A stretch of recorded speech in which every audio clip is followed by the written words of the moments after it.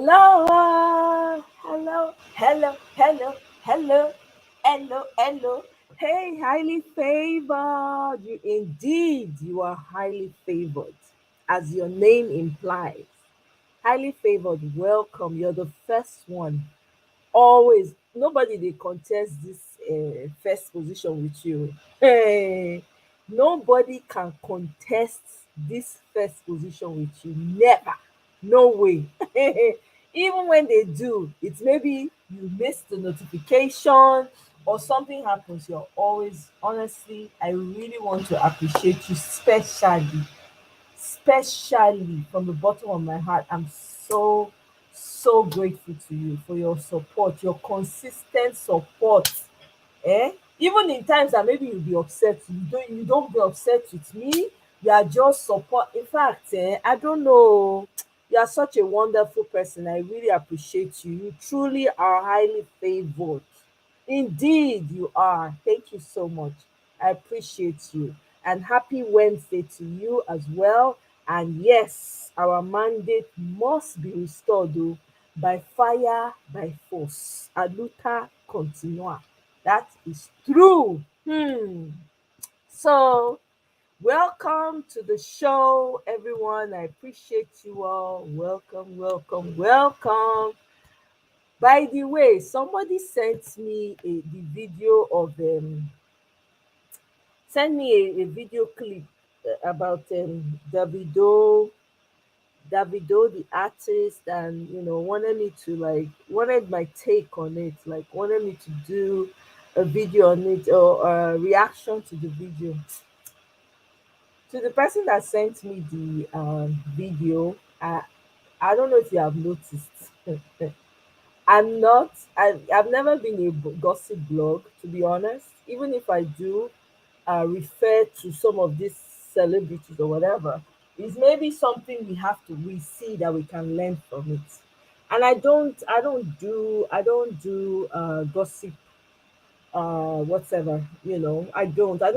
I don't follow them. I'm not privy to what happens or what doesn't happen. So it's not really my thing, to be honest. If you've listened to my previous videos, I think I've made it clear before in some of my previous videos that I don't do gossip content. And that's because I don't know how to do it. I don't do it as well as a lot of people who do. You know what I mean? So everybody gravitates to what they feel they're comfortable with. That's an area that I am not comfortable in, and I don't do it. I don't like being in people's business. I'm not interested. I don't care. It's not an exciting thing for me. You know what I mean? So that's not to say that I don't see some of these videos. I do. I listen to them, but I just move right on. Because to me, it's not. It's they're just living normal lives that everybody lives, and their struggles are not just. They're not different from every other person's struggle, right? You see all this. Like I think in this case, I don't know much about the story, but from the video, it seemed like somebody else has gotten pregnant or has had a baby by him or something like that. you know, they will sort themselves out. I beg, all of them would be alright. Right? Shebi Davido is married. She is married. Is he not married? Abi, is he still single? I beg, somebody who knows should tell me. Me, I don't know. Is he still married or single? Because I don't know. You know. But in any case, na how e go take better for Nigeria na im concern me right now. All that one no concern me. They go dey sort themselves out. Na they go resolve their problem. Last, everybody go dey alright. You understand? Anyone who's broken hearted by this, if you are an online in-law and you're feeling broken hearted, you'll be alright. Give it time, you will heal, you will move on. Just that simple. That's life, man. So that's why they say, be careful the choices you make in life, right? So that's it. That's about that. So I just wanted to quickly touch that. So the person who sent me the video, I'm sorry, I'm not going to be doing a reaction video to it. There's so many, and I made the recommendations of the person anyway. But just in case you're here listening, or there's so many people that have made reactions to it. So and I'm sure they've done excellent reactions. I don't. That's not be my line. Be that right? Now, which person fit do now they do. All right, people, it's been real. I don't know where you are, but it's very hot over here. The heat is really hitting. I don't understand. It feels like the sun literally came down and said, you know what? I want to come down today. Everywhere they hot like fire. I never see. Yeah. Hey, as I did here, so I did sweat. At this, I'm like, what the heck is going on? I open window, no breeze. Oh. Breeze is still.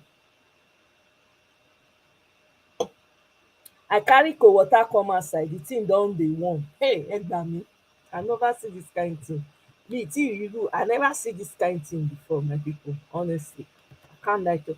Hey, Romary darling, how are you? How are you? Happy Wednesday. Romary, how now? How the go dey go? How your side? Eh? Mary, welcome. I just anytime I see you, I just remember your laughter. Your very, very the way you laugh. Yeah, that infectious laughter that you have. Anytime I see you, that's what crosses my mind. Welcome. It's so good to see you. Thanks for being here. I hope you've had a wonderful day though, and I hope it's not too hot where you are because almost if you let me, I go collect fan for here make I dey fan myself because all the kwa hot. It's very very hot, you know. So but wetin we go do? We gotta do what we gotta do.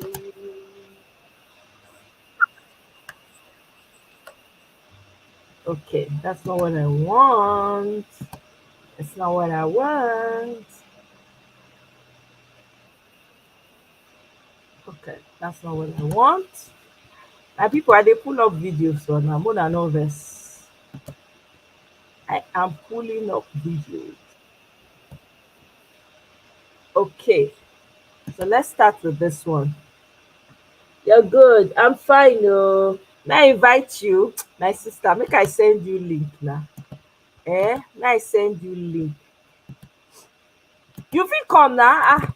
Come, Kali. Come take some hits. Make you know as e dey be for body. Hey, if you know, no be me, you go run.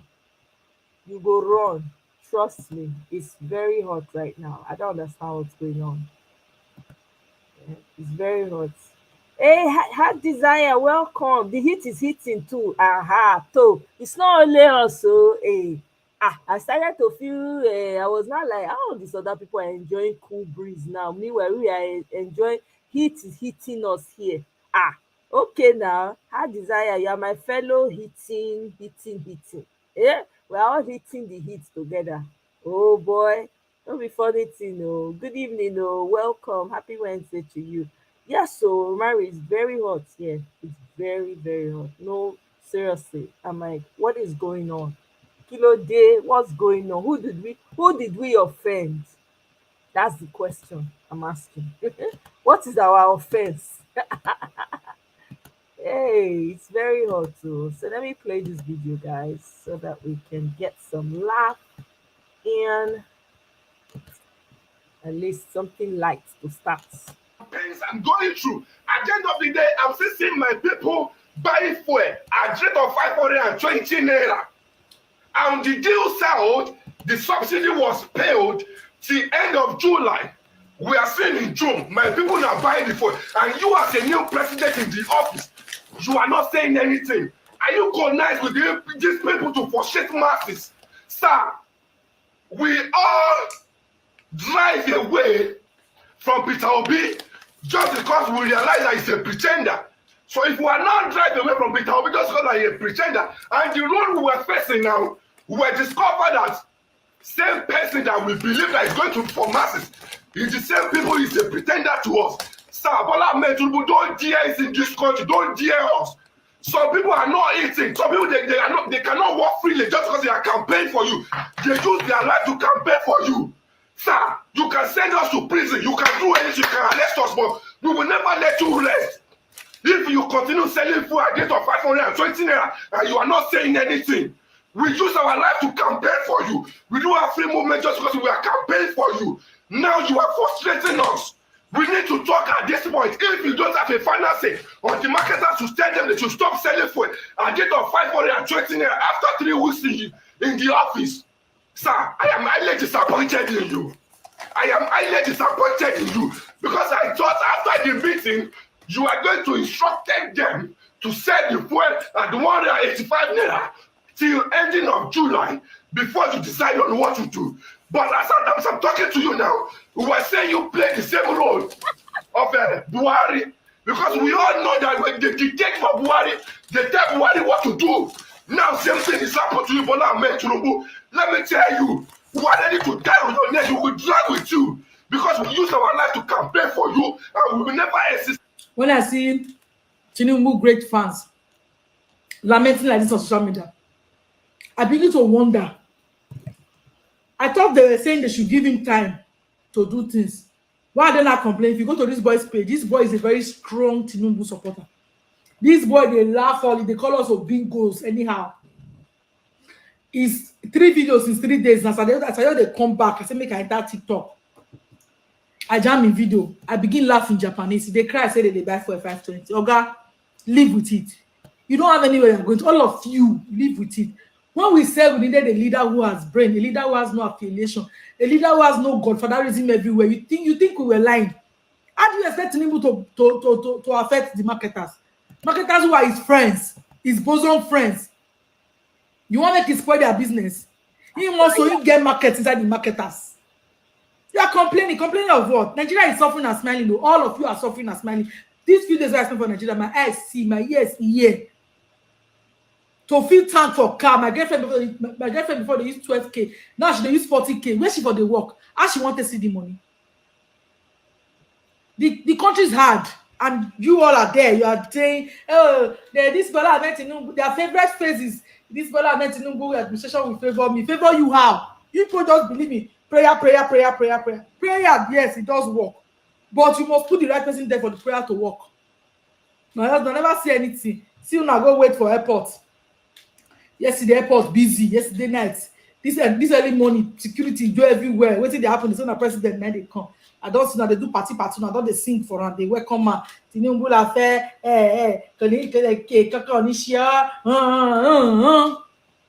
When Buhari is even better. When Buhari day, we know they hear say they come make people go wait for her. We now turn to party carnival. See Tinubu go see Buhari for Abuja. See Buhari, when a president go finish, they'll go enjoy. I say Abuja for London. They'll go sit down for London. They enjoy good amenities. What think Buhari not fit do for in country for 8 years? In they get time for London. They'll use their money to go buy mansion for London. Use their money to go they take care of their children. When I go they clap for them. I don't say I say now the poor ones for inside now they clap follow them.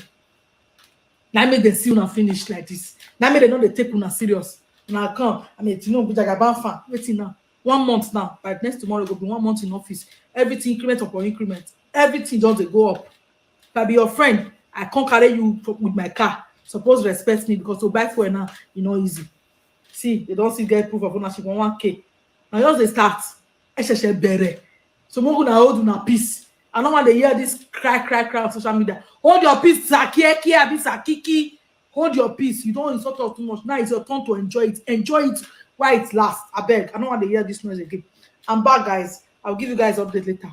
Thank God for Johnny Messi. No problem. In fact, people love me more. People were taking pictures with me. Hey, I was thinking that people come away from me for airport. DSS. I even shake DSS for airport. I shake SSS. I shake all of them because the people themselves, they are not enjoying it. They are not having fun with what is happening in this present government and the previous one. They never enjoy anything. So nothing can concern me.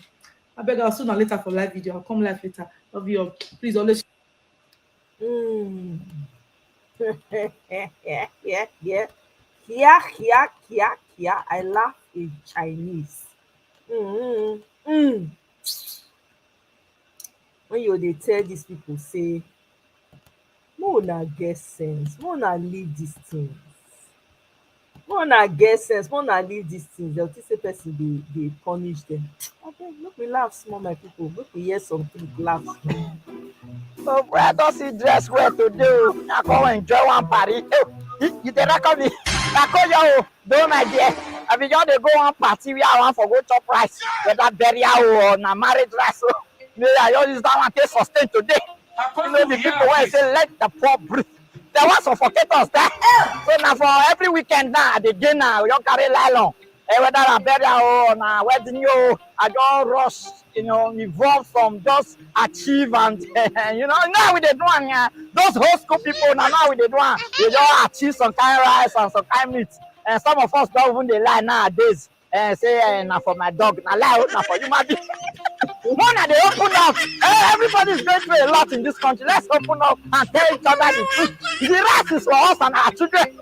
Yes, so I came for a serious matter. A serious matter. I know some don't see me now. Some of them don't basket man, don't open my no. Say that the basket man. He don't see something to talk about. Yes, I don't see something to talk about. Yes. Because you cannot see me ordinarily like this facing the camera to talk to you people here. Ladies and gentlemen, wako yo, the owner there. Una good morning, good afternoon, good anytime when una day for anywhere una day. Una happy rainy season for those of us. Sorry, when day for the South, Benin City, the ones where the Niger Delta areas, no, they won't finish us, but we are surviving. Ladies and gentlemen, on a serious note, you know, over the days, I've been receiving some wonderful messages. I've been receiving some insults, even self. Some people get mad, they are calling my phone. They say, hey, Danya, she be weak, don't hold your mouth now. Now, when you don't see Tinubu, don't they walk now, you don't feel talk anything to you. Now, when you do one small bad thing, now you they run, come out, your mouth, blah, blah, blah. You they talk anyhow. Oh, what a situation we found ourselves. Nigeria, they will never change. Gullible Nigerians. Some of them don't even they feel say I get problem with Tinubu or that's why I get problem with Buhari before. Now Tinubu don't enter because some of the Peter Obi enter. Oh, what a sorrow. And now some of them would they talk now say now when Tinubu don't they walk well now, maybe Peter Obi go withdraw cases. They come out for court. They withdraw case. Gullible Nigerians. Daddy Bieka. Sorry for them. Ladies and gentlemen, let me correct that notion. I don't have anything against Tinubu, and I don't have anything against former President Buhari. I don't have anything against him. My campaign is for a better Nigeria, a better Nigeria, a Nigeria where I can drive from Benin to Abuja and not go dey fear say they go kidnap my enemy. A Nigeria whereby if I hold my money, it will get value for my hand. Yes, a better Nigeria. I'm fighting for a better Nigeria where people not go to jackpot for other countries. Our doctors overseas, especially in the UK now, is way more than 6,000 plus. Every time Nigeria doctors are looking. A better Nigeria where a student go really go school, 4 years course, so go be 4 years. That kind of better Nigeria. Now they clamor for. A better Nigeria where the healthcare is a very nice one. Even both the president, the governor, the poor, and the not so poor can visit our healthcare center and they can be cured of whatsoever diseases or sicknesses they have. That kind of Nigeria. That's what I'm clamoring for. A Nigeria whereby the electricity system in our country over the years is nothing with no date. We never ever get light. We don't have a stable light supply. That kind of Nigeria is what I'm looking at. Is what I'm clamoring for. Because over the years I've traveled, I've seen systems that work. I've been to countries. Even in those countries, they are not 100% getting it right, but at least 80%, 90%, their system is working. That's why most of us, they go there. I wait when I saw some videos recently, I saw a woman, in the current administration now, that they said their children just to feed. I saw a video where Nigerians are leaving America to cross the border illegally to Canada. And when I saw the man speaking, the man said, Canada is what can solve all my problems. Nigerians are scattered all over the world. And what do you think I'm clamoring for? A better country, a better Nigeria. Some of you don't get it. Some of you don't understand it. That's why some of you will rush to my comment section and I'll start to be waiting on a like. And data is very cheap now. Once you don't buy data, you don't be tight. It is deeper than your religion, tribe. My name is Jorge Gaviria, and this is my business, Hacienda. We bring heirloom corn products from Mexico to every kitchen. I chose my Spark Cash Plus card from Capital One because I earn unlimited 2% cash back on everything I buy. With no preset spending limit, my purchasing power adapts to meet my business needs, and I reinvest. It is deeper than all these things. A better Nigeria. I don't care whosoever is in power. Give us a better Nigeria. That is what we are clamoring for. And now to answer that a particular individual that said, Peter Obi, go and withdraw your case, so based on say Tinubu does the work well. I pity you now. You know what I fear for? You know, this current court that is the court proceedings that is going on now between Peter Obi challenging the victory of Bola Tinubu is a test for the judiciary. A test. Should they get it wrong now, then they have set another standard, another pathways for corruption and for bad process in this country. What Peter Obi is trying to do in the court is the process at which leadership is being chosen in this country. And I say, may withdraw case. Meaning say, that means say in 2024 now, when we want to get Edo State election now, say who don't get gun pass, who get gun pass, who the ballot was passed, now supposed to win the election. It's not the excellent process. That's what people are not saying. That's why you are saying Peter Obi should withdraw case. The process, was it the bad process? Was it right? And for those of you that think that Bola Tinubu is working well, some of you not really know politics. Bola Tinubu, President Bola Tinubu is one of the masterminds when it comes to politics in Nigeria. The man know what thing they do. Maybe perhaps is rooting for second term. Maybe that is why he's doing one good or the other. That is if not good at all. Because just imagine, all of them now when they praise them, they remove subsidy when they have not made provision available to reduce the suffering of the common man.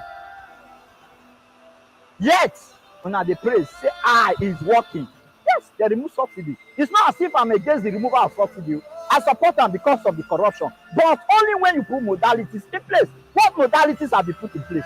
Which refinery they work? Nothing. Electricity they work? No. Which has there been improvement of what is it called now? Minimum wage?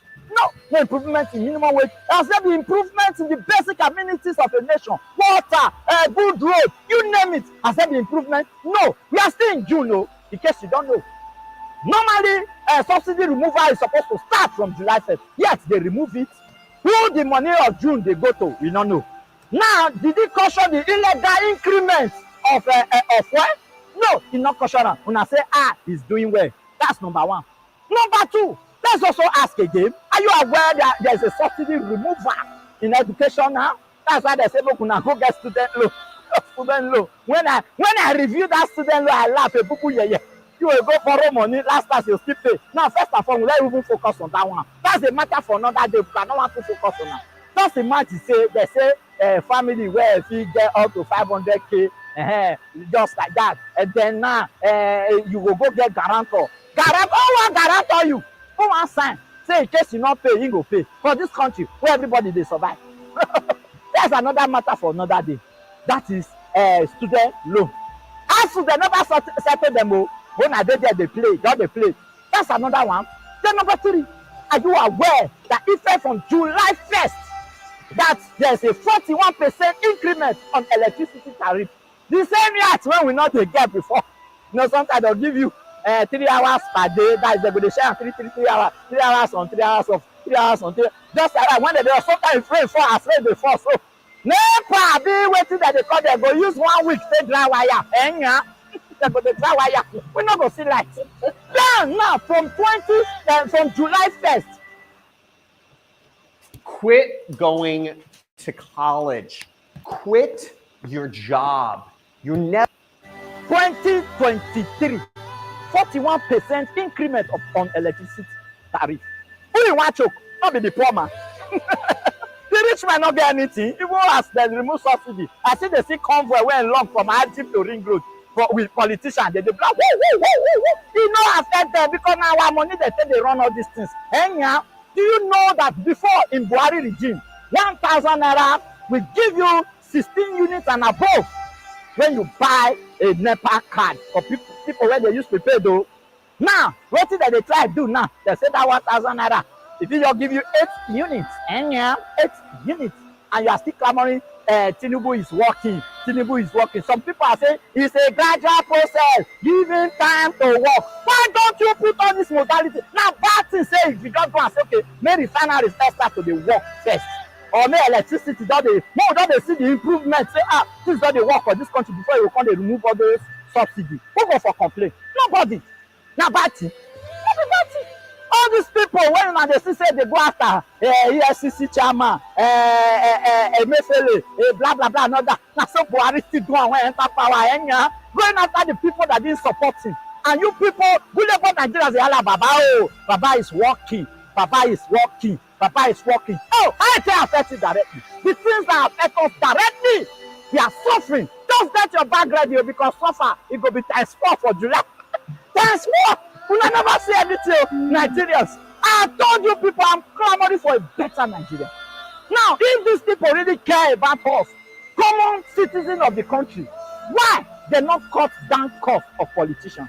And just say they'll just come together and say, before they do removal and all that, we want to reduce the salary of politicians, and so that all those poor Nigerians will feel breathe. According to that, say, let the poor breathe. Do not suffocate them. But why you suffocate and kill us? And yeah, the same people that say do not suffocate the poor, they mash the poor now. Haven't you heard? Haven't you heard that now they are even planning? In fact, they're not even the plan. It has been confirmed that the salary of the politician or any elected people into power will be improved with 114%. So they earn 3 million naira before, it will come to 8 million. Oh, Baba never shut down. Shut down that day, and you are wondering that these people care about you. No, they don't care about you. They don't care about you. When I allow people to be just do what they do, because the process is what you are talking about.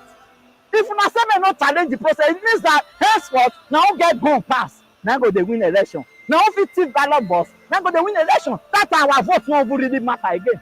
6 years they come up from my eye as I they think the pains when Nigeria they go through. And they always shed tears. Some of you think that that really poor, not allow I'm at least for I am comfortable small. This is the 50 be. This is the 50 buy for. At least I this is the 50 travel come out from Nigeria. But there are some people. I see people all over the streets. I see people sleeping in the streets. I see people that cannot even afford. They are on they don't care about savings. So all they want in their life, wait till they go chop per day. That's what they care. Are you aware that food items now is not even a go area? Now you say when they go farm now, bandits they wait for them to kidnap them for a second. Where are we going to? Why don't you stop all these things first? Before you go, they remove what they remove. Now not to talk before you know now they'll say they don't remove subsidy for Gary, for my food. You come there, and not see the bad Gary again. They are not to talk. I just hope and pray that Nigerians that are gullible, those are now switching side now. From good governance, leave her. It don't they work, leave her. I just hope that this video will give you sense. The video don't it's not too long. I hope una watch am. One I share the video. One I like. One I still drop on a comment. I know they fear on our insult. I know they fear on our correction. I know they fear on our advice. Always drop it in the comment section. I see it all, even if I know they feel reply to some of una. I dey see am. Since we not kill us in Jesus' name. Man, I found that very funny and truthful at the same time. He said everything in a comedy way, but not true talk. Yes, Dr. Paul, not true. The salary increment move for politicians is a recipe for extreme violence, desperate bribery, and corruption in coming elections. Absolutely. This is why we cannot give up this fight. This is why this fight is important. If we by mistake, if we by mistake say, okay, we just rest, we just, leave the thing as they go. Hey, oh, anyway, okay. Yeah, so Mr. Chukwuemeka, we are live. In case you're wondering, we are live. Okay, look, we listen to our man here.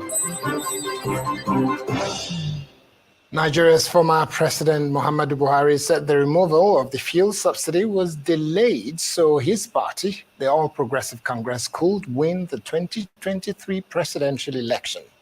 In a statement through his former spokesman, Garba Shehu, Buhari noted that President Bola Tinubu would have lost the election if the subsidy removal had been implemented long before the polls.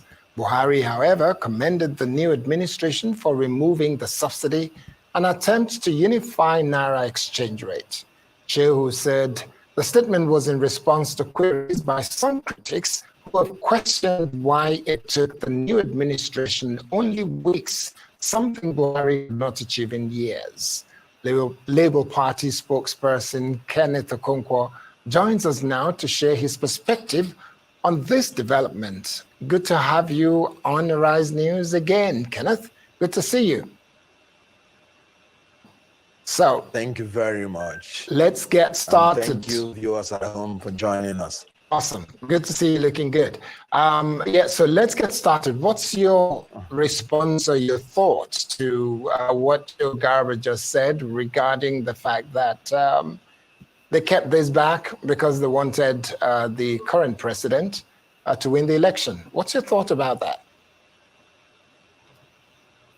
Well, that explains the whole thing about the philosophy behind the party APC. The only thing they think about is the next election, not the next generation. That a man came to power proclaiming subsidy as fraudulent and still sustained the fraud for 8 years just because he doesn't want to lose an election tells you the whole failure that has become APC. As a matter of fact, the present leader, whom he purportedly put in office, said the financial system under his regime was rotten. Don't take my words for it. Take the words of the person he said he installed. Now, what I am saying is that if he had been a statesman, what he would have been thinking about is the next generation.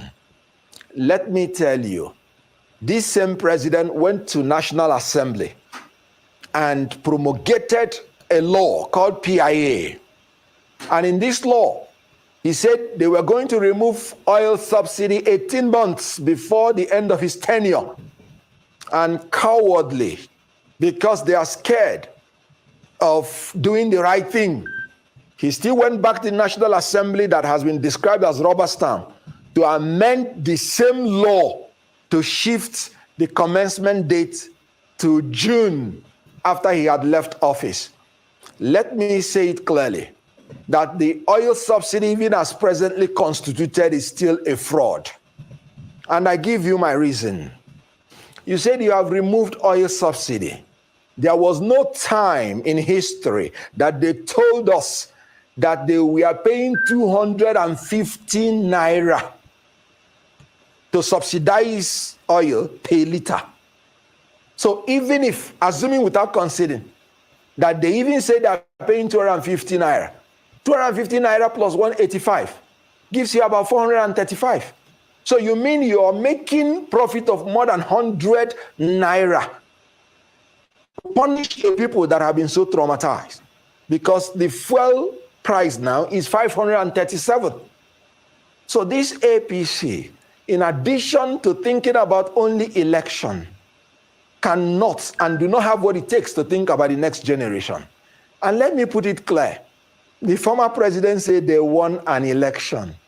I respectfully want to say, Mr. President, you were simply implementing the official position of your party before you left office, which is grab power at all costs, snatch it at all costs, fight for it at all costs, and run away with it. They simply ran away with the power that they did not win. And I don't take my words for it. Take the words of one Abdullahi Bangura, the chairman, Sierra Leone Political Parties Regulatory Commission. He said before the election, everybody that was anything in Nigeria supported Peter Obi. But when the election came differently, Peter Obi called for calm and saved his country from chaos and chose the legal option. Nigeria is the only country where somebody that was supported by everybody that is anything in a country will be declared that he lost. But thank God he's a statesman. He was thinking about the next generation and he called for calm, remembering that no politician's ambition is worth the blood of a Nigerian citizen.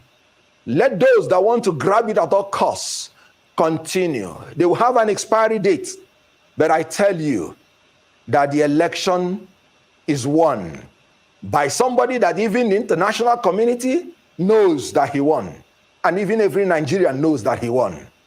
So subsidy is still a scam, and the last president that ran a rotten financial system does not have what it takes to tell us who won the election.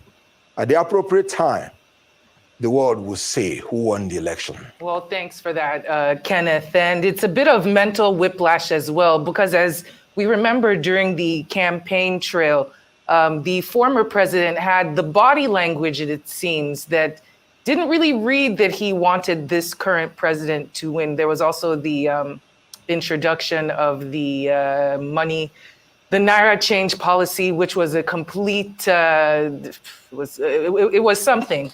And it caused quite a bit of chaos for the campaign. Of course, it was reversed. Either way, APC and their spokespersons are saying, etc. Garba Shehu also did defend Buhari for taking off some subsidies. He included, let me get the list of it, the electricity subsidy, the fertilizer subsidy, the Hajj Christian pilgrimage subsidies, cooking gas, etc. Should those be taken into regard?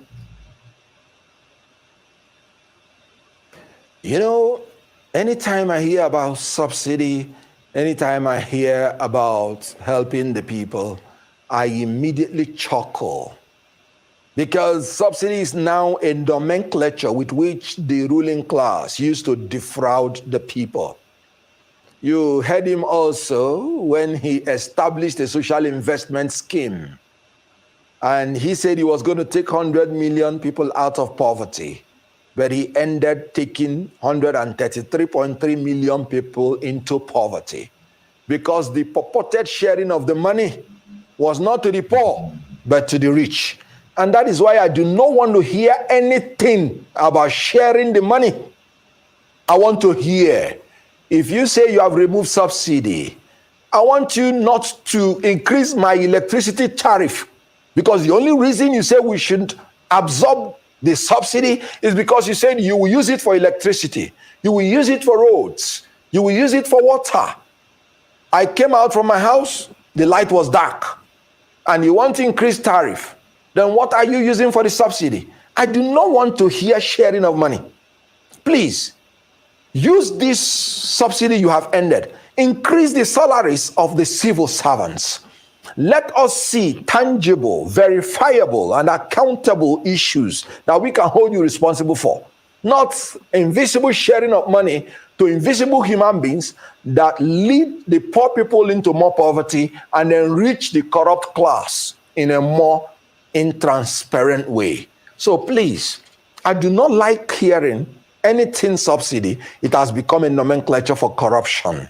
So, as you were saying, even the president at the time passed a vote of no confidence on the people that speak for him. He said they are not doing a great job, and they did not do a great job portraying even the little he did. And you know what? It was not just his spokesperson. Everything about him was a failure. And the failure is being transmitted to the next generation of the leaders he has imposed on us, which have become, even in a very short while, unmitigated disaster. Okay, so what do you think the president, the current president of the Federal Republic of Nigeria, though I know that the Labour Party is contesting that, but what do you think he should be doing in the coming weeks as your case has been wrapped up? You're expecting their case to be brought before the courts and presented. But during that time, before you have the final answer, what would you like to see the president do to mitigate or to create a palliative of some sort for Nigerians who are struggling and some even dying as a result of this subsidy? Now, I want to first of all say, you cannot dictate your way out of economic doldrums. You have to plan your way out of it. You have to produce your way out of it. You have to create your way out of it. You have to export your way out of it. Staying somewhere in France, embarking on a private visit to London, and staying there to dictate economic policies does not make it work. They recently said, oh, we are abolishing dual exchange rate, making it single. Oh yes, it ought not to have been there in the first place. But that is not what is going to show up the value of your currency. Now, the value of your currency is predicated on the amount of export you are able to do relative to your import. So when you plan to produce in order to export, to have self-sufficiency, and then to export through creativity, not borrowing, your currency, automatically the value will go up. So what I am saying is abolishing the dual exchange rate, as pleasant as it may sound, will not increase the value of your currency. I tell you something, stop importing fuel. Repair the refineries with the money you say you are making now by not paying subsidy. Let us be net exporters of oil so that our foreign exchange will be preserved. When you do that, and that was why when we were campaigning, we said we were going to shift emphasis from consumption to production through a production-centered economy that would lead to agrarian revolution and export-oriented industrialization. When you export, your foreign exchange increases and it will show up the value of your currency. You don't dictate it out of existence. You plan, you organize, you direct, you control your economy to ensure that your currency becomes strong. And let me plead with him. Let him avoid using non-state actors to defile our Aso Rock and then come out to denigrate and disparage our military and police establishments. I am a lawyer to the army, and I take exception to anybody coming out publicly to say 99.9% of the military that they are thieves. I say this because I have defended some officers in the court-martial, and some of them proceeded from there to go and die in the field fighting for us. Around the world, when you talk about army as an institution, what you do is to appreciate them for their sacrifices. And I use this opportunity to tell all the military men and paramilitary that are dying for us, we love you, we appreciate you. You are the best fighting force in Africa, and nobody can take that away from you. Now, the army are mere hands and legs. They are the striking force. They are not the head that determines what they do. It is preposterous. It is very, very ridiculous that you to blame the hands and the legs that are mere striking force without blaming the head that gives the order to what they do. If I am moving my hands and legs, my brain is controlling me. The political class that are issuing the orders, which the army and the police and the paramilitary are obeying at the last order, should be blamed squarely. They are the 99% thieves, and our military, they are the best striking force in Africa. I take exception to allowing non-state actors to denigrate state actors. I use this opportunity to tell them, God bless you for what you're doing. May God protect our troops. And we appreciate you and we love you. And nobody can take it away from you. So this government should stop psychologically tormenting the established state institutions by non-state actors, sitting in Aso Rock with coat of arms on their head. And let me say this thing, and I say it humbly and respectfully.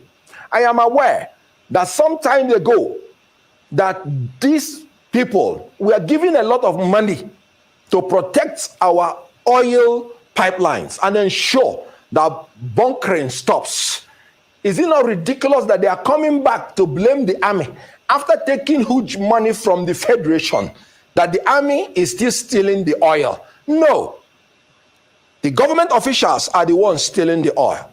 And immediately, a P2B noted it. Solutions started coming.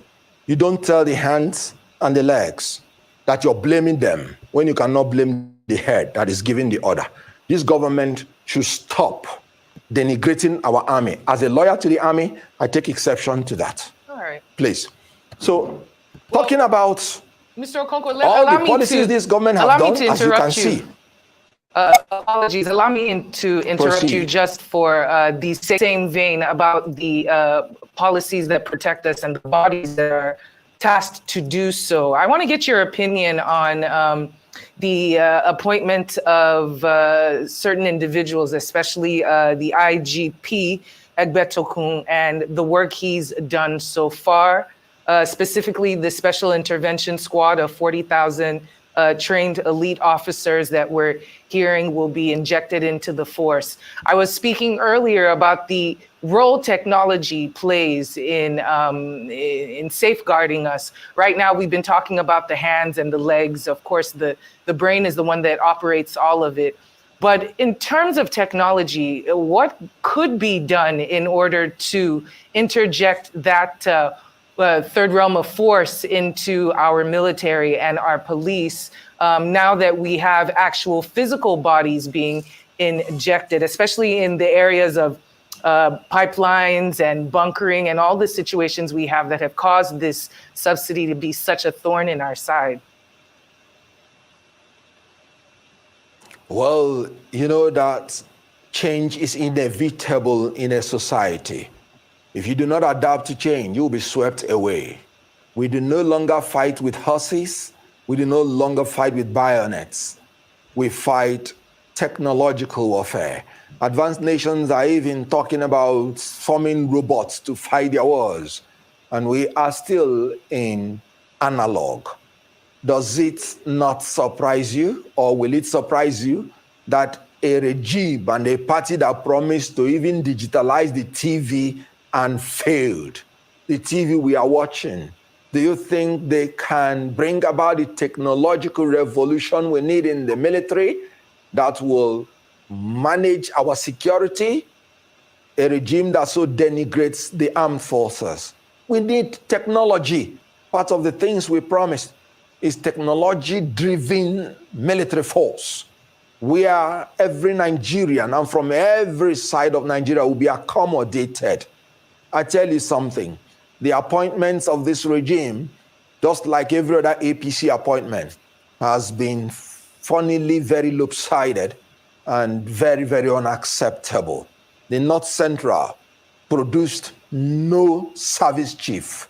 Not chief of army staff, not chief of naval staff, not chief of air staff, not chief of defense staff, not custom chief, not DSS chief, not national security advisor. And I am saying that is not the spirit and intent of the Federal Character Commission Act, which said whenever there are more than 6 positions to be shared, the whole 6 geopolitical zones must be represented. They are further continuing the marginalization of this region, North Central. Recall when they when they imposed the National Assembly leadership, which are 6 in number, that is as in 4 plus president and vice, North Central was still lacking. When other zones had 2, North Central had none. It has happened again in the service chiefs. We cannot continue like that. I heard about 22 appointments in terms of the whole service chiefs and all the security operators. North Central, none in the service chiefs. Southeast, I had just about 1 out of 22, when by the law, they ought to have 3. And every zone had to have 3. Then whatever is the balance, he shares it equitably. I have not seen one thing that this government has done that I can applaud to have been done in accordance with empathy, in accordance with the law, in accordance with equity, justice, and fairness. It does not just run in the veins of APC. and they cannot learn it in their old age. This party is a scourge, and they are continuing the unprecedented failure of the last regime, which APC leader described as rotten. Thank you very much.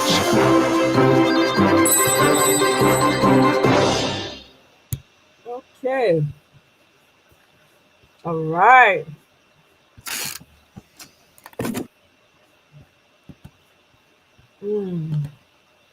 Anytime Kenneth Okonkwo gives an interview, I look forward to it. As in, the man always comes with everything. I really appreciate his response. But somehow, though, during the course of that interview, when he was responding to the questions they were asking him about this present government, and he was analyzing it, in my mind, I was like, I wish he could have just said, well, we are in court. What we have right now is a bench warmer, something to that effect, you know? Like, he should have just not responded to that question, you know? But anyway, that's me, you know? So that's the only thing. But outside of that, his interviews are always on point. And you can't always get it right. So let's just be all about that, you know? So there's one more video for us to play. Today in a video galore. Video galore. Welcome, Obias. Nelly Grace. Nelly Grace is with you today. I saw Kene's response. Kene, Mr. Ishaoluwa. Welcome, long time. It's been a while, actually. Welcome. It's so good to see everyone today. Happy Wednesday. I hope you guys are staying cool. The heat is hitting. It's eating some people. It's eating us here. Heat is eating. It's not for really liver people, though. Okay, well, let's hear what these people have to say to us. In the lead up to the 2023 general elections, Nigerian citizens demonstrated a clear commitment to the democratic process. That said, the election exposed enduring systemic weaknesses and therefore signal a need for further legal and operational reforms to enhance transparency, inclusiveness, and accountability. While we consider the electoral legal framework provides an adequate foundation for the conduct of democratic elections, there are ambiguities in the law. For example, the Electoral Act 2022, which had its first test in a general election in 2023, and other legal instruments evidenced gaps in terms of transparency, accountability, and inclusivity, and left room for uncertain implementation. For that reason, we recommend, and this is our first priority recommendation, to protect the interests of voters through certainty of law for all stages and aspects of electoral processes by eliminating from electoral law and regulations errors and ambiguities to avoid potential for confusing interpretations and ensuring the revision processes are inclusive. A positive aspect of the voter registration process was active youth engagement, with 2/3 of the 9.5 million new registrants being young people. However, there is a need for greater efforts to protect genuine youth participation in elections, and similarly, ongoing underrepresentation of marginalized groups in political life requires robust remedial action. Overall, the collection of permanent voter cards was adversely affected by poor institutional planning and a lack of transparency. To ensure the accuracy and inclusiveness of the voter register, an external independent audit would be beneficial. The campaign was competitive, with freedom of assembly largely respected, as evidenced by the nationwide conduct of rallies. However, challenges such as the Naira, cash, and fuel scarcity and incidents of orchestrated violence were observed to hamper some campaign activities and to reduce attendance. In addition, the mission recorded cases of undue interference by governors while the campaign was also marred by internal party conflicts. Personality-focused canvassing and misuses of incumbency by governors tilted the playing field, leading to increased polarization, driven by divisive rhetoric based on ethnicity and religion. Candidates' prospects to meaningfully campaign also were negatively impacted by a high level of disputes resulting from candidate registration. The mission noted well over 1,000 pre-election court cases, some negatively impacted or overlapped with the polls. Our mission recorded more than 100 campaign-related violent incidents, including, tragically, assassinations. These and other criminal acts obstructed the campaign, disrupted the elections, and suppressed voter participation. Weaknesses in the legal framework for these electoral offences and others, such as misuse of state resources, intimidation, and vote buying, contributed to inadequate enforcement. Key state institutions, including INEC, but also political parties, failed to tackle these problems. Coming to our second priority recommendation, we consider there is a pressing need to address impunity for electoral offences through robust, well-defined and effective interagency coordination governed by clear rules on non-partisanship, optimization of resources, delivery of effective investigation and sanctioning, and provision of regular public consolidated information on outcomes. INEC introduced some very positive measures early in the electoral process. For example, it increased the number of polling units and established a system of electronic accreditation of party agents, media, and observers. Public confidence, however, in INEC was severely damaged on the 25th of February due to its operational failures and lack of transparency. While some corrective measures introduced before the 18th of March elections seem to have a positive impact, overall trust was not restored and eventually led civil society to call for an independent audit of the entire process. However, there is no legal requirement for qualification and merit-based appointments of the positions of INEC Commissioner or Resident Electoral Commissioner. Prior to the elections, selection processes were questioned, leaving the institution vulnerable to mistrust. We believe that these vulnerabilities can be effectively addressed by, and this is our third priority recommendation, establishing a robust operational framework for the independence, integrity, and efficiency of electoral administration through an inclusive and publicly accountable mechanism for selecting candidates to the posts of INEC commissioners and recs based on clear criteria of evaluation of merits, qualifications, and verified non-partisanship. A number of key issues hindered freedom of expression and limited voters' access to diverse information. For example, analytical reporting was limited due to self-censorship by state-level outlets who feared retribution from governors. Fines were imposed by the broadcast media regulator without due process. We are also seriously concerned journalists face attacks and with little consequences for the perpetrators.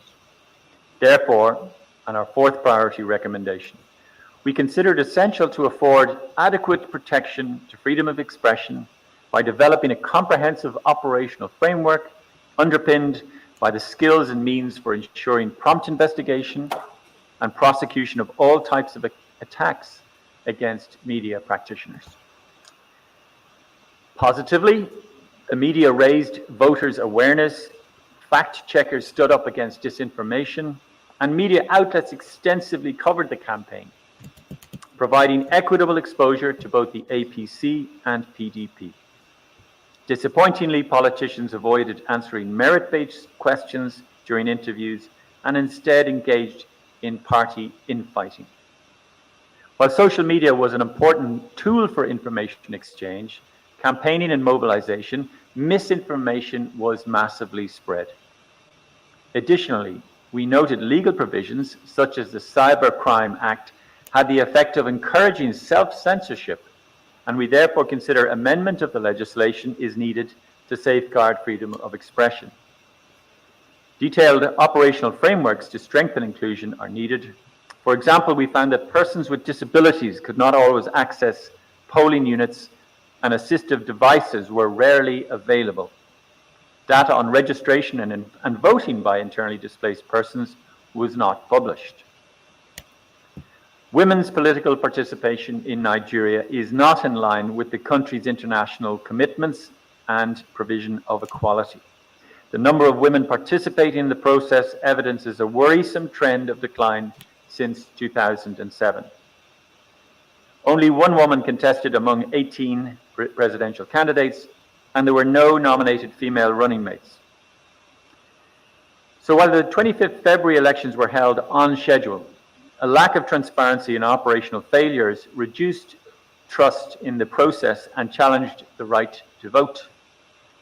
Voters assigned to new polling units had difficulties in identifying their correct polling unit, and the conditions in almost half of polling units observed did not ensure the secrecy of the vote. In 16 states, the mission noted incidents of violent attacks on polling units and indeed on INEC staff and harassment of voters. The counting procedures were negatively impacted by overall poor understanding, particularly in completing forms, and chaotic and overcrowded conditions in collation centres observed. Key issues impacting the orderly conduct of elections on March the 18th included interference by party agents and a lack of adequate protection of the secrecy of the vote. The elections were impacted by outbreaks of fighting and thuggery, which led to a high number of cancellations of polling units and, regrettably, also fatalities. The introduction of the bimodal voter accreditation system, or BVAS, and the INEC results viewing portal, IREV, was widely seen as an important step to ensure the integrity and credibility of the elections, but lack of transparency before the polls, and notably, you know what I find interesting is that all these people, all these findings that they are just reading, they don't already know since. Now the question be say, why their leaders for the country not take a stand? Because you see all these things when they come up with all these findings, right? They record them. You and I know, right? Why they not? Why the leaders already know? Why they not stand on them? Say, you know what? Because this election not free and fair. Sorry, we not fit do business with you. Why?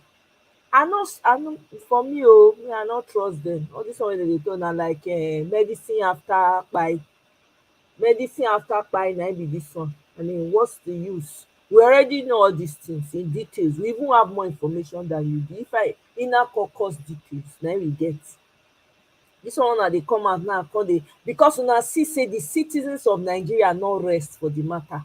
Una see say we dey give them woto bumper to bumper. We not let them breathe. May not be like say una dey complacent now na rush come carry una sef una two left leg come say una wan come give wetin dem dey call am, una wan come talk publicly. That's the only reason why they are doing all of this. And to your point, Kene, na true. Imagine say e no invite that man come.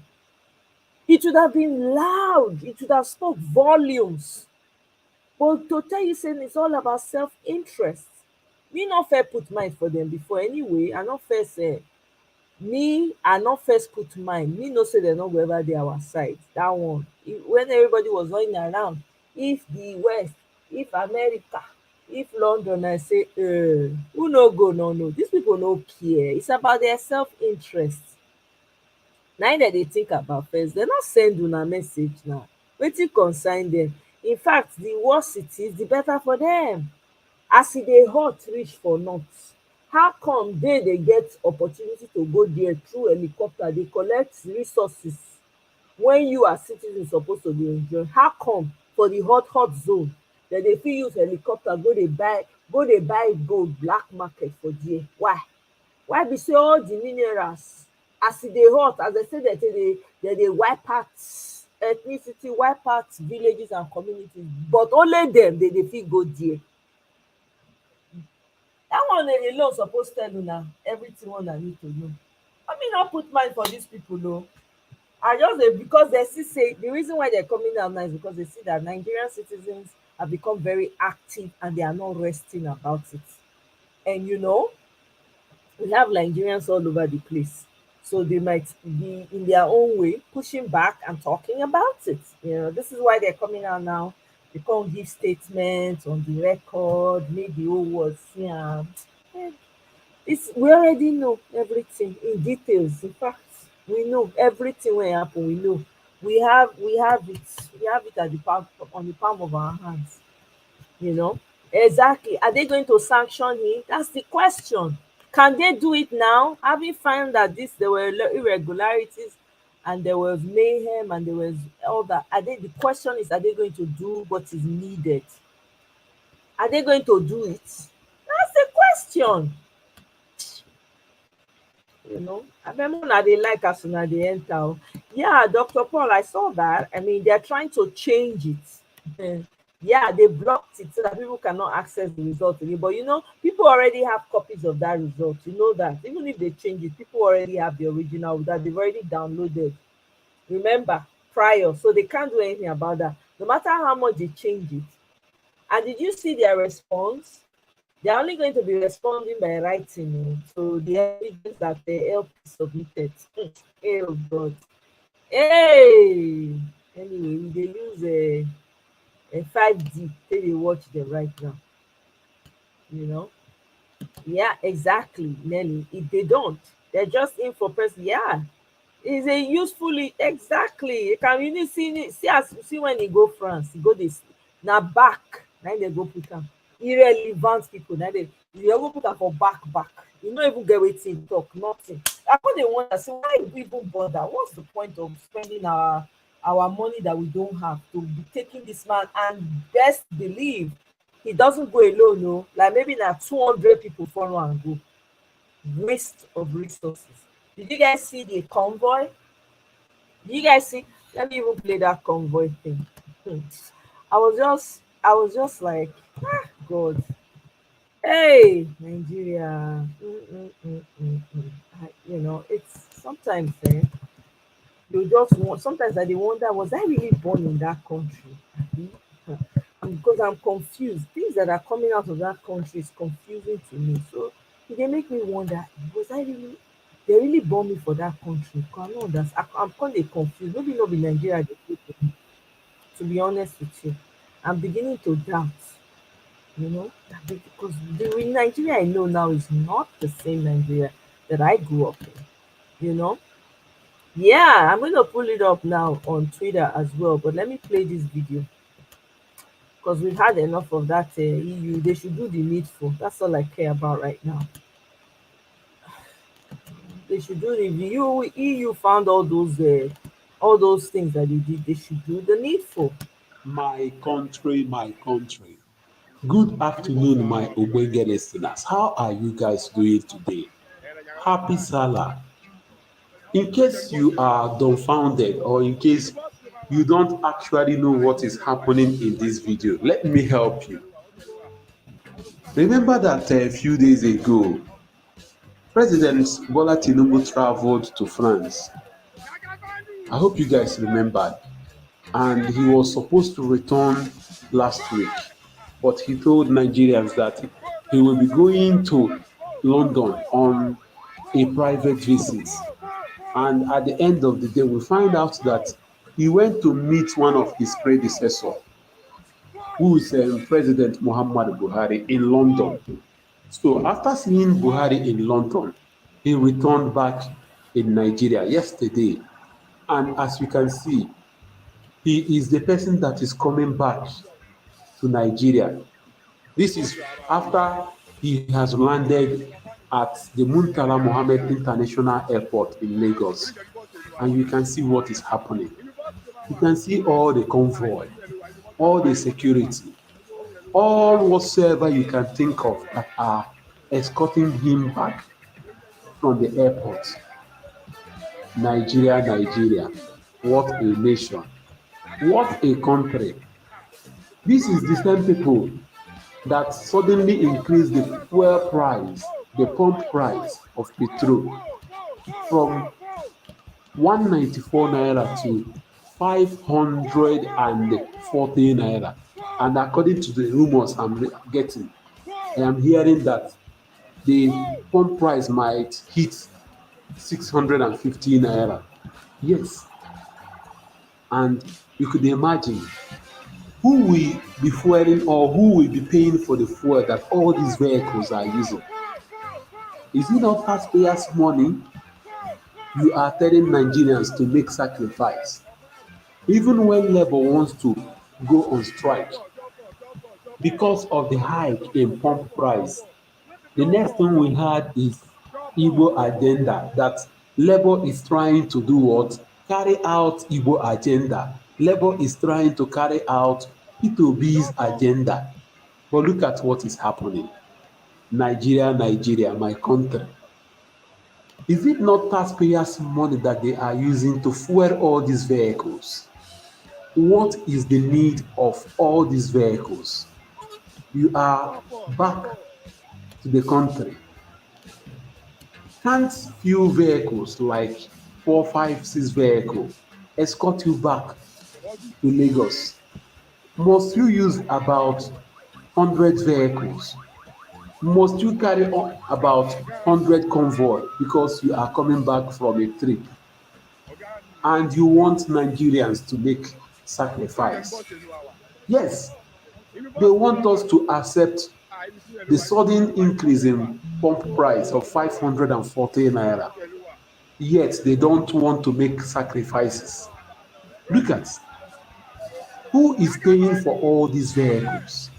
You see, this is why my country, Nigeria, needs somebody like Peter Obi.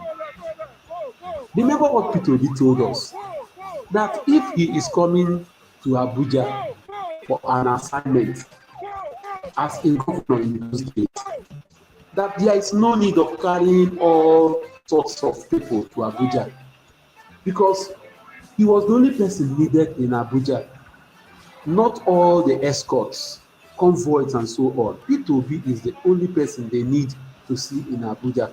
So why must he carry escorts, carry all manners of people to Abuja? P2B taught Nigerians how to save, how to cut cost of governance. But can you say that the person on seat today is cutting costs? Is this how to cut costs? Is this how to cut costs, my people? You see why we needed Mr. P2B on that seat. You see, this is not how to cut costs. This is not how to start. You want Nigerians to fasten their seatbelt, to make sacrifices, but yet you don't want to do so. You don't want to lead by example. Is this how to cut costs? Because you are coming back from a journey. That is why about 100 or more than 100 vehicles are escorting you back with taxpayers' money. Yet you want us to cut costs. You want Nigerians to fasten their seatbelts. What a country. This is why we need somebody like P2B.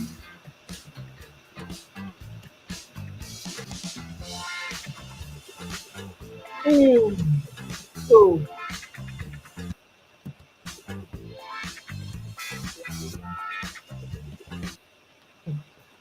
hey, my people, I was trying to find that article where I saw, yeah, INEC is responding by, I can't find it right now, but if I do, I'll pull it up so you can see it. That's what they're saying. That they're going to respond by They're going to be responding to LP by writing.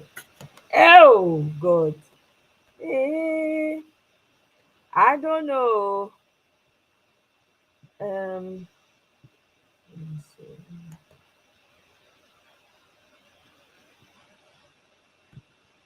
Eunice, what's the convoy about? The convoy, because Agbado came to Lagos, right? He came to Lagos, so apparently some military people came to wait for him.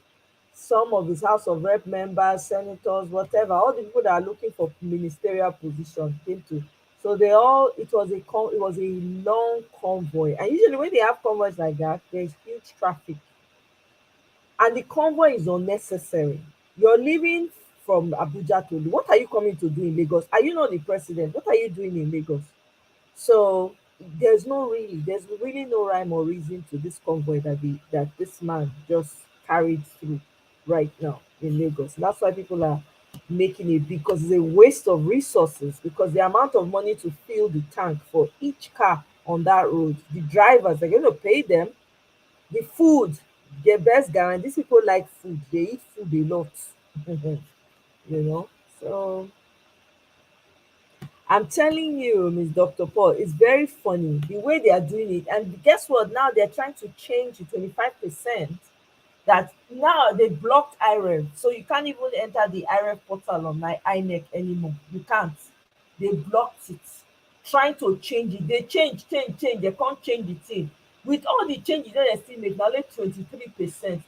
Now Agbado still gets. They're trying to maneuver the thing manually. God, I've never seen if this doesn't tell us that we must stand our ground and ensure we get it back, I don't know what else will. They are just digging they're just digging a pit for themselves further and further into it. Yes, to hide evidence. And it's so obvious. They're doing such a shoddy job about it. They don't even care, like with reckless abandon, like nothing go happen. Let's do it anyhow. It's exactly what they're doing. It's crazy. Yeah, I guess that's my thoughts exactly. Like, these people are just digging their way in further and further in. Maybe it has to get so bad, then it will have no choice but than to change, Yeah, Nelly, exactly. Almost 200 vehicles at the cost of 45K. It depends. So, say some tanks big pass some. Let's say the least maybe 45. You can imagine, to fill up the tank. God. Hey, I never see such waste. Meanwhile, people are hungry. Now here say 7 more million people. They don't throw 7 more million people into poverty for Nigeria. Now 133 million before. Now there's over 140 million people now that are living below poverty. They are living in poverty in Nigeria. That's the latest. In fact, in some articles I saw, it's like 8 million in some articles. It's these people. How can you can't continue like this? You came in, you saw the state of the country. First of all, the first thing that any normal person could have done was the issue of security. You tackled security first and foremost. A lot of people cannot go to the farms anymore. People cannot go to the farms. You know, even every day now they buy people. Every day you don't do anything. You live on like that. Then you can't gather all your friends and all your people when you come from the same place. You give them position. No, you don't do any quota system, nothing. So a lot of people have been completely excluded. They've been completely relegated to the background. You do that one. On top of that one, they say let the poor breathe, don't suffocate them. You are suffocating them. You increase electricity, whether na VAT abi na tariff or whatever it is, electricity bill, you increase them by 40%. When person wey get market, when they sell one small chaos, you dey sell your small provision, indomie noodles, all those things wey dem dey sell. They want to see money to dey pay that kind of electricity bill. I don't understand it. You don't consider that one. You ignore all the sufferings of the people. You increase your people salary, including yourself, by 814%. So let's say person when they make 3 million or 5 million before, now e go dey make 8 million. Do the math. I don't know, I'm not the mathematician. Isn't that sick? Meanwhile, the people you are compressing them. You don't depress them, they aggravate them, they make life unbearable for them. Only you and your friends. You remove subsidy, no benefit to the people, but you give benefits to yourself. You give benefit to yourself. You increase salary, you give the benefit to yourself. Only put your own people, the same people really, when they your former, now you put again. God, if this does not tell you that you have to stand our ground, I don't know what else will. I don't know what else will. Because these people have really taken us for a ride. They really have. They don't even care. They're not even look anybody face when they be doing. No concern them. No. They also do waiting they like, wetin concern them. People play, make we laugh small, Jerry. Listen to your children, waking up. We are the leaders of tomorrow. It concerns me. Try to pay our school fees and get money. And just to fair education. Go let you know. Did you get that? Did you guys get that? I think it went by so fast. Did you guys get that? The guys I don't know whether anybody get the joke. Did anybody get the joke? Let me play it again. It says, listen to your children. Waiting happen. So based on the situation of things in Nigeria, these are children, because they are feeling the impact. That's the whole essence of this, right? They are feeling the impact of the suffering. Let me start this video back again. Then we'll go listen. I go try explain now. Listen to your children. Listen to your children, right? The older people, parents or whatever, they'll say, waiting happen. We are the leaders of tomorrow. We are the leaders of tomorrow. It concerns me. Okay? So the elder is saying it concerns me, meaning the picture of what's going on in Nigeria now, right? Saying that children are the leaders of tomorrow. The elders are saying, it concerns me. It concerns me. Try to pay our school fees and get money. Try to pay our school fees. I get money. Just to fair education. Go let you know. Go let you know. Oh God. Children self don't they feel the impacts, my people. This is how crazy things have become in Nigeria. It's funny, but it's the truth. It's the truth. Yeah? It's sad. It's really sad. Putin say it's all about losing and winning election. We must learn election. But countries are watching. People with guesses are watching. This is the time every obedience supposed to be like this. All the obedience, everybody will support people supposed to be like this now. Because the way the world they look, everybody will support people. They're different from what they think here. You have to have capacity. Sierra Leone won the election. The Sierra Leone party regulation chairperson. The speech, he talks say almost everybody, anybody who is something in Nigeria supported P2B. I have always referred to Peter Obi. When he lost the election, we all know the promise he held when the elections were being conducted, and almost everybody who is anything in Nigeria do their support. Underline that word. Almost everybody who is something. God have mercy upon us.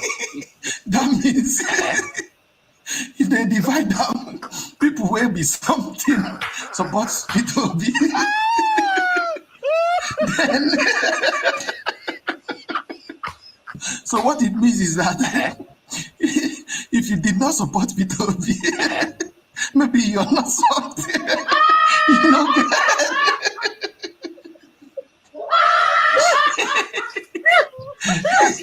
now they use P2B as an example for Sierra Leone.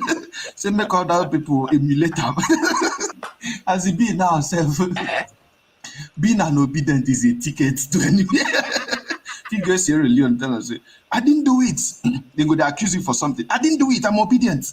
I support P2B in Nigeria. Say, oh, you didn't do it. At least people they see us as people.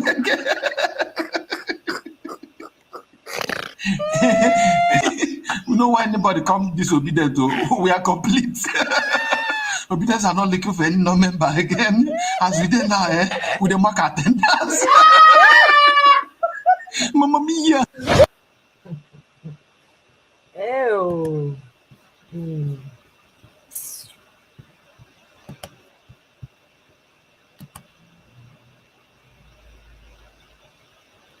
Yeah, they can run, they cannot hide. That's true. They can. Yep. They exactly. I don't think any people can take. I mean, even though some people have this whole argument that Nigerians back home, they've moved. Some of them have moved on. Like everybody has just moved on. Some people are saying, "Oh, let's just leave him. He's doing things right." But a lot of people are not backing down, which is a good thing. So, judiciary for me personally, I not a beg no judiciary. Now that Nigeria they dey stay. If they like, let them do the right thing. If they like, they shouldn't. They should not do the right thing. Make dem leave am. If anything happen, they too will be affected. It's simple. So if they like, let them do the right thing. They are the only one now that is standing. If they like, let them also disappoint their profession and bring down the entire profession. If they like, if that's what they want to do, they should do it, please. Are they buying fuel a different price in Nigeria? Even if they are not buying, are their families buying it cheaper? Are their families buying it cheaper? So if they like, let them not do the right thing. Exactly, Nelly. Our markets. Now that's what I've been asking. All the Rolu Nation, Agbadomites. How markets? I hope they are enjoying the shege banza. I'm telling you that they are experiencing right now. I hope they're enjoying it. I hope, well, maybe they have coupon for petrol for them specially. Maybe they send it to their account specially. I'm sure they collated all their names, all the people that voted the Agbado. They collated their names, and when they go to the petrol station, they buy free and they leave. I'm sure they have housing. They all live in Banana Island now. Everybody that voted APC, they all. Do you guys know? Maybe they all live in Banana Island. Maybe they gave them land there. You understand? It's possible. I'm waiting for them to come and tell. There's somebody who keeps leaving a comment on my in my comment section, and always like he's laughing at us, saying obedience. Look at you people. In my mind, I just dey laugh. I say, I'm not bothered to respond because it's like waste of energy and time. But to that person, because I know they're listening to me, I pray that Nigeria will happen to you and your family. You're not laughing at me because I don't have anything to lose at all. It's not going to affect me in any way, shape, or form. I guarantee you that 100%. But I pray strongly that Nigeria will happen to you and your family. Then come back to my comment section and come and laugh. We'll be here. We'll be here until we get back our mandate. So keep laughing. Enjoy what you are saying right now. Enjoy it. It's you people's time. You people should be enjoying it. No problem. You understand? It's your time. Enjoy. Please enjoy. Hey, these people. You go dey fight for them. They go think say na you them they do. They don't know say na themselves na dem dey do. All this fight when we dey fight dey come online. I get better things to do, but when I think about the people on ground, when they say they know they every day they wake up in pain, go to sleep in pain, what kind of life is that? Nigeria when I know e no be like Nigeria when I grew up in. E be like different place. E no be like wetin I don ever see for my life before. Everything that's going on in Nigeria. Keep playing and think that it is me you are doing. Na me na you dey do. So na you come know. Keep laughing. At the end of the day, we go see how that laugh I dey do you. Hey, welcome, Mr. Kel. Thank you very much, Mr. Kel. Good evening. Happy Wednesday to you. Because it's funny. It's easy for people to like laugh. Oh yeah, you people you go and sit down, accept this. In my mind, I'm just laughing. I'm like, guess what? I don't have any. It's not gonna affect me one bit. It will not affect me, it will not affect my family. One bit, I guarantee you, 100%. I'm only concerned for those that are struggling on the ground. Those are the people I'm worried about. So if you are laughing, you're an Agbado person, you are a Ronu nation, laugh, please. By all means, laugh. But my prayer is that Nigeria will happen to you and your family, and then come back to my comment section and laugh. Okay? That's all I'm gonna say.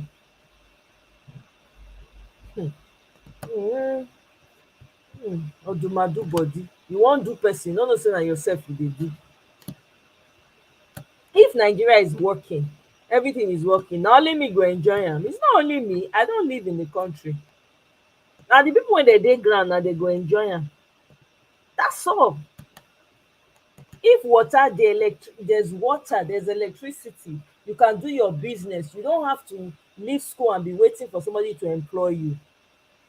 You can do your own thing. You can develop your own thing. You can make your own money. You don't have to beg. You don't have to wait for anybody. As long as it's working for you, it is you it will benefit. It's not going to benefit me. So when you come to my comment section and you're laughing and you're saying, hey, look at there, you people, ooh, whatever.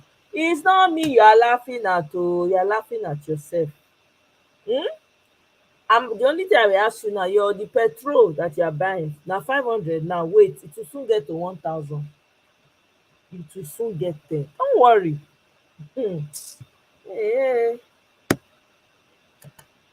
Hey, Ephrata, long time. Sis, where have you been? It's just the waka pass. I know it be like that sometimes, but welcome. I appreciate you coming by. I think of you. Which day was it? I thought about you. Just crossed my mind. I said, I wonder where Ephrata is. I haven't seen or heard from her in a while. It's good to hear your voice. How are you, though? How's everything with you? I'm good. I did. I just really I got a bit upset at a lot of things, at a lot of people. Right. People who kept telling us online not to worry, we go see what will happen, coming to talk about what they have no idea about. That's what I would call it. How you come they tell me online, no worry, you go see what will happen, you go see what can happen now. I was upset. Right. I felt like those people, they were talking as if they knew something we didn't know. Right. When in fact they knew nothing. Right. And they kept leading us on, kind of like I felt like I should stay away because I just wasn't in the mood to. I get it. Yeah. I completely get it. Up to the very last minute, they kept reassuring us. I'm like, okay, maybe there's something they know that I don't know. I don't know where those people are. I hope one of them can call in today. I'm telling you. Yeah. Exactly. So, and then for that SOB, when they say in the laugh obedience, say how market. Now we go ask, say how market. So now look, turn the tables around. How market? I hope saying don't pack in car for don't they take like the waka. If not him and in family. I hope so. Because that's definitely what it's looking like. And then now, when light before if they buy fuel for what's it called, for a generator, take sleep like from midnight to early morning. I'm quite sure he can't do that anymore because even the richest people in Nigeria, they can't afford it anymore. So we cannot ask anybody. Now you will go ask our market. Because all the subsidies are gone. They say make it. They say make him will be mumu. They say make him day patient. They say make him day patient. Say make it. But meanwhile, they are carrying on. Even so, before you know now, they go join their salary. But if they want to do and they go do under the table, we no go even know. Before we go even know what they happen, they don't already join their money. We no go even know. The same way when we don't know when Mahmoud carry certificate of return, give their baba 4 a.m. in the morning. 4 a.m. Who does that? So like saying a secret society, secret cult. Now secret society now, not be say go come. Now secret when we talk as it be. Now secret society. 4 a.m. Hey, it be like say they fear say American Marines go just as they do Bin Laden that time. Uh-huh. They just land for the compound like this. They'll just strip the certificate. So they do hush 4 a.m. Yep. Now wow. Anyway. Now, I say person send me email. You can't say also when they talk politics, say now wow, say hot news deal, can't send video of Davido and whatever.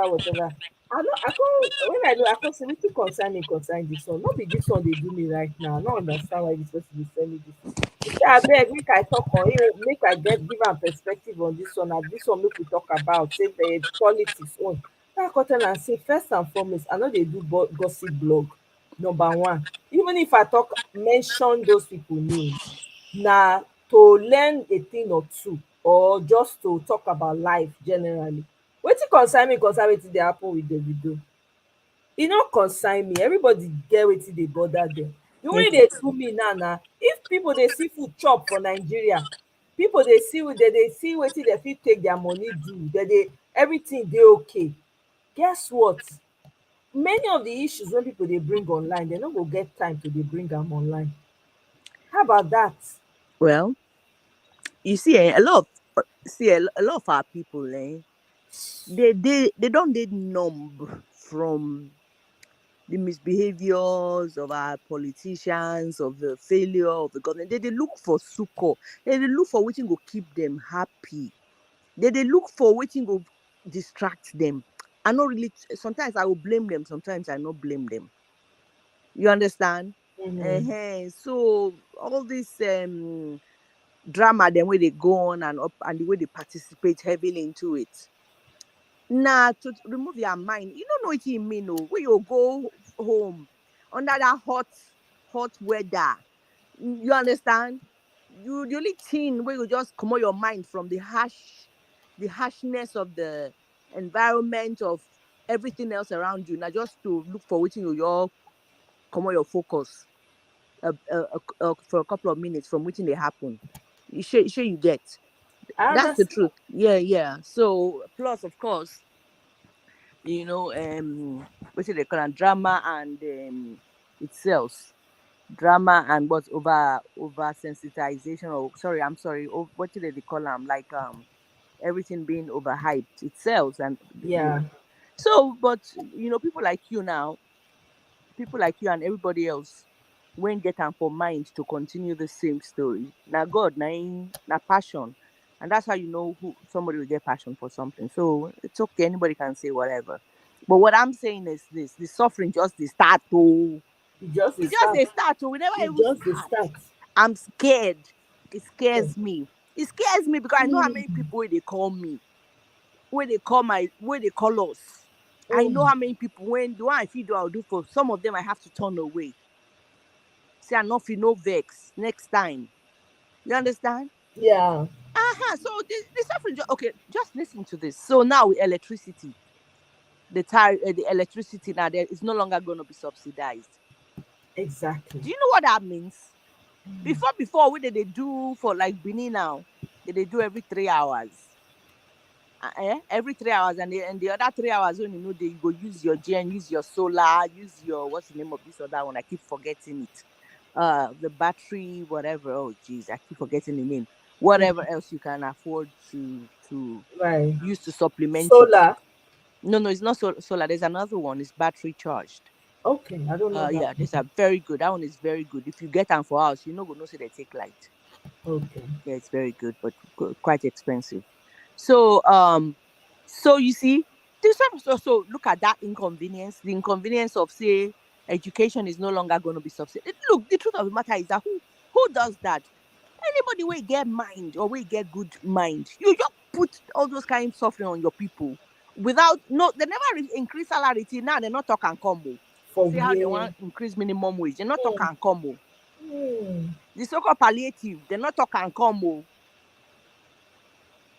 No, you understand? They'll just take them out. Okay, NLC that day they say they want strike. They carry them, do meeting with them 3 times, 4 times. Next thing we will not hear anything again. I say na inverter. Nelly say inverter. Na inverter. Yeah, inverter. Oh yeah. I did home 3 months. I don't know whether they take light too. Oh wow. I don't know that they take light, but then it's quite expensive. Yeah. Yeah. So yeah. Go ahead. So I'm saying that our people strong, Sha. I give our people hand. God, I'm Don't telling be strong with that. The kind strong when we dey strong, sometimes they bother me. That kind strength. Because now the same people they mislead us. Now when they come here, they tell us it go better. Now so they tell them, if they fit tell us it go better, now so something go happen. We no calm down when they tell us that time. Okay, so that's the same thing that happens with the people. No worry, tomorrow go be better. They go say, okay, how we go do them now? Then when they go church, they will go pray. When they reach there, pastor go asthmatize them. Small money when they their hand, they go pay, give them. All these other dramas going on. They go enter inside house. But what you understand? But the truth be say,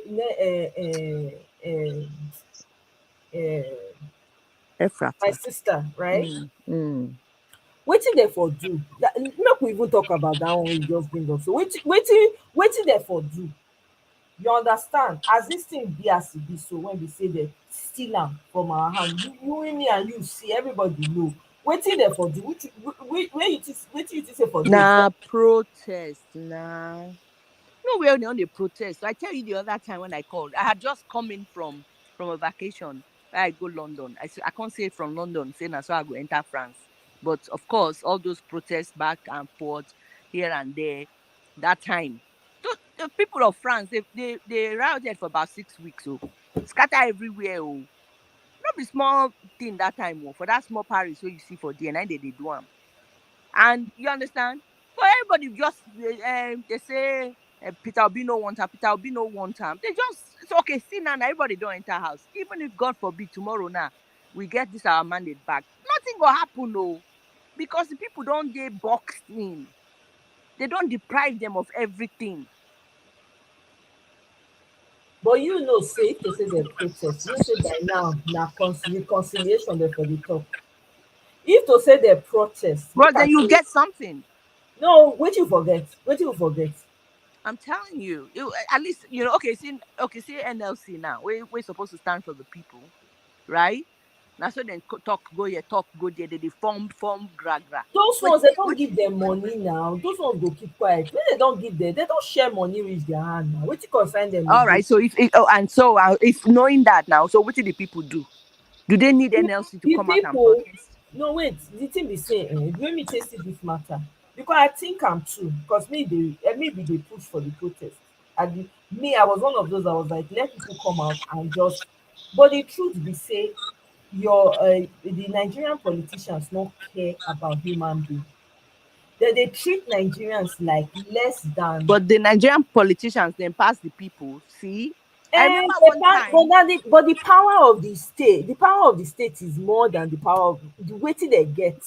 Because only no matter how many people they take out, they don't care.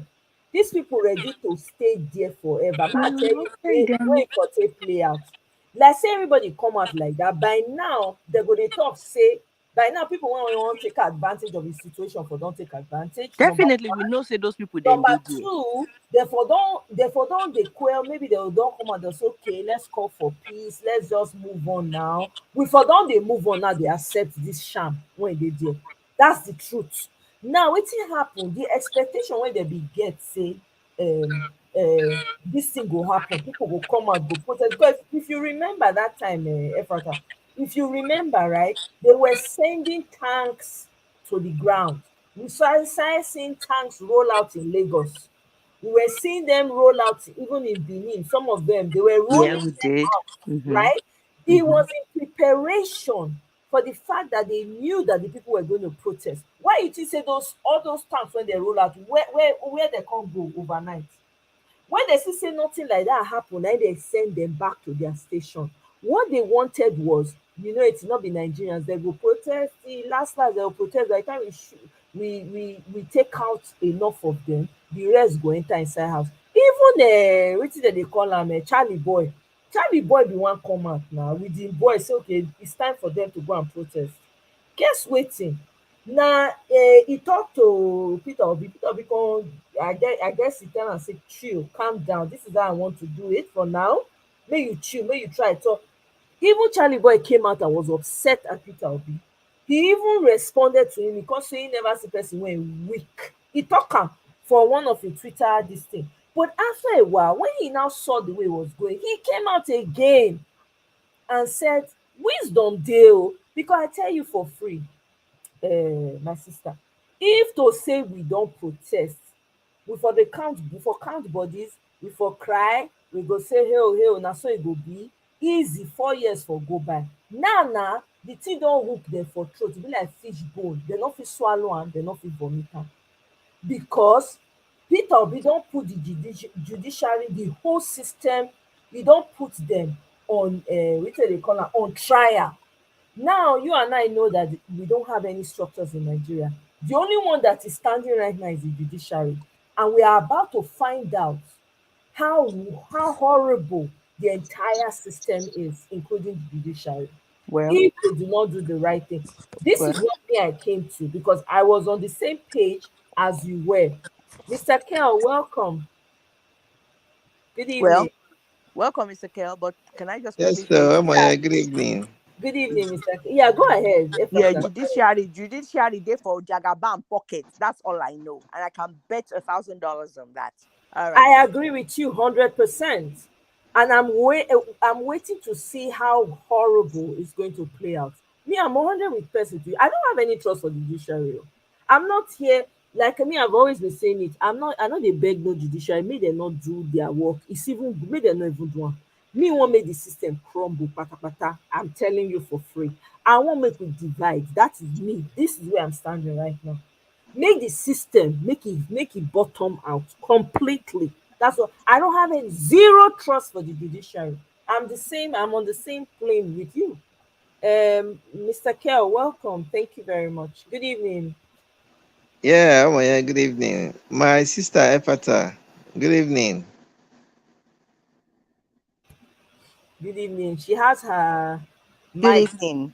Okay. Oh, yes. Wow, we are back here again. I recognize this voice, sir. Oga, sure you be one of the people they tell us saying so one thing go happen one abi. Yes, Mr. Kel was one of those. I dey wait for. I say one day I go catch one of those people. You don't come, make I hold you. Good. As you talk and I make I come, I say make you catch me today. I still there. I've not changed my position. Okay. You see, my sisters, in this kind of battle, right? There are two essential ingredients that is needed. Number one is hope. Number two is positivity. And then you have to be declaring, saying things the way you want it to happen. Now, the way the country is going. Okay, let's go. You were talking about protest, right? Let's go back before the election. You see that a month or two before the election, you see them attacking INEC offices, burning INEC offices. Those things were stage managed. And if you look at the way this election was rigged, it was rigged. They knew that they were not going to get anything in the election. So they decided to rig it the way they did, thinking that although when they were doing that, they have a game plan. They will rig it in a way that will get Nigerians provoked, right? As someone here said, they brought out the tanks a week before the election. We thought they were trying to secure, is to ward off the miscreants, without knowing that they planned it for what will happen after they have rigged the way they wanted to rig. Now, if they plan that they will rig it, Nigerians will come out the way they used to come out and protest, and then what will happen? They will use those tanks against Nigerians. They will go to INEC offices, burn them. right? When that happens, you don't have evidence anymore. They will tell you that evidence is gone. In that process, there will be chaos. Our principal may be arrested. Before you know it, 21 days to filing petition will be passed. He will still be like Showore in detention. Before you know it, he will be sworn. This Abado will be sworn in. Then we will now be talking about how to get our PO, our principal released. You now see that they have shifted the attention of talking about the election to regaining freedom. That was how they planned this thing. So, but when the obedient, I don't want to say PO now, when the obedient decided not to go to the streets, that was totally out of what they planned. They became clueless. Abados became clueless at that point. So if we had gone on protest, let me tell you, there is something about Nigeria we need to understand. Nigeria, we are not one people. Let's not deceive ourselves about it. Nigerians can decide, okay, now let's go out on protest. You will see all tribes come out. But that will only succeed if all things being equal. The way Nigeria is structured, Nigerians are not, I used to say we are intelligent and smart, but we are not logical. Nigerians are intelligent people, they are smart, but they are not logical. They cannot separate issues, little things out of the real issue. So when they go on protest and something happens, maybe one Yoruba person is spied, or one Igbo is spied, or one Hausa is spied, the whole thing will go tribal. Or you see a Christian spied or Muslim spied, the whole thing will, to separate Nigerians, to destabilize them is very simple. Let me digress a little. You see this bigotry that is going on in Lagos State. This bigotry is not, I don't see it as is Yorubas against Igbos. No. You know what these people want to achieve? Can you remember the Yes Daddy tape? Can you hear me?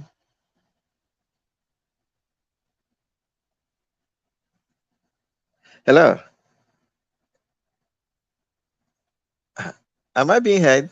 I'm sorry, I can hear you. Sorry. Yeah. I just stepped away for a little bit. Go ahead. Sorry. Okay. Ask me a question. Do we remember the Yes Daddy tape? Yes. Good. You know that what they tried to achieve, what they wanted to achieve with that is to separate Muslims out of obedience. Yes. To make it a religious matter. Good. And then it didn't work, right? Right. The same thing is what is happening in Lagos with this Igbo Yoruba bigotry. I don't see that as they want to fight Igbo, they want Igbo to go. No. See, when I see things, the way Nigerian politicians behave, Nigerian politicians are the people that can use a hammer, a sledgehammer, to kill a mosquito. To buy a mosquito, sorry. Mm-hmm. Now, this bigotry, what they want to do, what they want to achieve, let me go back again. In Lagos State, have you read the PDP situation room of what happened in the election? Labour Party won 900 and something thousand votes. APC won 150,000 votes. PDP won 105,000 votes. What does that tell you? That tells me that more Yorubas voted Labour Party than they did for APC. That's true. That's true.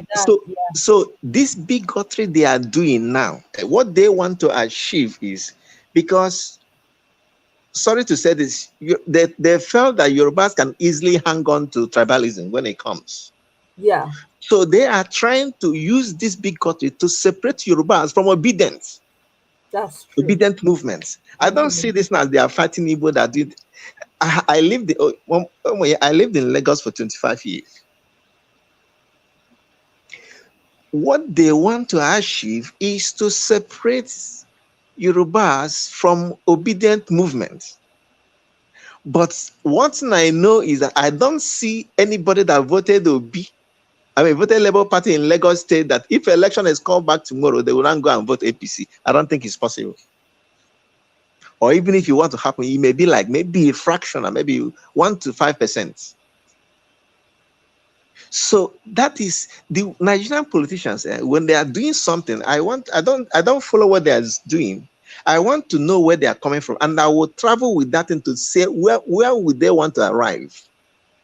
When I see the arrival point, that will not make me inform how I will react. Whether I will react or I will keep quiet. So, my dears, you see, protests will work in developed world. Nigeria is a gang, or I put it, is a jungle. You don't do protests in Nigeria. It doesn't work. You see, you protest to somebody that is reasoning, that have sense of reasoning, it will not work. They will come and do what they used to do. And but when that happens, everybody will go in disarray.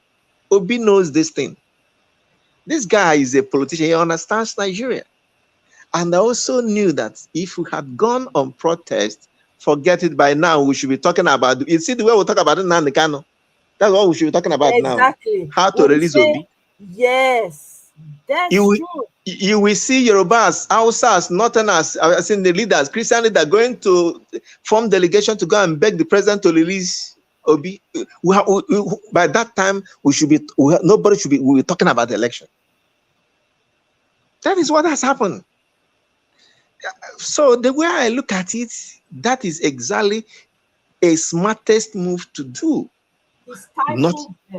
Not going on protests. Yeah, he stifled their plans. Yeah, he stifled it. Yeah, exactly. We threw them off balance. God. Yeah. They wrote a script, but we acted against the script. So protests wouldn't have given us anything.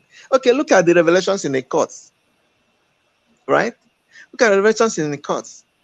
Look at what they have done. Okay, you see now that INEC has shut down the IRF. I don't know if it's up now. Then I shut down the IRF. Yeah, exactly. Then they blocked it, actually. APC in the day when Mahmoud declared the election, they got about 18 to 19%. Now they have gotten up to 23% in Abuja. Do you look at that? Maybe by the time they will open their case next week, now they will not say, "Oh, APC has gotten 25%." You see, that tells you how cruel these people are. But if they try that would be an easy victory for Labour Party, because it cannot go and begin to amend the result you have already declared and you have already certified and you have tendered it in court. It will amount to evidence tampering. So we are on the right track. You know what has saved obedience in this movement, in this whole thing? We are organic. We are organic. It's a movement that is people. Nobody is coerced. Nobody is pressured. Nobody is, and it's something that is within us. So whatever they do, because obedience is organic, they cannot, succeed against us. Remember, they were saying that what's it called? They were now saying that they need, I think, for bank accounts, that they need people's social media handles. Yeah, so to open accounts, right? To open accounts, so they can start targeting obedience one after the other. So people pushed against it. There was a guy that came to give an interview. I'm like, these guys are looking for ways. Now, what they are trying to do, from the way I look at it, they want to shut down social media. Yeah. Now they cannot come up and shut it down because there will be outrage. What they want to do now is, you see the way they gag the media space. That's how they want to gag the social media. Nobody will be able to talk again. How are they going to do? How can they do that? I'm just curious. How are they going to guard people on social media? But no, what they're trying to do is that when they see handles tweeting, saying something against the government, they will just go and close the account. By the time they do 1, 2, 3, 4, people will begin to withdraw. But the issue is that not childish idea? So if I'm setting up an account now and I say ask me my handle, I say my handle is who are you? At who are you? That's something that doesn't exist. Exactly. Do you get it? You can just create a what's it called? Because you can create as many social media handles as you want. So you can just create a fake one and attach it to your account. If I look at these people, it's just like when you see a great grandpa trying to play a computer game with a teenager. the child will just mess you up. They think they're smart. That's the thing. So they think they are smart, but they are clueless. In their own thinking, they are smart. But that smart is smartness of, somebody in the 80s. You are a smart man in the 80s, and you want to still come to this age and you want to use your smartness in the 80s to compete in this generation we are. So my sister, please, we are still saying what we are saying. I have not changed. We have not changed. Something has happened in Nigeria. Something is happening. See, as you said, Omoye, let's see how the judiciary will try to wriggle themselves out of this mess. Exactly. For me, this is a golden opportunity for judiciary to assert their independence.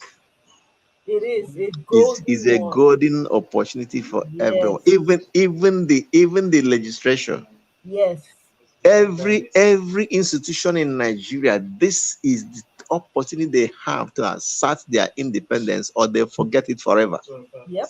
If the judiciary misses this opportunity, I tell you, they will not have laws in Nigeria again to practice.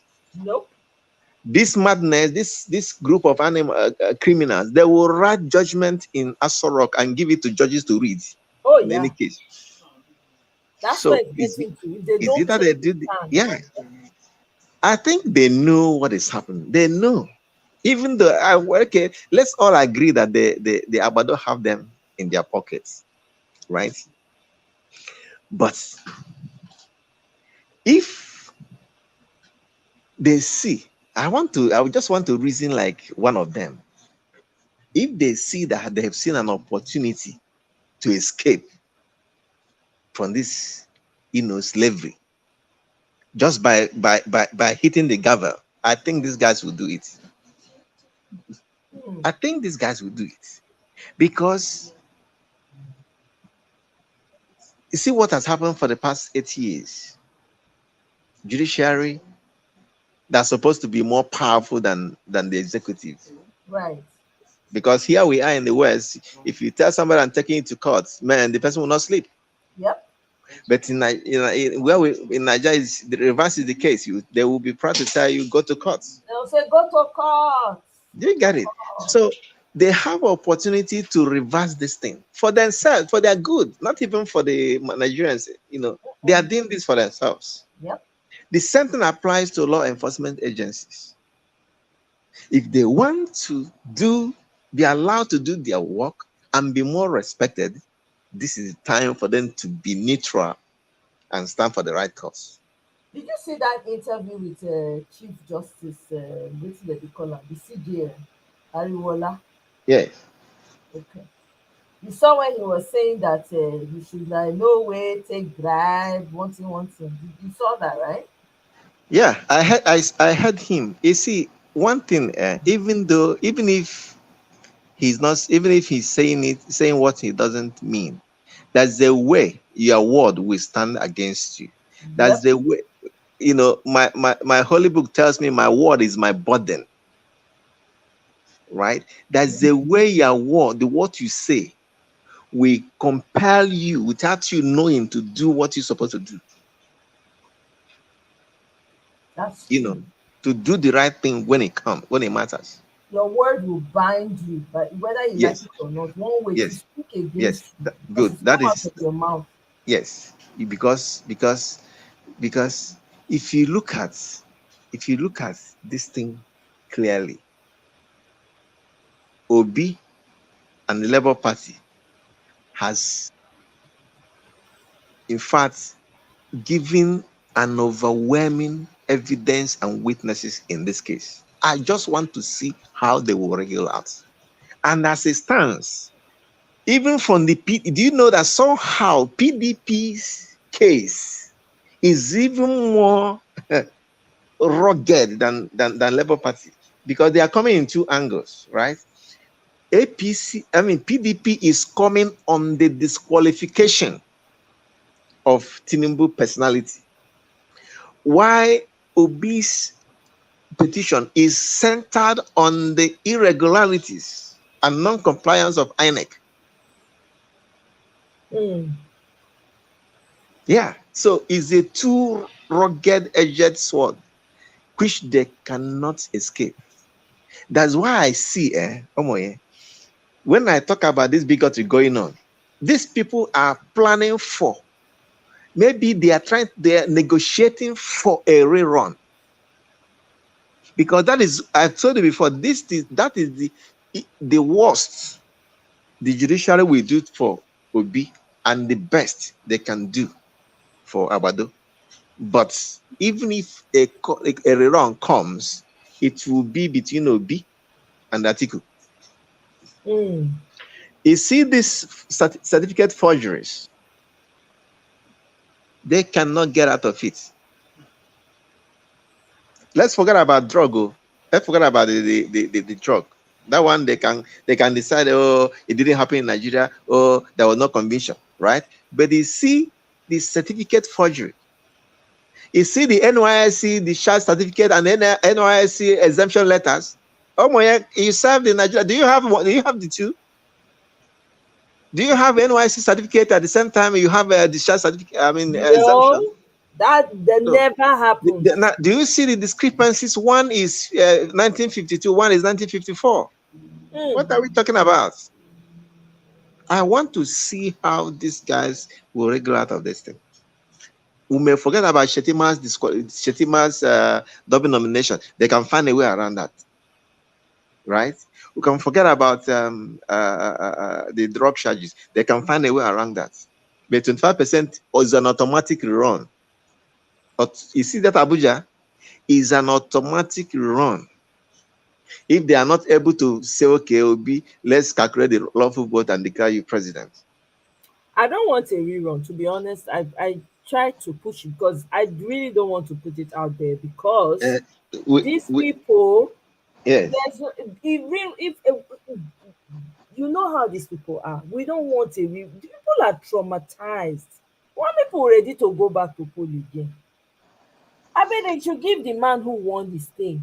Otherwise, the whole place, look, everybody enter their papa house. So honestly, they should just give the man. That's what we are saying.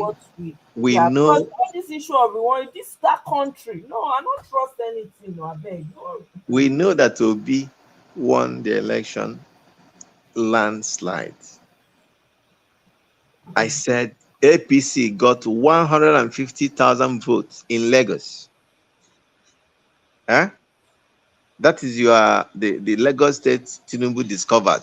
In fact, he gave birth to Lagos State. They are all his children. Everybody, Lagos State. We are born by Tinubu, but they couldn't vote for him.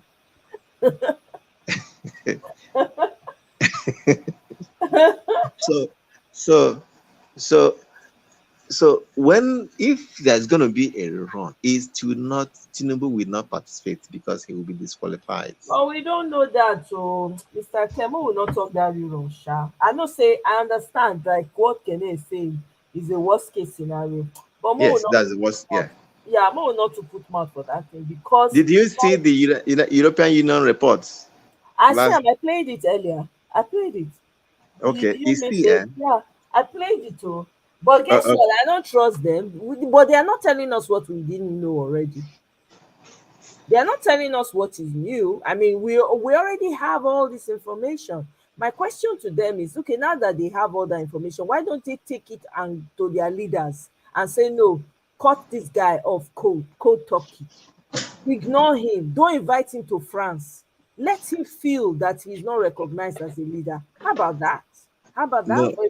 So imagine if this whole climate thing that was going on in Paris, they cut him off. I know they say Macron is a Lagos guy. He grew up in Lagos, right? Maybe he was even born in Nigeria, right? Maybe there's some sentiment there. But how about that? How about saying, you know, we're not going to invite him because what he did was shady? Because that's a way to send a message. Like America send delegates. How about they not send delegates? You know, then I go no say yes, they're serious. But coming out now and giving a report, everybody to see. Because the reason why they are doing this, if you ask me, my own opinion, is because they see that the citizens are not backing down and they are sensing something in the air. Now I made them come out now. We never see video where they don't come do conference like this. They give people, they give full report. I never see them since they don't do election for Nigeria. I never see them. Or maybe they don't do and I mean never see them. But this is my first time of seeing something like this. I don't trust them. Yeah, let them whatever for whatever they are doing, for whatever impact it will have. But this is something we already know. Remember, we had family on the ground that saw these things happen, real life. Yeah. You know? So I don't know. The European Union, they just every time they keep proving that they don't really, I mean, personally, I've always known that they don't care about us. They really don't. It's an us problem. We have to deal with it. If we don't do, the reason why they're doing this now is because we have decided to participate. That is why they are coming out now and say, our hands are clean, we see them, yes, we even see themselves. They even call the snatch, they call the you know. Now they don't get, they can say, we know the bad side of the citizen in case. That's why they are doing this. Because this is the power of citizen participation. Exactly. This is the power of not backing down. Because to say we quiet, now everybody enter house, say, okay, all right, you know, it was a good run, but we just be a chance. First 2 days, he's already hitting the floor running, squeezing the necks of the people. Let's just leave him. Do you think they will come out and give a report? Hell to the no. They wouldn't do that. So that tells us, so that's the only encouragement I'm getting from that video. Not that I'm impressed that they came out to give I'm not impressed by it. I'm actually looking at it saying, this is the power of active citizenship. This is what it means. This is telling me that my little efforts count. This is telling me that these people are hearing us, the people. And that is also to show where the European communities, European countries, their view about the election, even though they knew, but their stance. Exactly. Do you get it? That's to show some in some ways that this is their stand. Exactly. They are making it clear that yes, this is their stand, that they don't take, they don't support. Yes. Yeah. And also, you see, the way the world is going, the West, I mean, when I say West, I mean the NATO countries. I think they will need a strong nation in Africa. Because of this thing that happened about last week in Russia. See, if the NATO countries, the West, if they don't strengthen, if they don't support strong governments in Nigeria, Russia and China will grab Nigeria. Oh yeah. Politically. Oh yeah. And when that happens, you see, when that happens, it will affect them negatively. You know that South Africa is tilting towards Russia and China. Yeah. South Africa and other African countries, they are joining BRICS. Isn't that what they call BRICS? And then Africa is the last on the very good. So Nigeria is strategic for them. And I think that this thing that happened last week will begin to make them. I want to, because what I'm looking at is if this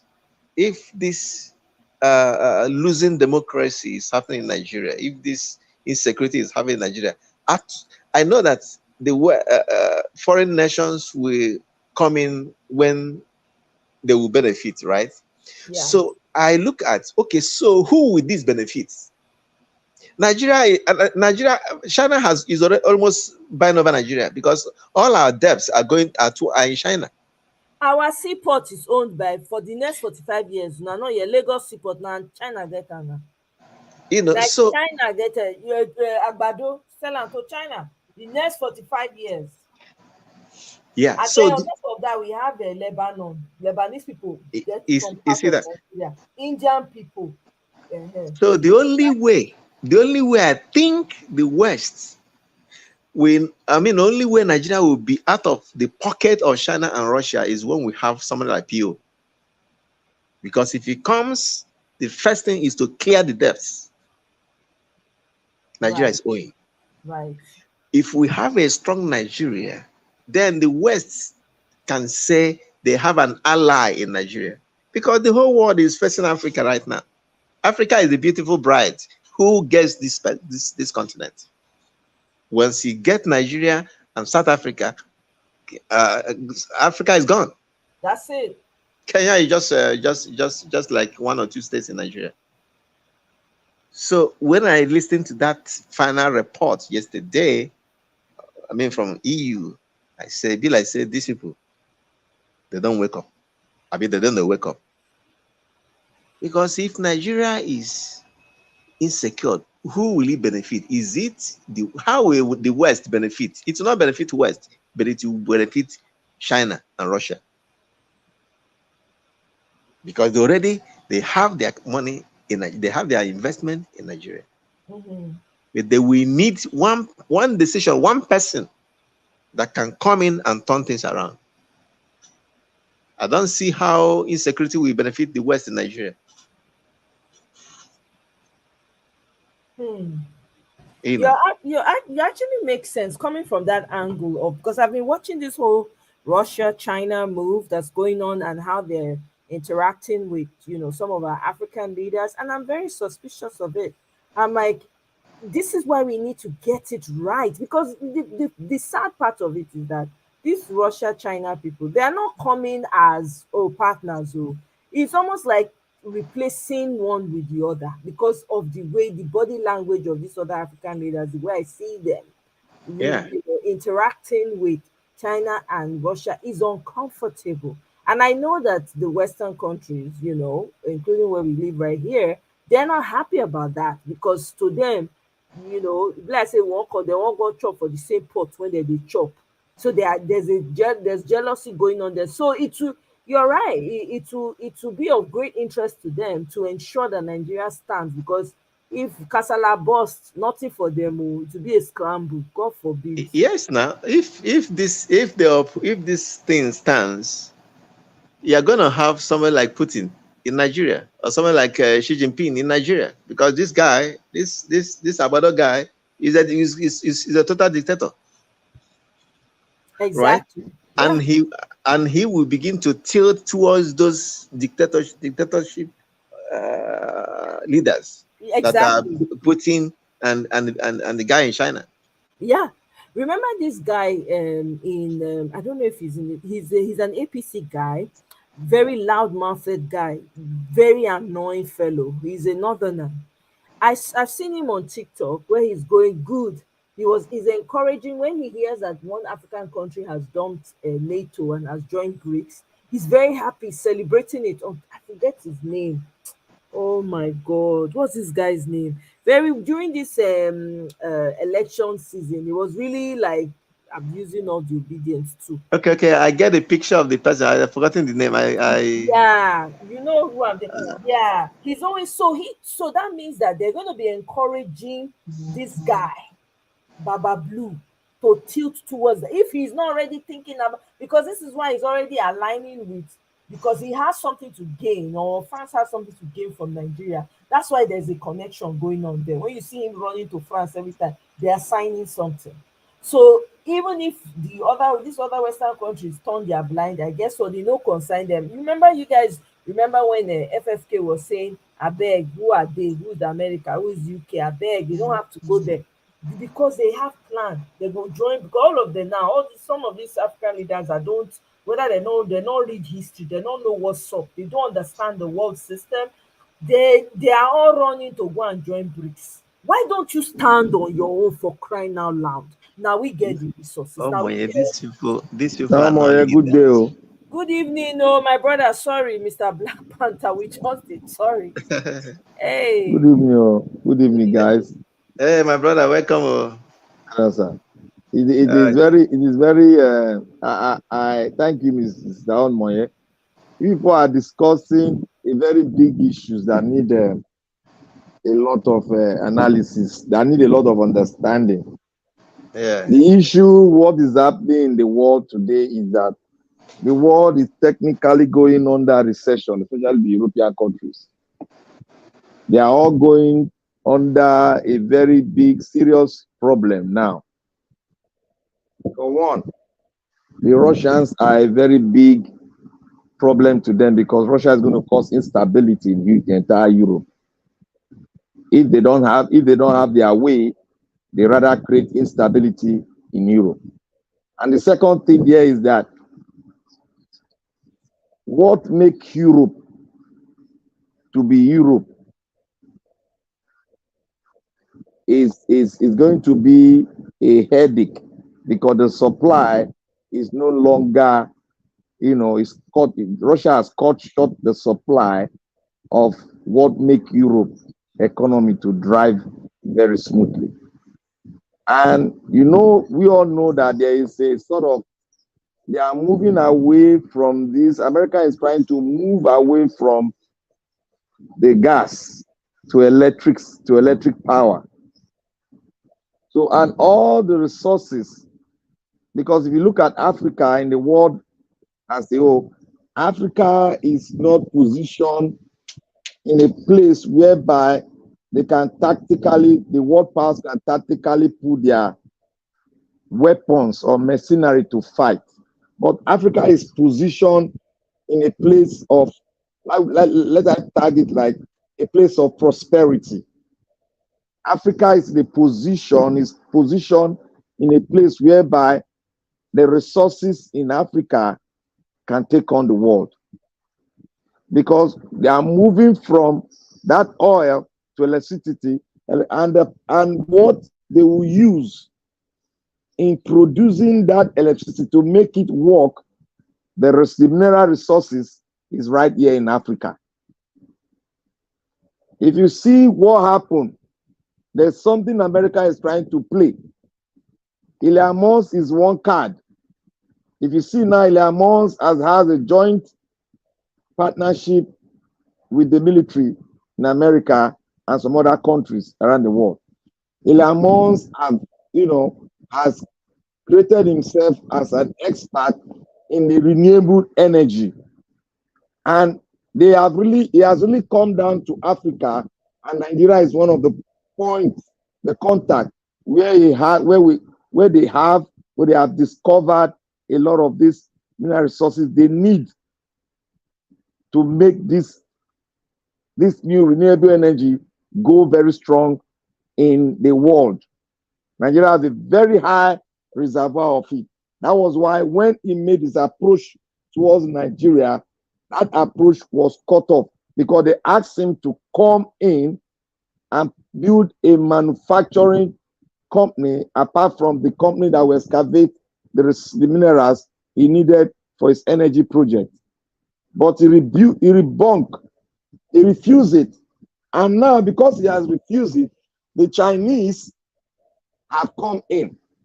The Chinese are, I don't know what the Chinese are playing, because the Chinese are trying to make sure that they come into the economy of Africa, as they invest in it, they participate in it, they flood their people in Africa, and they have, when Chinese comes into your country, what they need to do is to put small retail stores and companies all around, and they'll be able to come into Nigeria because they have the telecom industry, which they are participating very, very strongly in Nigeria. Like you have the Hawaii companies, they are right in Nigeria. The companies that produce handsets, they flood the countries, and they are playing a very major role in partnership with a lot of all the telecommunication industry. Like all the phones that you see there now, they are manufactured in China, and they are coming in, and they are in partnership. You know, one funny thing there is that they are in partnership with the Eastern Bloc in Nigeria, because that is their link. That is their link in terms of telecommunication. That is their link.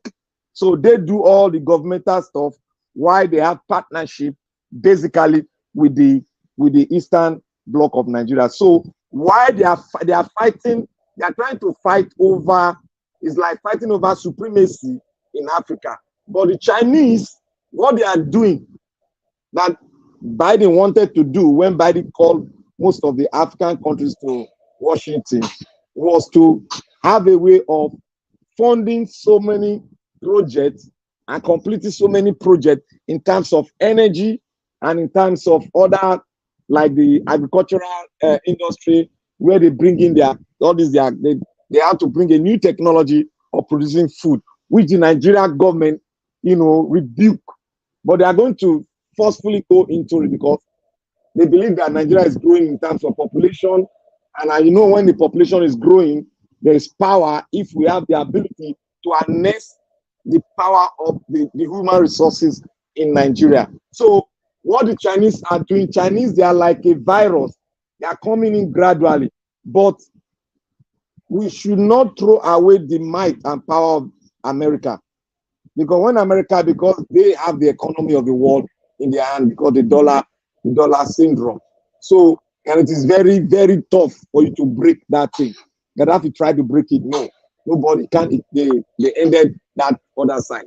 So the dollar has a role to play, and there's no way you can block Americans from coming in. But the Chinese are smart. They are not coming in just to take over, but they are coming in to take over the market and some of the resources which they need in their own country. Like you might have heard now, they carry the red sand that we have here, they export it down to China. So the Chinese are making use of some things that even the Western world or the American, they've not really discovered, because Chinese paid more, more focus on research. If you look at the Chinese economy now, they've increased their budget on research, and they are making a very big headway in researching on the African soil itself, because African soil discovered that African soils are very, very fertile, because you can throw something on African land and it start growing. So they are researching deeply on it, and that's what the Western world does not, really go into, because the Western world, they believe in just, continuing this their mental colonial, that is what they know how to do, to just take the resources, begin to feed on them. They don't want good governance. But if we as an African, we have good governance, we'll be able to think and harness our resources to build our own country. Now, who are those that have been doing it? If you go and watch the Cote d'Ivoire economy, it's tilting towards that. If you watch the Kenya economy, despite the Chinese have come in, but the Kenya, they have a good president that is tilting over that concept of Kwame Nkrumah, that really go till your soil, because you have what is going to fill the world. But if you do not have the manpower and a very good focus and investment in research, you cannot fill that soil. We need to go inward and look at what we have that can really take the world at a go, because the renewable energy, it's a very powerful thing.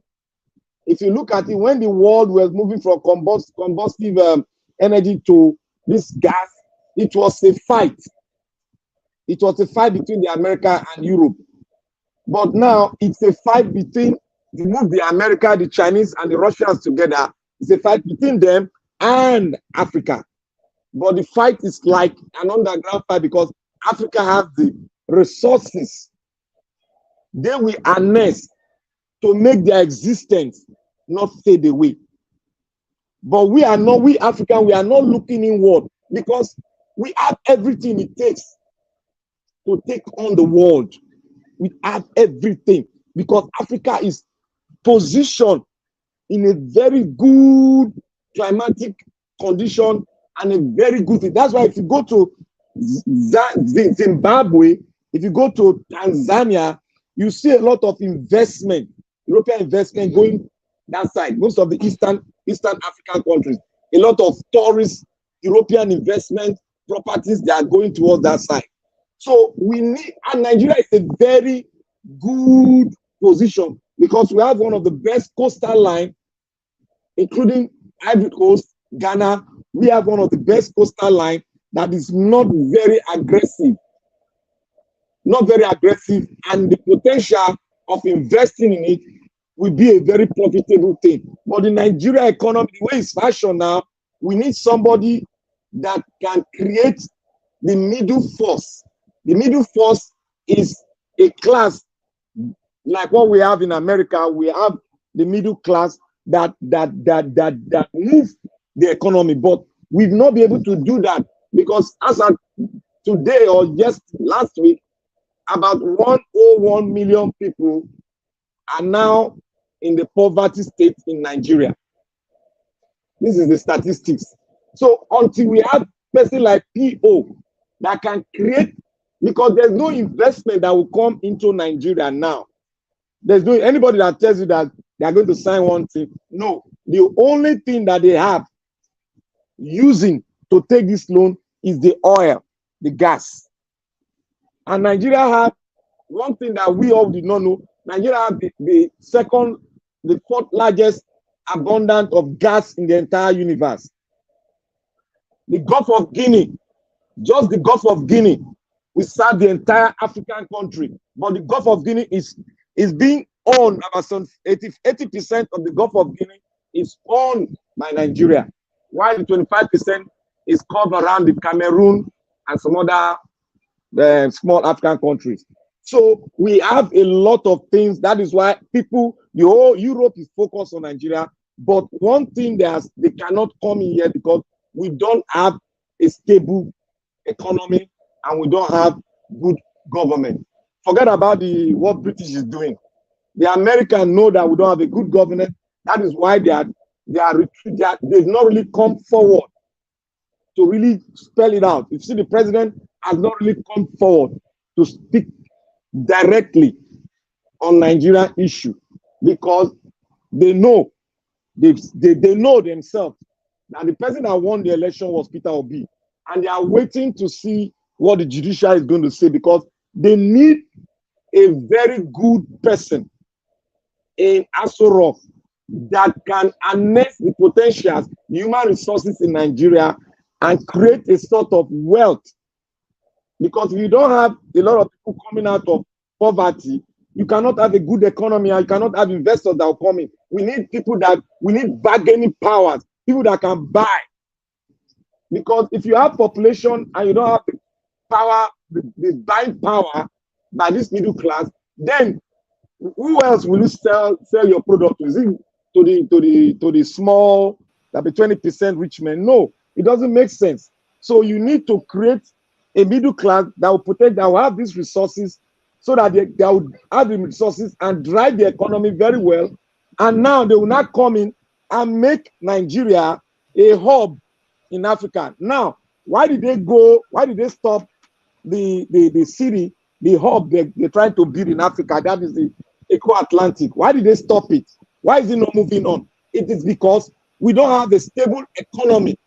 We are a mono economy. We have a mono economic system.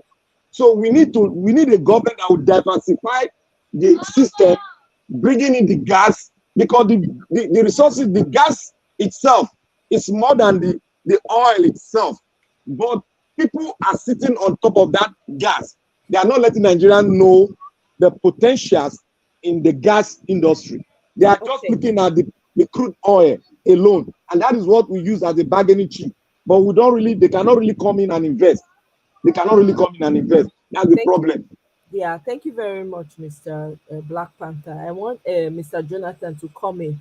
So you guys can interject each other at this point. I'm just going to leave you guys.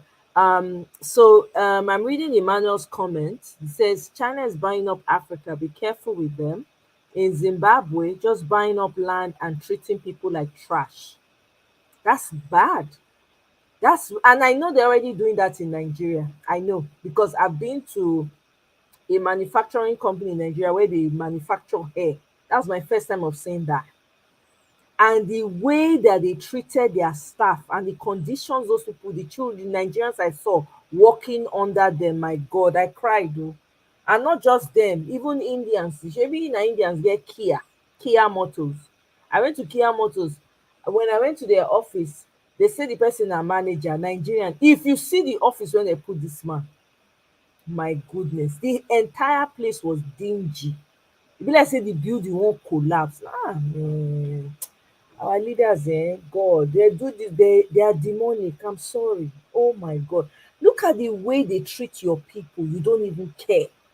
Because these people come in, they give them huge money and they just do whatever. Mr. Jonathan, welcome. Oh. Go ahead, quickly say something, Mr. Black Panther. Just wrap up your thoughts now. Come. You see why the reason why they are not really really the government is not really doing anything because we don't still have, like what we are saying, we don't have a country yet. When we say this, they think that, oh, we are trying to be unpatriotic, we are not patriotic enough, we are not nationalist, whatever they say. We don't have yet a country. We don't have a country yet because what make a country and what make a country to start and how they develop, you need to have a system that will run on its own.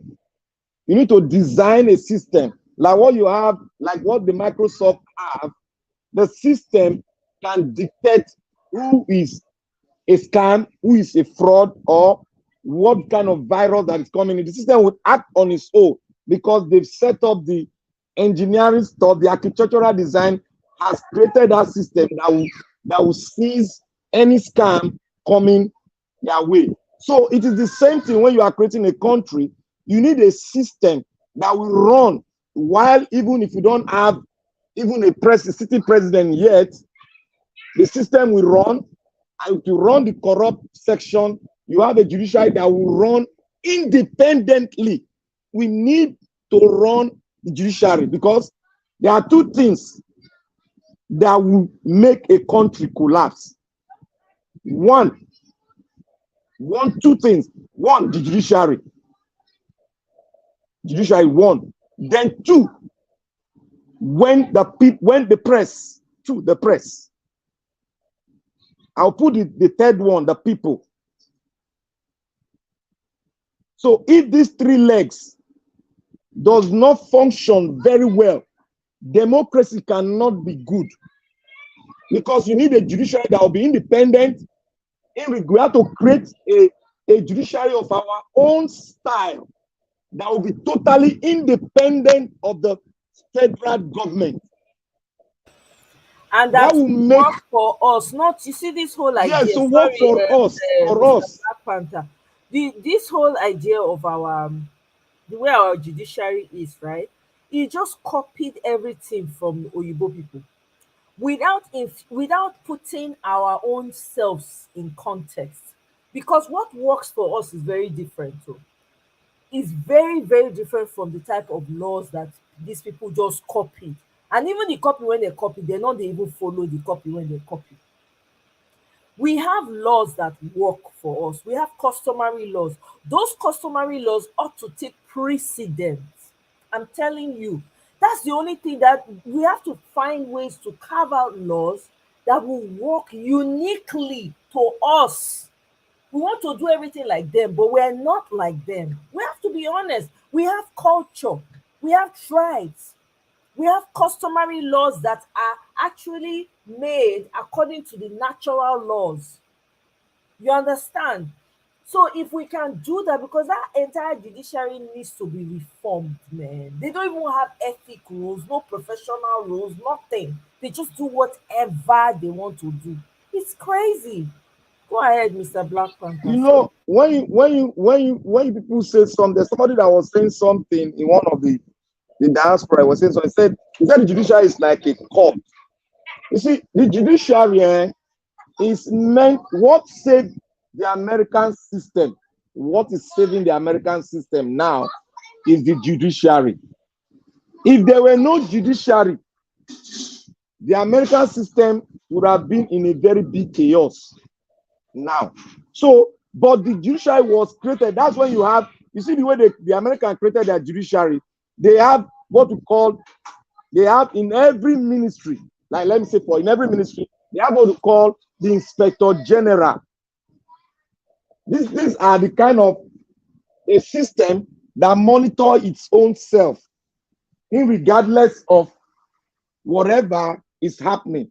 If you can see when Donald Trump was in power, the election came up, people were saying, oh, he might not leave. People were shouting, even from Nigeria, they were saying, he's not going to leave. I said, look, the system will not allow him to stay 1 second on that seat when they pronounce a new commander-in-chief. It is a culture that cannot be broken.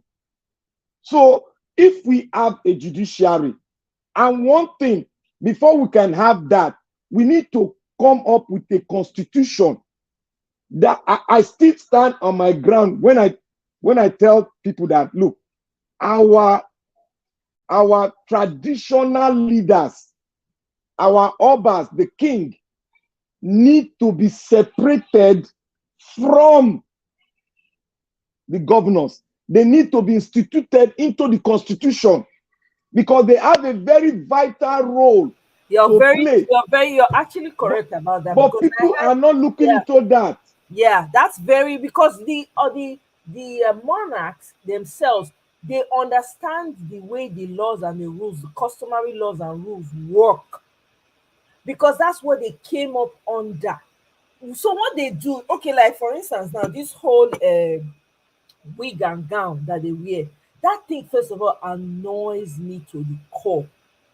We have no business with that. Number one, our weather does not even go with it. Even if, okay, yes, at one time, you know, colonization happened and all of that. Now that we know better, we should not see they take and do. Because that's, you know, they let them think well. If you go some of the courts, sweat go one finish person life. You go see the lawyer, they sweat. You see some of their wig and gown. Horrible looking. What is wrong with our own fabric?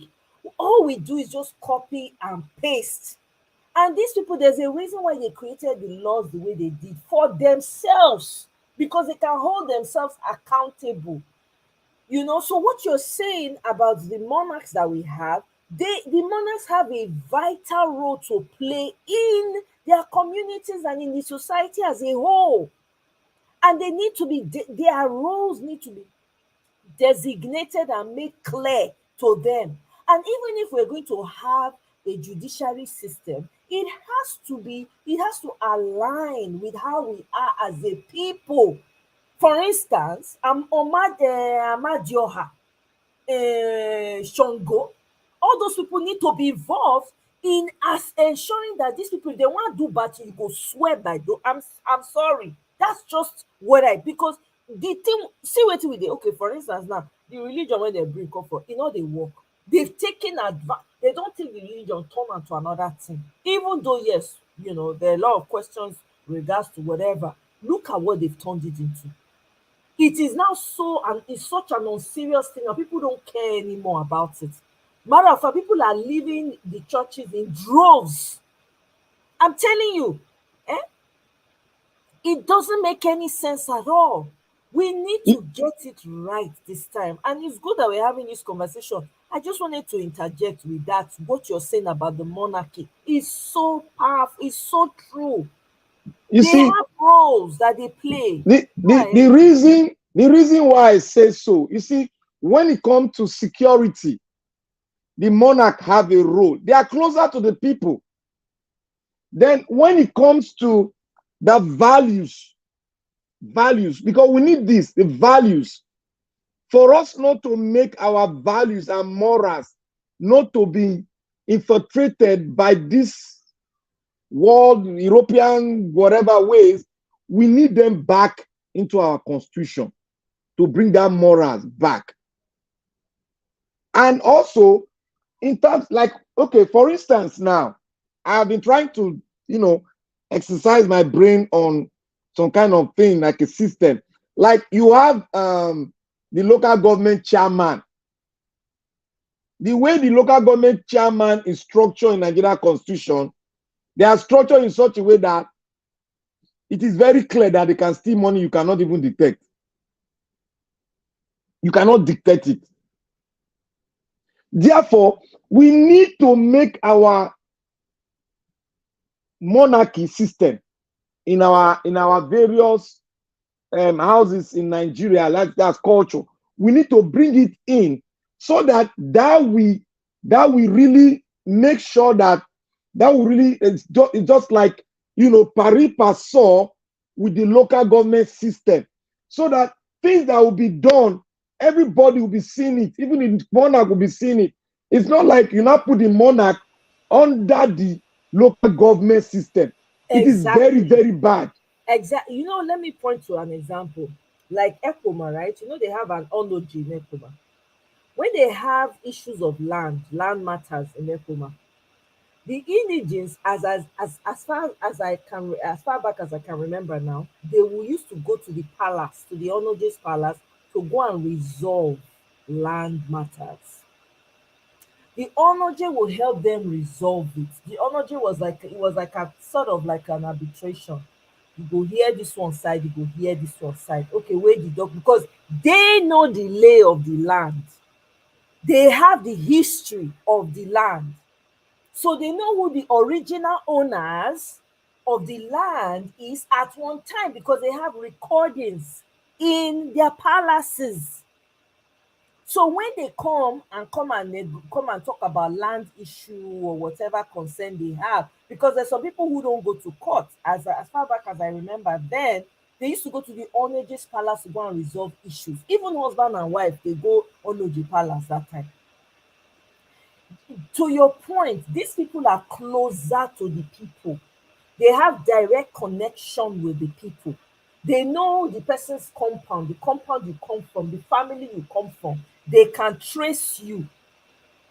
So there's a lot of restructuring that needs to take place. And the monarch has to have their position in this whole. You cannot just carve out a system, you borrow it from one foreign land, you bring it and you erase people. You just erase.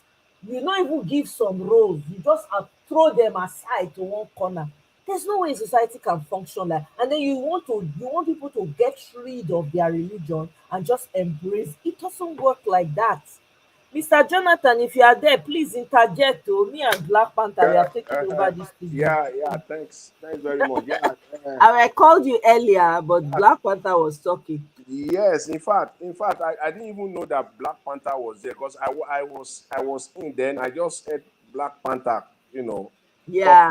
He came in before me, or I came before him. He came in before you, right? You guys were right after each other. That means that we are pressing the body at about the same time. Yes. Yeah. Yeah.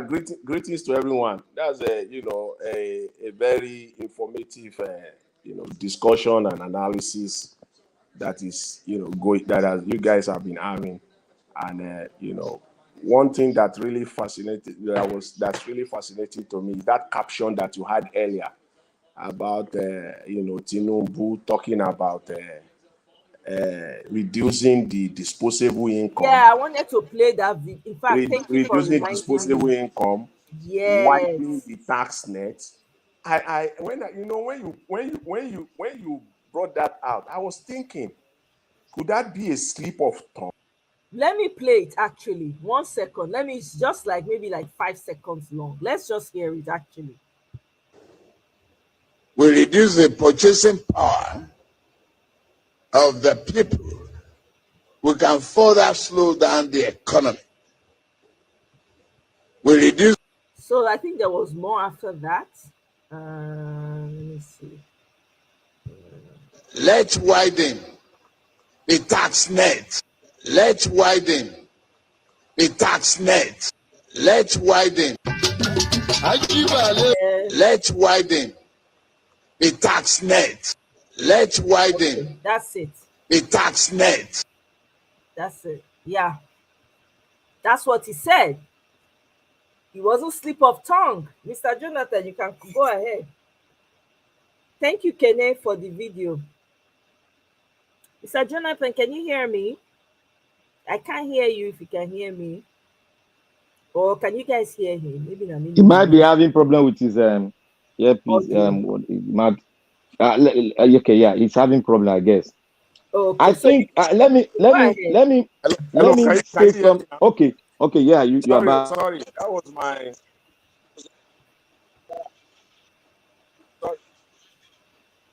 We can't hear you anymore, Hello? Mr. Jonathan. Now we can hear you. Okay. Can you hear? Sorry about that. That was my audio. I was having some problem with my audio.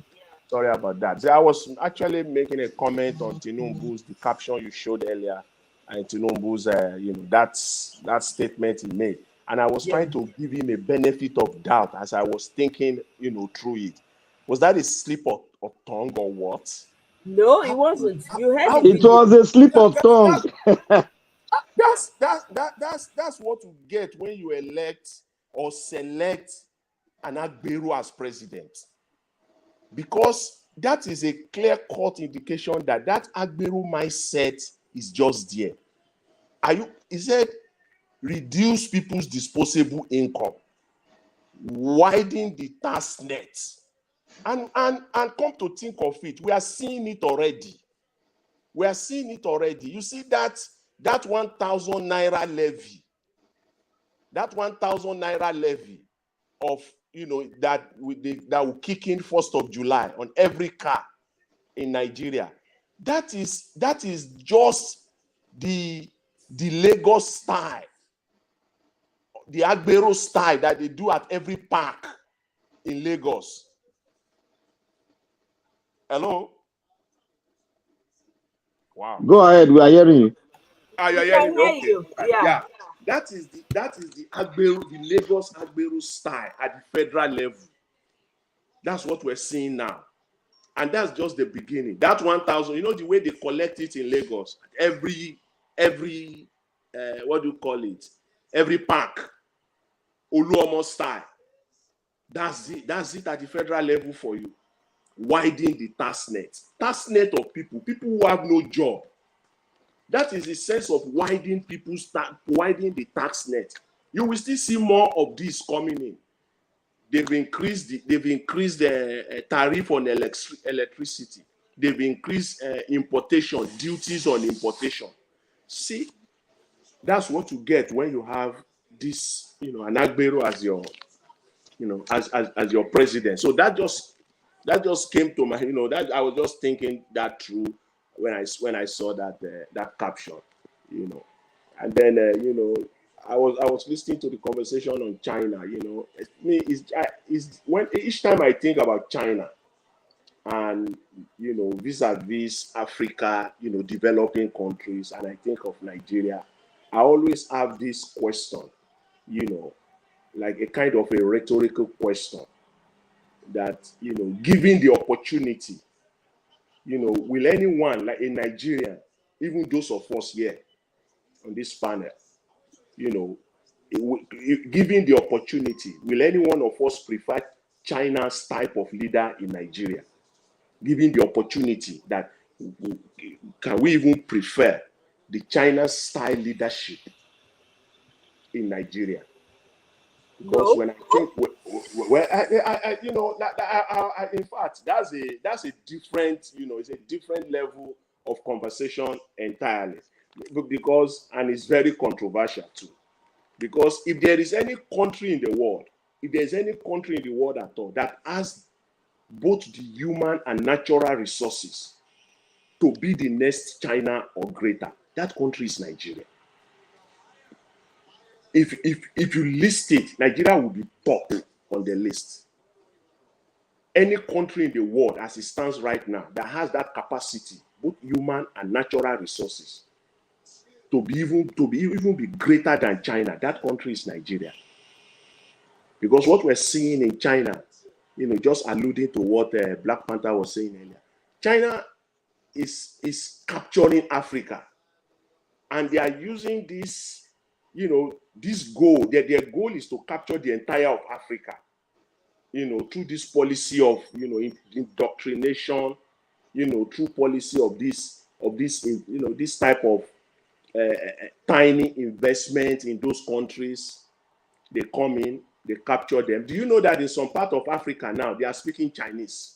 They are teaching Chinese in their schools. That is what they get in exchange for financing. Recolonization. That's it. That's what. No. It's not recolonization. Let me tell you what they are doing. Yeah. You see, English is spoken in a lot of countries.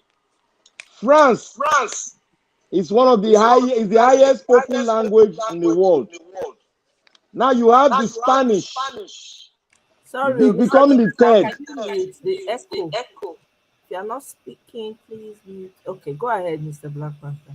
The Spanish is third in terms of being spoken in the world. French 1, English 2, the Spanish 3.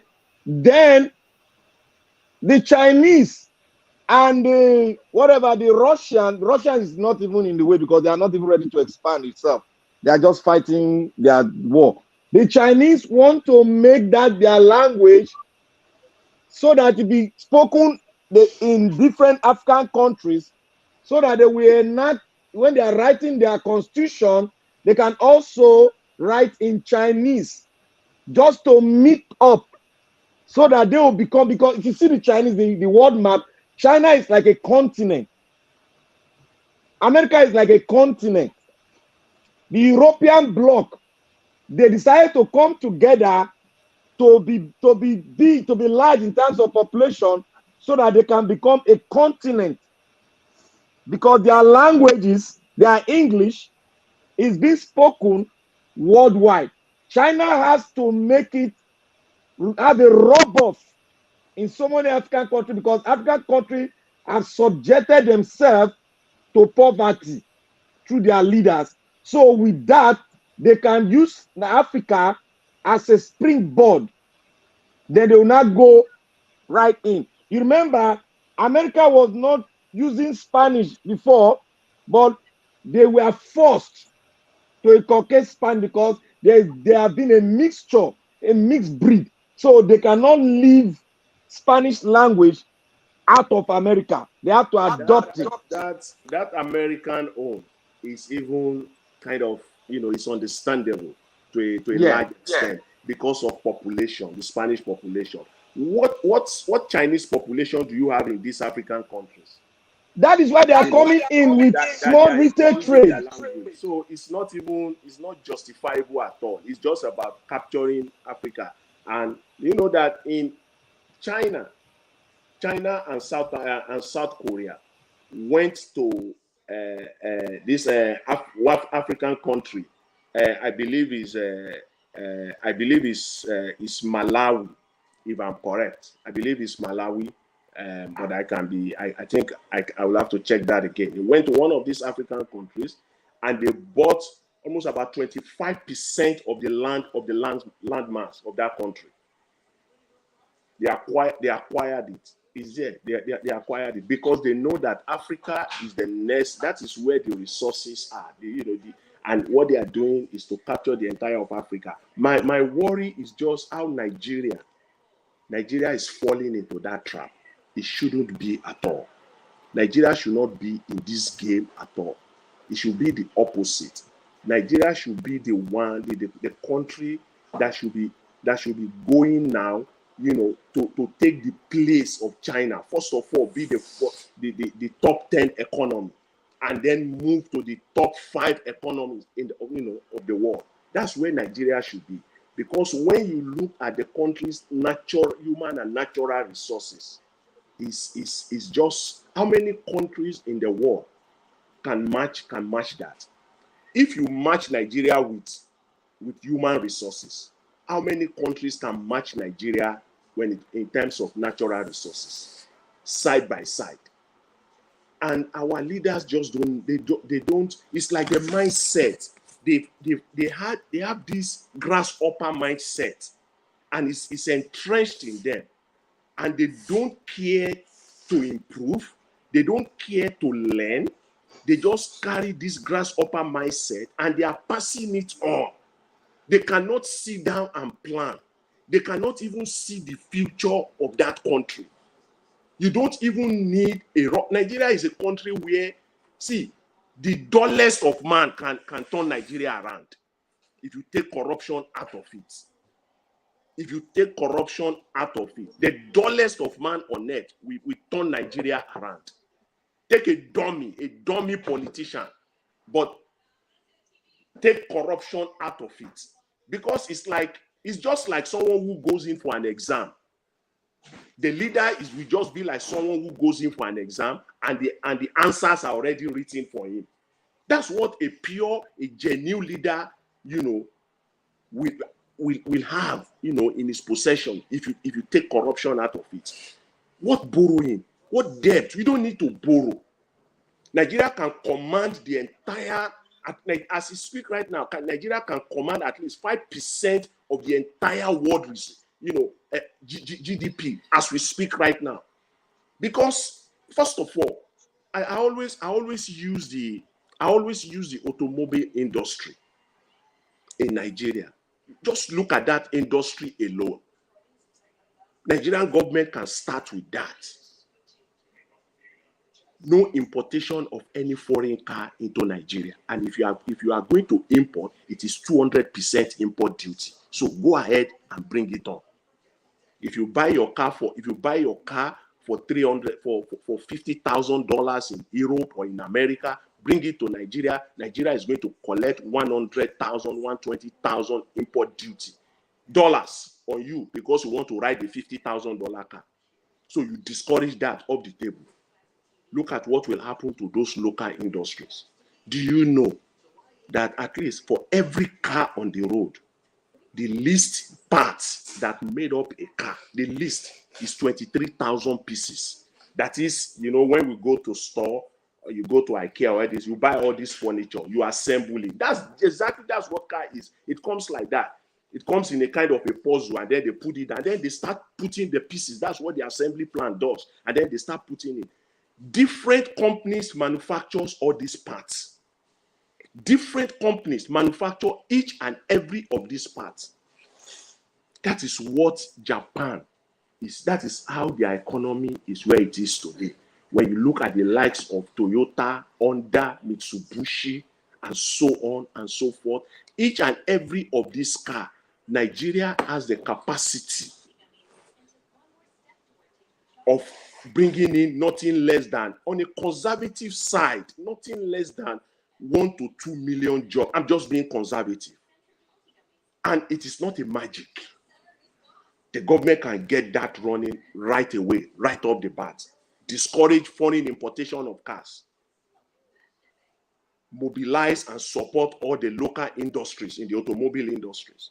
And tell them that, look, all the parts must be sourced locally. Those that you cannot source locally, you must give the government the proof that there is no local industry that can manufacture that for you. And that is the only reason you will get those exemption, tax duty exemption. But if there is any one industry in Nigeria or company that can manufacture that part, you must utilize those companies. Those companies will also employ people. I'm talking now of just the automobile industry. Now go to all those natural resources. I think Black Panther was referring to Elon Musk now trying to capture the whole world, and Nigeria is one of his targets. Take that also as an example. Take this industry, the automobile industry, all these cars that they use now. Take those one also, for example, the rechargeable, cars. All of them have to be, if you want to manufacture a rechargeable car in Nigeria, if you want to, you must come and do it in Nigeria. You must manufacture it in Nigeria. Otherwise, we have our locals, our local companies that can manufacture it. But if you know that that Nigeria market is so enticing to you that you cannot take your eyes off our local market, then come and assemble it in Nigeria. That's how China turned things around. In the US today, in North America, all over the world, you go there, enter an average store. I don't know, enter an average, just a regular store in North America. They even have what they call the $1 store. Enter that $1 store. Everything inside that store comes from China. Hello?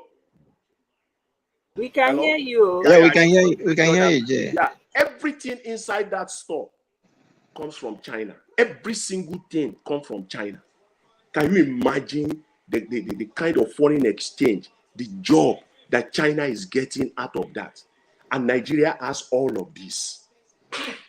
Mr. J, yes. Can I interject here a little? Yeah, please go ahead. Yeah, thank you very much that you are going this direction. You see, the problem we have in Nigeria is that we don't have leaders or a leader that can look inwards. Let me shock you.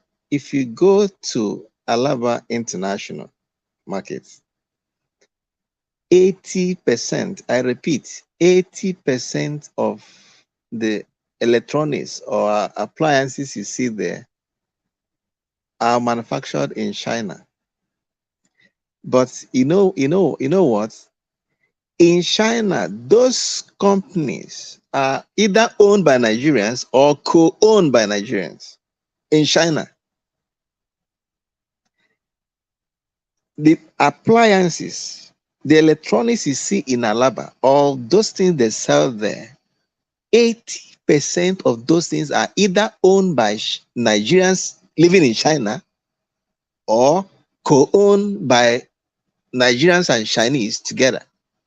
Now, if we have leaders that can bring out that will look inwards, you see, Nigerians in China will come back home and produce those things here in Nigeria. Look at the cars Innocent producing in Nnewi. We don't use them.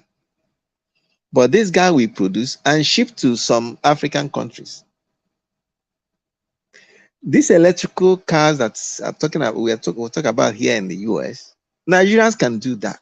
There is nothing Nigerians cannot do. Just show them sample, they will produce it. Just as commonly said in China, when you give them size a sample of a human being, they will produce two for you. In Nigeria, we can do that. With respect to that, I do business out of China. Entire of my business out of China. See, I have one example. You see, that the last point you made, that's how China got started. The manufacturer told me. She said in the 80s, the plant, the manufacturer, the equipment that they used to manufacture, they get them from Germany. They used to get them from Germany. He said, but what China did in late 80s, early 90s was that they went to Germany and they bought these machines, and they bought one for each of the universities in China.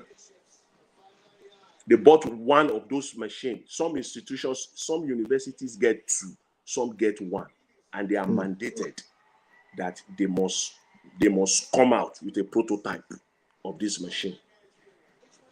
He said, then China used to buy these products. I'll give you a good example of one of these household products, like this disposable product, like diapers, for example. Take diapers, for example. They buy these products, the machine that they use to manufacture these products.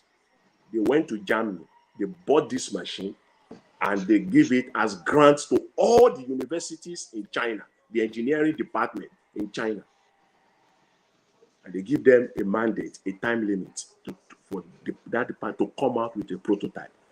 He said by 2002, he said there is no Chinese company was buying this equipment from Germany again. The entire machine is manufactured in China today. It's manufactured in China today, and you can see the result. It's loud and clear.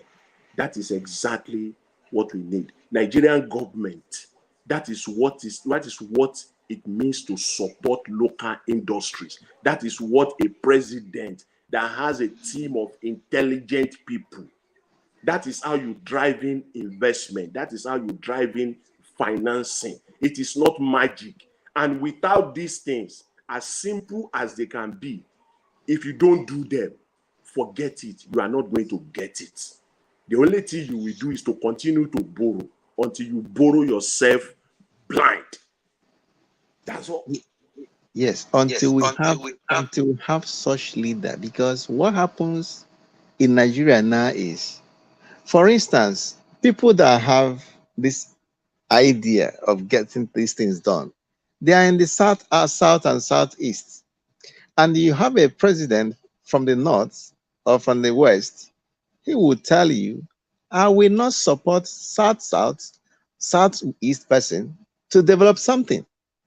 You see how we are on our own, marginalizing ourselves. So imagine what happened. Sorry, Mr. Kel. Imagine what happened to this Oyema. Isn't that what happened? The man that's been saving Nigerians for God knows how long. What did they do? They kept him from doing it. This is a man who is more than capable. He came to share the news that day. I had to be fighting tears. I was listening to the man narrate the ordeal he has to go to, how they denied him the license by saying they don't know him. We have capable hands. Go ahead, I'm sorry.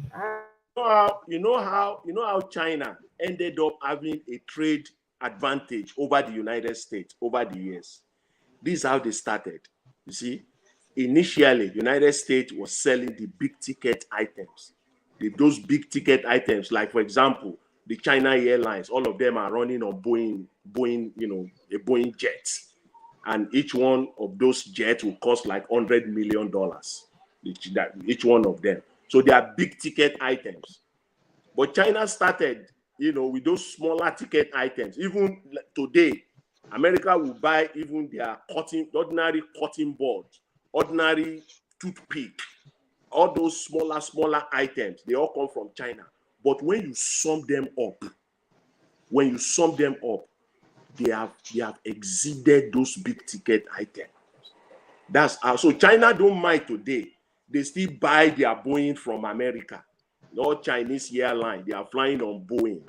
They are still using them. They are buying the A series from Europe. They are still buying. Can I interject? They are having trade advantage over there. Yeah, like when I started my submission, I made something concerning research. You see, there's one thing most African countries have not discovered, and they refuse. They look at it as if, oh, this is not part of the developmental millennium, whatever goal developmental project. You see, what makes China what it is today? Chinese they are investing so more than the Americans now in terms of research. That is why you see that the Chinese are building more. They have the largest shipbuilding industry in the world. Now, that can build warship, they have it more than America. That is why you see the fleet they have is twice, in short, it doubles what it entails almost in the entire Europe. That because what are they doing? They are researching, they are having joint venture with so many countries that thought that they were just doing partnership.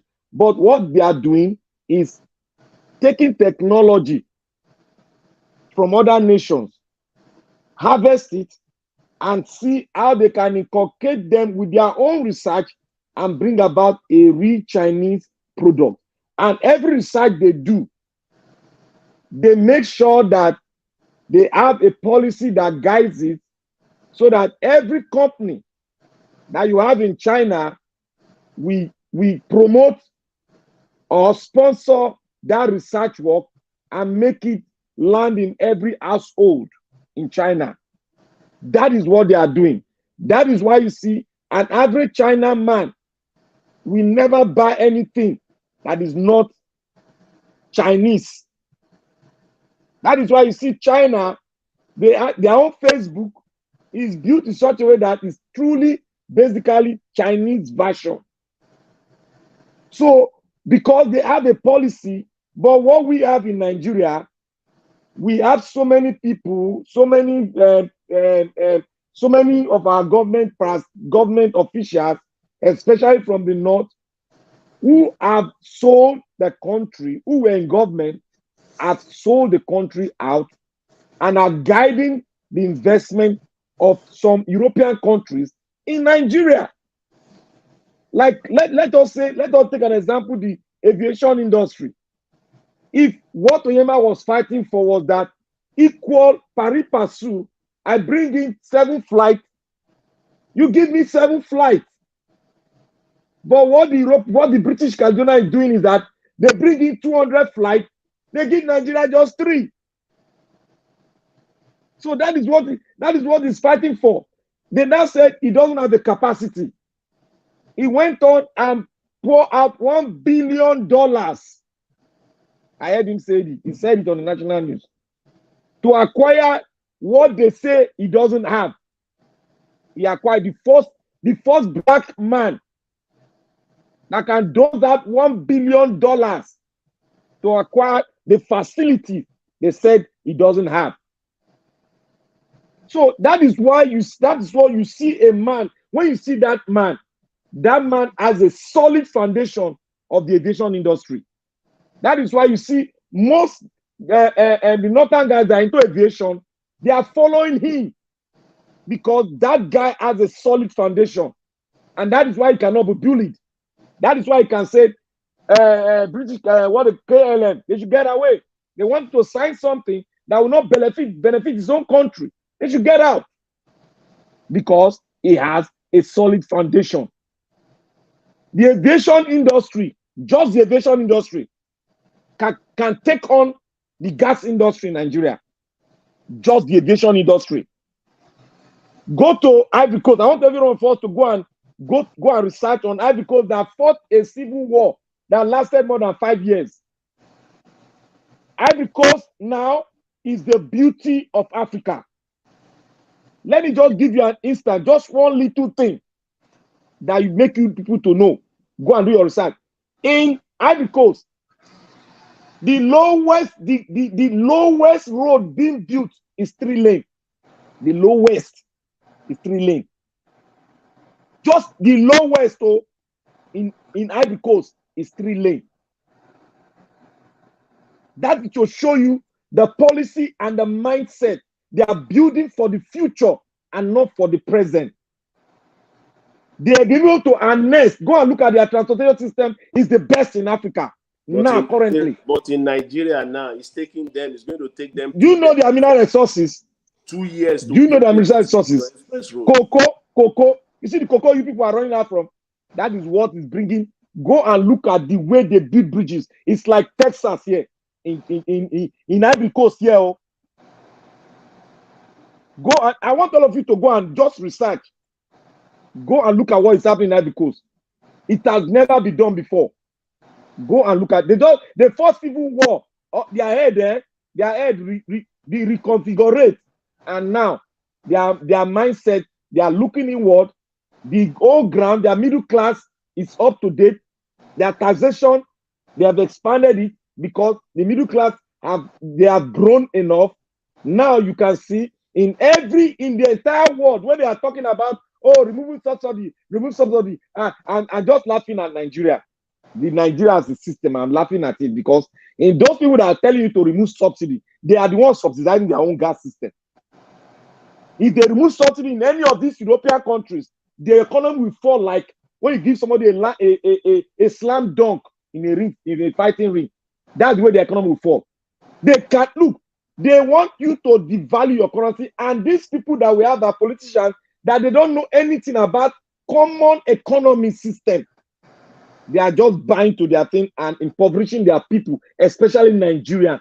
Other African countries, most of them have woken up now. Kenya has woken up. Tanzania, Zimbabwe, what they call it, Tanzania, Zambia, what they call it, they have woken up. Go and look at development there. It's never done before. Europeans are coming there to buy estates in Africa. Go and look at their waterway system, the way they manage their waterway system and turn into the beauty of the world. Tanzania, go and Google it. A young man has invested and is building a city along the coastal line on his own. A young man. More than 2,000 buildings already on that landscape at the sea coast. They are just there. Beauty of the world. Go and look at what they are doing. And we have enough. Our government is just concentrating on oil. What is an old system that is about to fade away? They are still using that as a bargaining chip because we don't look. Nigeria, nobody will invest in Nigeria. Nobody. As it is now. Anybody that is saying, oh, they are going to bring investment, let them come and tell us who is investing, what they are investing on. Let them come with their balls and tell Nigeria what they are investing on. If it's not going to be gas. That's the only thing they can invest on, because that's the only thing that can bring money to the European country that can salvage their own economy. That is it. African, Nigeria most especially need to look inward and put in the right person, the person of Peter Obi, that knows fundamentals how to build a nation and how a nation can become great. He has gone and made his research in China. He has gone and made his research in some of the North African countries, and his research is concrete, strong, and very bold. So therefore, what we have now, they refuse to bring PO as the president and commander-in-chief of Nigeria. Forget. Nigeria is too big now. Ivory Coast is 46. They are 26 million. So they have the good landscape, good farming, everything. We can as well break up, make it up into pieces. I don't care. Everybody stand his own ground and develop it. We need an African system that will work for Africa. We have the best coastal line in the world. This can bring people like what you have in Brazil, the Brazilian Carnival. This brings billions of dollars to Brazil every year. France, what is sustaining France too is their industry in terms of art, tourism. Sustaining them. What do they have? They don't have anything. Sustaining London and say, oh, tourism to look at the Queen. Your audio is going out to Mr. Black Panther. We can't hear you. Can you hear me now? It keeps going in and out. Maybe it's the network. Yeah, we won't hear you. Can you hear me now? Right now you're okay. I don't know what the okay. Okay. It is just we need to look inward. Let's go back to our farmland. Let's be able to feed ourselves. When we are sustainable in that area, we got to go into research. Then we have a strong policy that will make what we research on to go into the streamline to make it available in every home. We need to block some things that we can manufacture in Nigeria.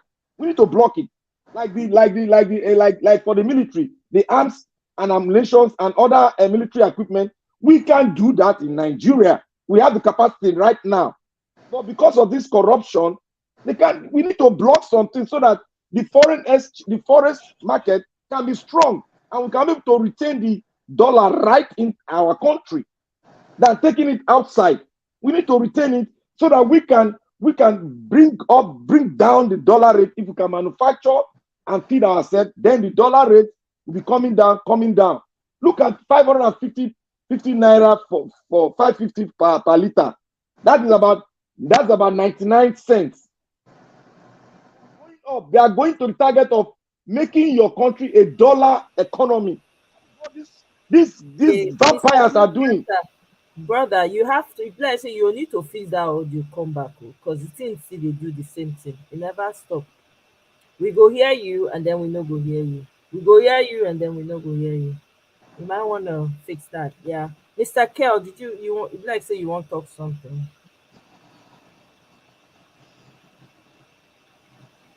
Mr. Kelvin. Continue. I'm still here.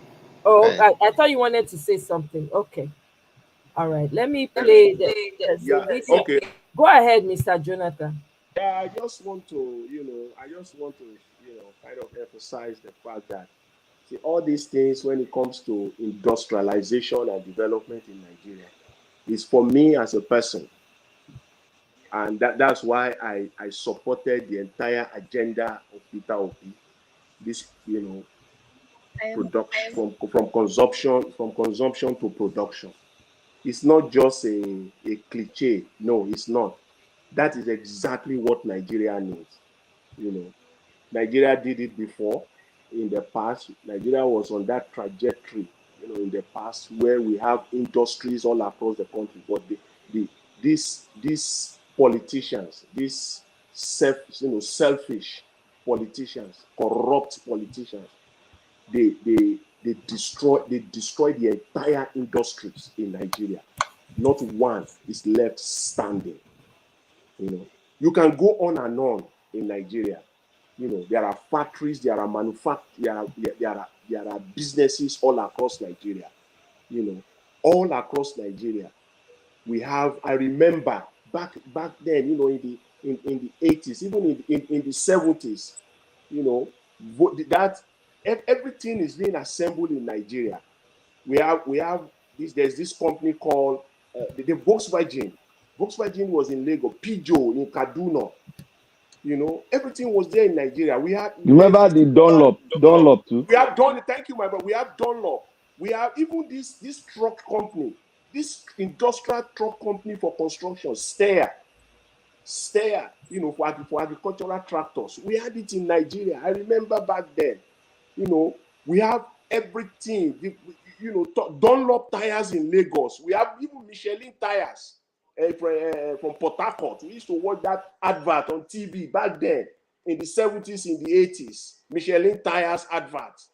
You can go on and on. The Sonyo.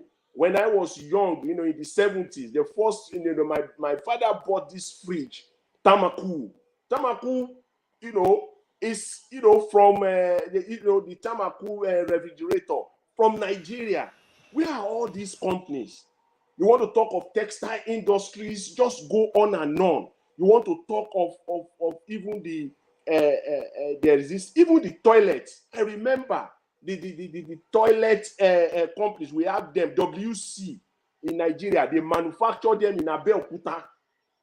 I remember that with my father's driver, we drove to that place, we got it. It's not that they are importing it, being manufactured from Abeokuta, WC in Nigeria back then. Just go, you can go on and on in Nigeria. Is it the bata you want to talk about? When we are going to primary school, we used to wear bata. I rock that thing. The bata shoe we wore throughout primary school. The Leonard stores. See that bata industry? They are still in African countries.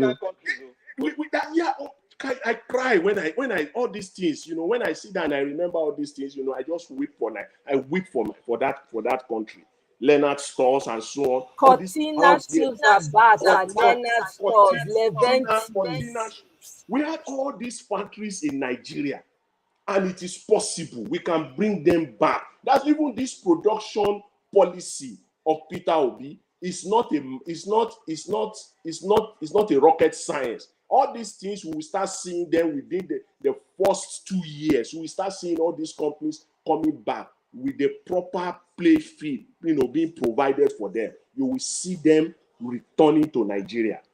And that is the only way we can do. We will now be talking about exchange rates. Even who cares about exchange rate if the country is productive and we have net export? It's even an advantage. It is only a country where you are not productive. Because China, the United States had to force China to the brink for China to bring down their currency to where it is today. For United States, they want the US and the China yuan to be $1 US to one, because that is the only way.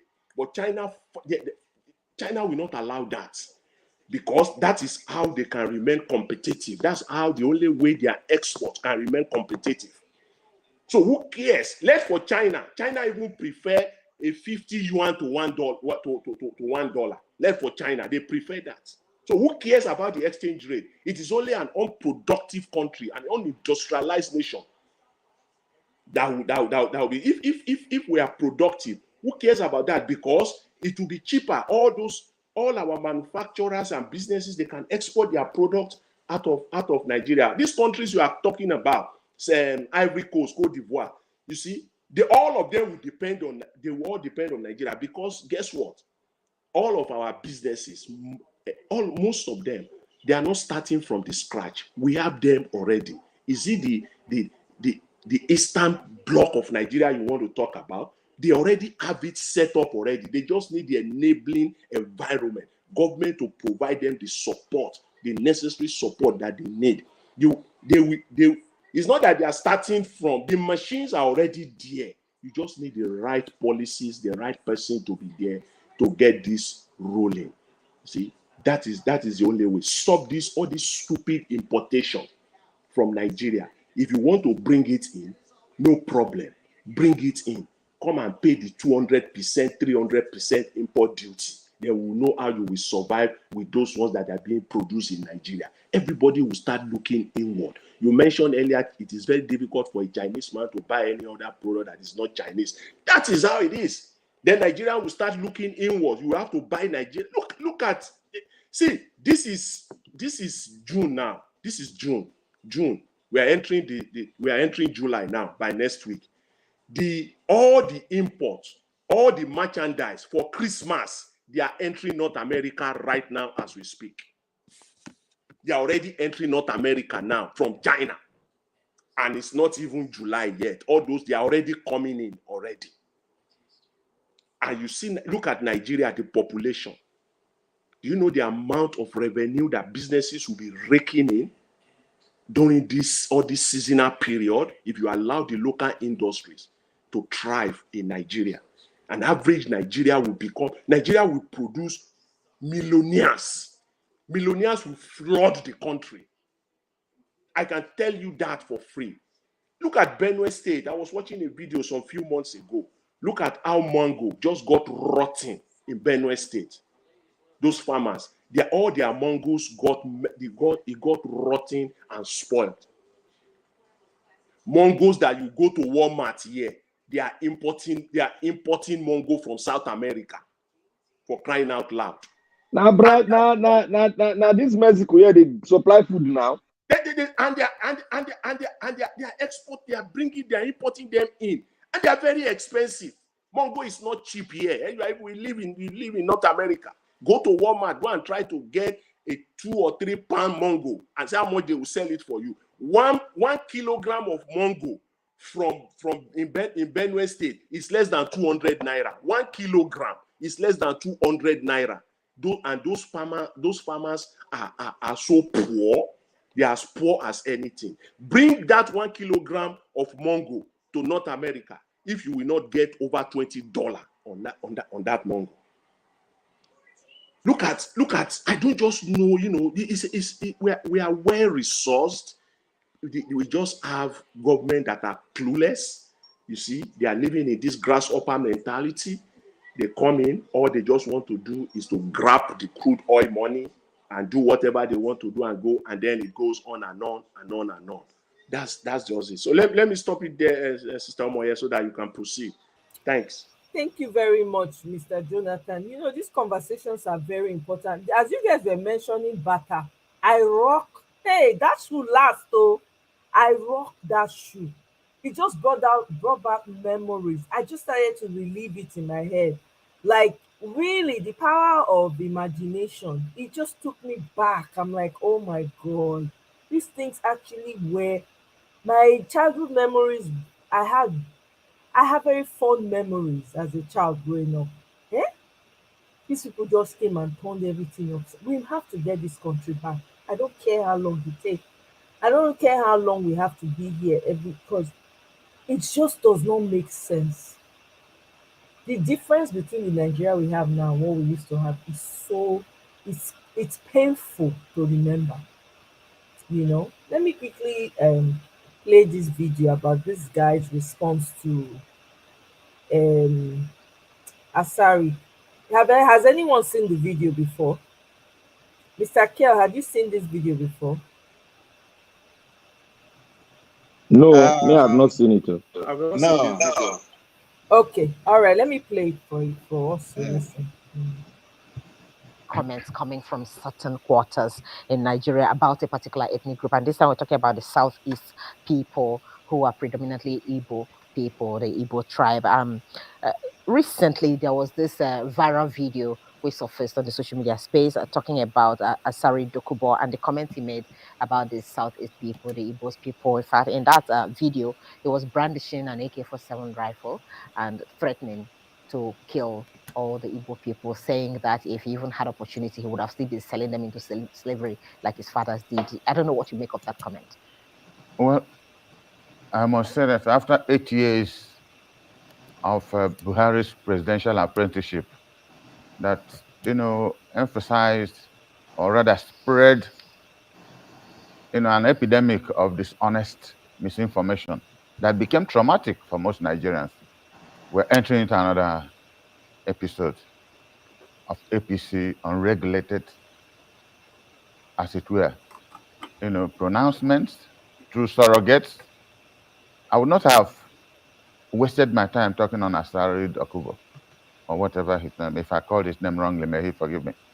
But it is where he was coming from. This man went on a courtesy call to the President of the Federal Republic of Nigeria, or whomsoever the President designated for him to meet. Where was he making that comment? At the seat of government of the Federal Republic of Nigeria, with our coat of arms behind him, with the coat of arms of the Federal Republic of Nigeria in the villa behind him, and he ran down a whole ethnic population of this country. So, don't you think that it was a strategy, it was an approved speech? Why do I say so? Within a space of 6 weeks, 3 significant things were happening at the same time. Asari Dokubo was in the villa, running down Igbos, he would kill them, they were slaves, and he forgot that he was from Abia State. His grandparents were from Abia State, and they were sold into slavery. In 2020, if you watched another video where he was praising Biafra, that anybody who never believed in Biafra is not a patriot, each time he says such a thing, they give him contract. I hear now they are giving the security contract from Abuja to Kaduna. So that's probably what is out. So on one hand, the president of Nigeria was making a Nigerian of Igbo extraction, the chief of naval staff. And everybody was applauding that. And as that one was going on, they sent out Asari Dokubo to run down a whole tribe. It was not enough. In Lagos State, the government of Lagos State was systematically destroying the properties of Igbos at Alaba Market. 3 significant things. And the president thinks he's very smart. Give us chief of naval staff as if that is the means of livelihood, but go on to destroy the integrity, the ultimate integrity of the Igbo man. There's nothing our people appreciate than our honor, the hard work we put to make this country a successful place, to make this country one. I doubt, with due humility, if any other tribe has made as much compromise in terms of human-to-human relationships that Igbos have done. Look, check of all the presidents or governors in this country. Only Dr. Nnamdi Azikiwe, as president of this country, non-executive president of Nigeria, do you know whom his his ADC was? ADC is the closest security person to any top government official. Murtala Mohammed, Captain Murtala Mohammed was the ADC to Nnamdi Azikiwe. No other leader in this country. He would not only get a person from his ethnic group, if it's possible from his village. The Igbos have shown unsurpassed devotion to public duty. And we get this. A few years ago, the Oba of Lagos said, because Igbos in Lagos voted for a Yoruba man that was not of their own approval, that we should drown in the lagoon. And as of today, neither the Lagos state government, nor the now president of Nigeria, or Buhari's government had made a comment that a whole tribe should perish in the lagoon. And you're talking of unity, love. Where is it? Where is it? I suppose we have been very foolish to to leave our environment, go to other places, develop them out of love, to make money too. Civilize people. Because we go to places, build houses, and they see that it's good to live a lot better than they found themselves initially. And I have said here some 4 or 5 months ago how the Sultanate wanted to jail Ahmadu Bello. In 1937, after he ran for the Sultanate against the grandfather of the present Sultan, they sued him to court in Guzo Magistrate Court for the non-payment of tax. Igbos contributed money. 8 Igbos, including my late father. 8 Igbos contributed £22 in 1937. Went to Lagos and got H.O. Davis, and some went on Isha and brought Ebuna. And they came to Guzo Magistrate Court and make sure that Ahmadu Bello was discharged. That was how finally they made him Sardauna of Sokoto and entered into politics. That gave rise to the alliance between NCNC and NPC that lasted for more than half a century. Tell me, what else can Igbos do in this country to show love of country, to show love of fellow citizens? At each turn, we receive condemnation. It is even more, so painful that the person condemning us should die, they should kill us. It's an Igbo boy in the name of Asari Dokubo. And he does not see why Nnamdi Kanu should be released. So I find it very painful even to discuss the matter. But like I warned, or rather advised Buhari's government, and I advised Tinubu, because I know him one-on-one. When I was chairman of NRC, he was a senator. I met him severally. I will advise him in his own interest of this country, and for the love of this country, that they should release Nnamdi Kanu. Buhari said, let the legal process take its course. The legal process has taken its course. The Court of Appeal, second highest court in this land, has discharged him, and they are still holding him. I pray that nothing happens to that boy in prison, that he does not die in prison. If he does, they can call it an advice, they can call it a threat. The situation will not be the same in this country. I pray and I hope Tinubu is smart enough not to be a Buhari. All right, just to take you back to what you said earlier, because it would not be right really to conclude that probably Asari has been sent by anyone, to say what he's saying, because investigation into the first time that video was made showed that it appeared on YouTube on the 1st of October 2022. So it only resurfaced again as a viral video after his visit to the villa, where he talked about how military are involved in, pipeline and oil theft in the country. So it may not be right to say someone sent him. And, that investigation shows that he was actually reacting to a statement, which he said some people made some statement about him, the Igbo people, people who are supporting the LP candidate at the time. What is significant, whether anybody sent him or not, he made that statement in the seat of government. The properties of the hybridization of how or what happened before he made it, it's no more important. If you look at where he was sitting down, he wasn't sitting in his private sitting room, or as I'm here on this table with AIT, he was sitting at the executive seat of the government of the Federal Republic of Nigeria with our coat of arms behind him. I couldn't be bothered whether it was at President Tinubu or Buhari. What is important, that he had the audacity of purpose to sit on the table of the federal government, as it were. That is where government gives press conferences, to give information to the rest of us. All he did there was to castigate the people, and was urging Tinubu, not to release Nnamdi Kanu. So that must have happened in this government. If you read the whole thing he said, there was nothing else he said. He wasn't complaining about any ill treatment of people in the Niger Delta, which most parts of the Southeast are also part of the Niger Delta. He wasn't complaining.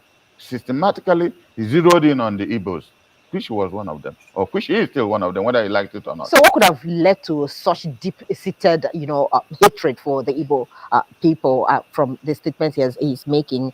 Because he also alluded to the fact that, during the support for the LP, those are called obedient movement, claimed that they held a 2 million man march or rally for the LP candidate, and then that he believes it was a lie.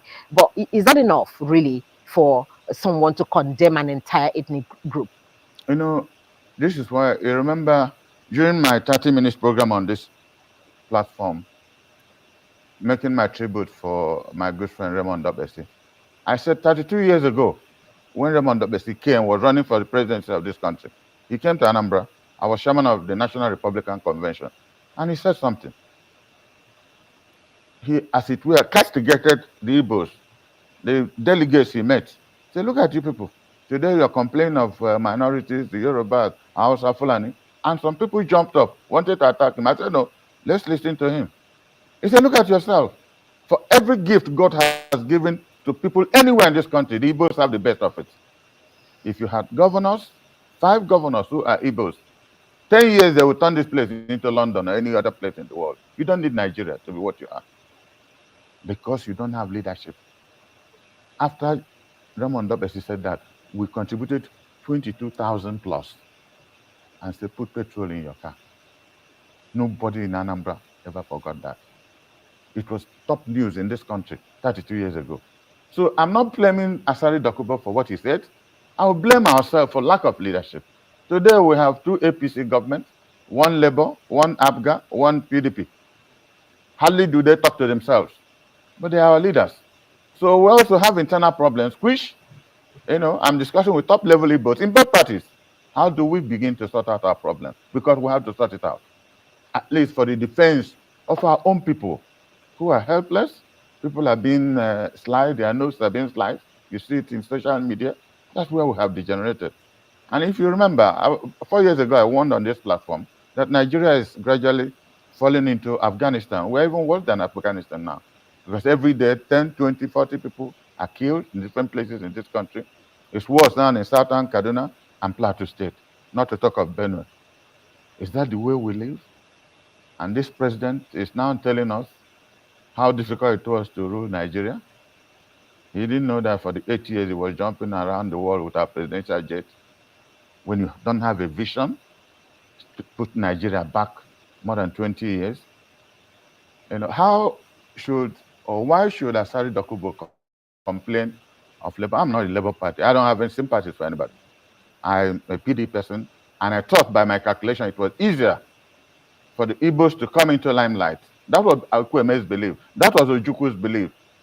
That we start, because of this hatred, which you are now seeing all over the place, let us go stage by stage. Ekweme was vice president, and we were right in power, right in the corridor of it.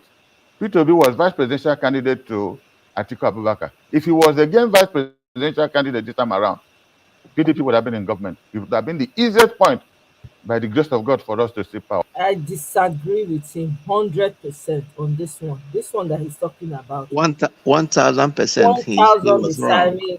He could have just left it at Asari Dokubo. I think he's part of the PDP game planner. He's part of them. Can you say that? You know everybody when they see what's happen now. Now LP now get this election. You're supposed to be proud of your brother, man. No, he's trying to be trying to play his party politics there. Or trying to play his party politics. Okay, he's trying to support his party. Everybody knew that he won the election landslide. He wants to be politically correct. That's what he's playing there. Okay. This is and the money will be in power. And help. The unfortunate thing about it is that even when Igbos are in power, other people will profit, not Igbos. Our people are not used to government projects. We are self-indulgent people. We develop ourselves industrially, So for anybody to say that because people supported Peter, therefore they should be murdered, why? Everybody has a right to support any candidate. I lost my ward. I lost my local government to Peter, which never happened before. That was the choice of my people. Many governors lost their wards. That was the choice. Igbos voted because they felt a form of exclusion. Let us throw this vote. They get lost. And they have thrown the vote. I don't know what they call it. The tribunals will say that's a different kettle of fish. It is sub judice. I won't comment on that. But I don't know how it's going to go. So people have a right. This APC that's talking, to the best of my knowledge, they probably won about 5 or 6 states in this country. Every other thing was rigged. Every other thing was rigged. They probably won only Oyo, Ekiti, Kwara, Brno, and one other place. I'm telling you, PDP won more than 80% of what is now northern Nigeria. Labour won Lagos and so many other places. Only INEC knew how they were able to manipulate this. But the case is in tribunal now, so we'll see how it goes. But I pray God that this country is a beautiful country. I must tell you, beautiful country. If honest people, like the Bible says, the poor rejoices when the righteous is in power. But unfortunately, the righteous have to be in power first before the poor will rejoice. Would they allow the righteous to come to power? They will not. All right, we'll come to some of the factors, that seems to be impeding that aspect of politics or an Igbo man getting into power when we come back from this short break. Thank you so much for staying with us. We're still talking about some of the comments coming from certain quarters against the Igbo people, people from the southeast region of the country, and then looking at the political future of that particular region. Chief Dan Olas is still very much with us in the studio, from a PDP chairman in Anambra State. Okay, Chief, before we went on that short break, we were talking about some of the issues that are happening with the Igbos. Now, during the election, Igbos were said to have voted more for the LP candidates, maybe probably voting for their own or believing that this is the right time for an Igbo man to get into power. But then some Igbo people also kicked against the emergence of the LP leader. And many people are saying the Igbos may actually be the architect of their own problem when it comes to governance in the country. I will reply that question with a biblical comment. It's if you read 1 Corinthians 8, verse 11, it says, be silent if the words you will offer will offend a weaker person or destroy a weaker person. But you don't need to be silent completely all the time, because that will be complicit if you don't speak of evil when you say it. I think that's the summary of our problem in this country. When we were speaking before the break, I did say, that we were in the same party with Peter Obi, bright young man, 8 years, 2019, he was a vice presidential candidate to Atiku. And when Atiku declared for presidency this time around, he was there. He took up the microphone and paid glowing tributes. He was one of the greatest unifiers in this country. He said so. But he had the right to do what he did. But whether that was an advantage to our people or not, history will judge. He has the constitutional right to do what he did. Most Igbos were apprehensive, behaved the way they did because of Buhari's treatment of our people. Buhari, for him, Igbos never existed. Unfortunately, 8 years, not just Igbos, the whole of former Eastern region never existed. And he couldn't be bothered. The dots in a hole, he referred to them at some point. Yes. So it's difficult to know why such attitudes. But I've read a lot of Northerners who believed that without Igbos are not gods, they are not angelic, but they are hardworking people, and we offer no apologies to anybody. Look, Nkoli, my father went to Kano in 1933 as a very young man. With Okonkwo Kano, a lot of Nehu went there to make a living. They trade in one thing or the other. They bring in things, build houses. We built virtually the first secondary school in Kano by Igbo State Union. My father was the last chairman of NCNC in Kaduna before the Civil War started. He was the last president of Igbo State Union in northern Nigeria. We loved this country. That we were calling Igbos in the north, Hausa Igbos, and we couldn't be bothered. Most Igbos married hundreds of northerners. If you come to my house in my town, the next compound, my late uncle, he married a Sokoto woman by 1960. They now have great-grandchildren. Beautiful people. And we love them. So sometimes you start to wonder, why this hatred? Why this hatred? You can't explain it. And people are here telling you of love, unity. And that was what I said in one program here. Wasn't Buhari, what's his name? Former head of state, General Yakubu Gowon, right when he said that there was no basis for Nigerian unity. That's what comes to my mind. That one was a spiritual statement It was the Holy Spirit speaking through him. And look now, not only the Igbos, look at what is happening in Northwest. Even people who have held power for more than 30 years, the Northwest, they are killing people on a daily basis. Boko Haram is there. They have named a new one, Bandit. They are killing people in Plateau, killing people in Benue. It's now a killing field. And they are talking of national unity. Nobody's addressing any issues. And you know, what I normally tell my friends, wherever you see conflict, serious conflict, continuous conflict, it's as a result of unresolved problems. Unresolved problems people refuse to put into dialogue. And you know why I'm worried? And I want to say this seriously. And I want Nigerians to listen. Before my friend, Dr. Junaidu Mohammed died, we were all, 1978, 79, we were all with Malam Aminu Kano in PRP. We weren't in MPP. Myself, as young as I was then, Uche Chukwumeri is late, Professor Shino Achebe late, was our brain trust in PRP, late Dr. Atonwonko, late Dr. Nkemo Keke, late Dr. Osine Abalance of Abagana. A lot of us, late Dr. Okemodi, the husband of Senator Joy Emodi, we're all in PRP. You know, something happened that is giving me so much worry. When Malam Aminu Kano visited the East, we were seeing him off at Enugu Airport. Then you know it was only Nigeria Airways, and we were waiting. And there was something I said. And Malam Aminu Kano, that was the day he made me his special advisor for the whole East. He said, Dan, you know, Igbos can't carry out a revolution. That was why you failed, because you love this country so much. But I want to tell you something. Any day you see crisis, blood-shedding crisis beginning in the North, know that that's the beginning of the end if it is not controlled. I was discussing with Dr. Junaidu Mohammed 2 months before he died. This is where we are. And I don't know whether people live in the moon. You see your countrymen and women, children being killed on a daily basis, and nobody's interested in sitting down to discuss what is the genesis, what was not part of our lifestyle of killing people.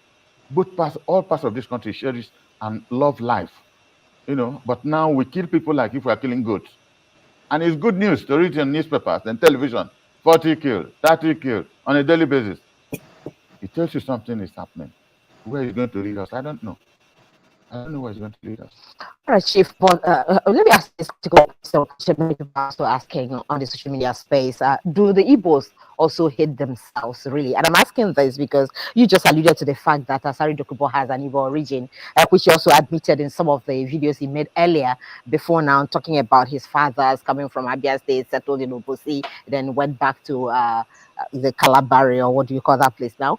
So if he has an Igbo blood in him and he could come out strong to talk about the Igbos in this despicable manner, and then when a son of the land also came out, you know, to contest this election, people like you also were not even in support of him at the time.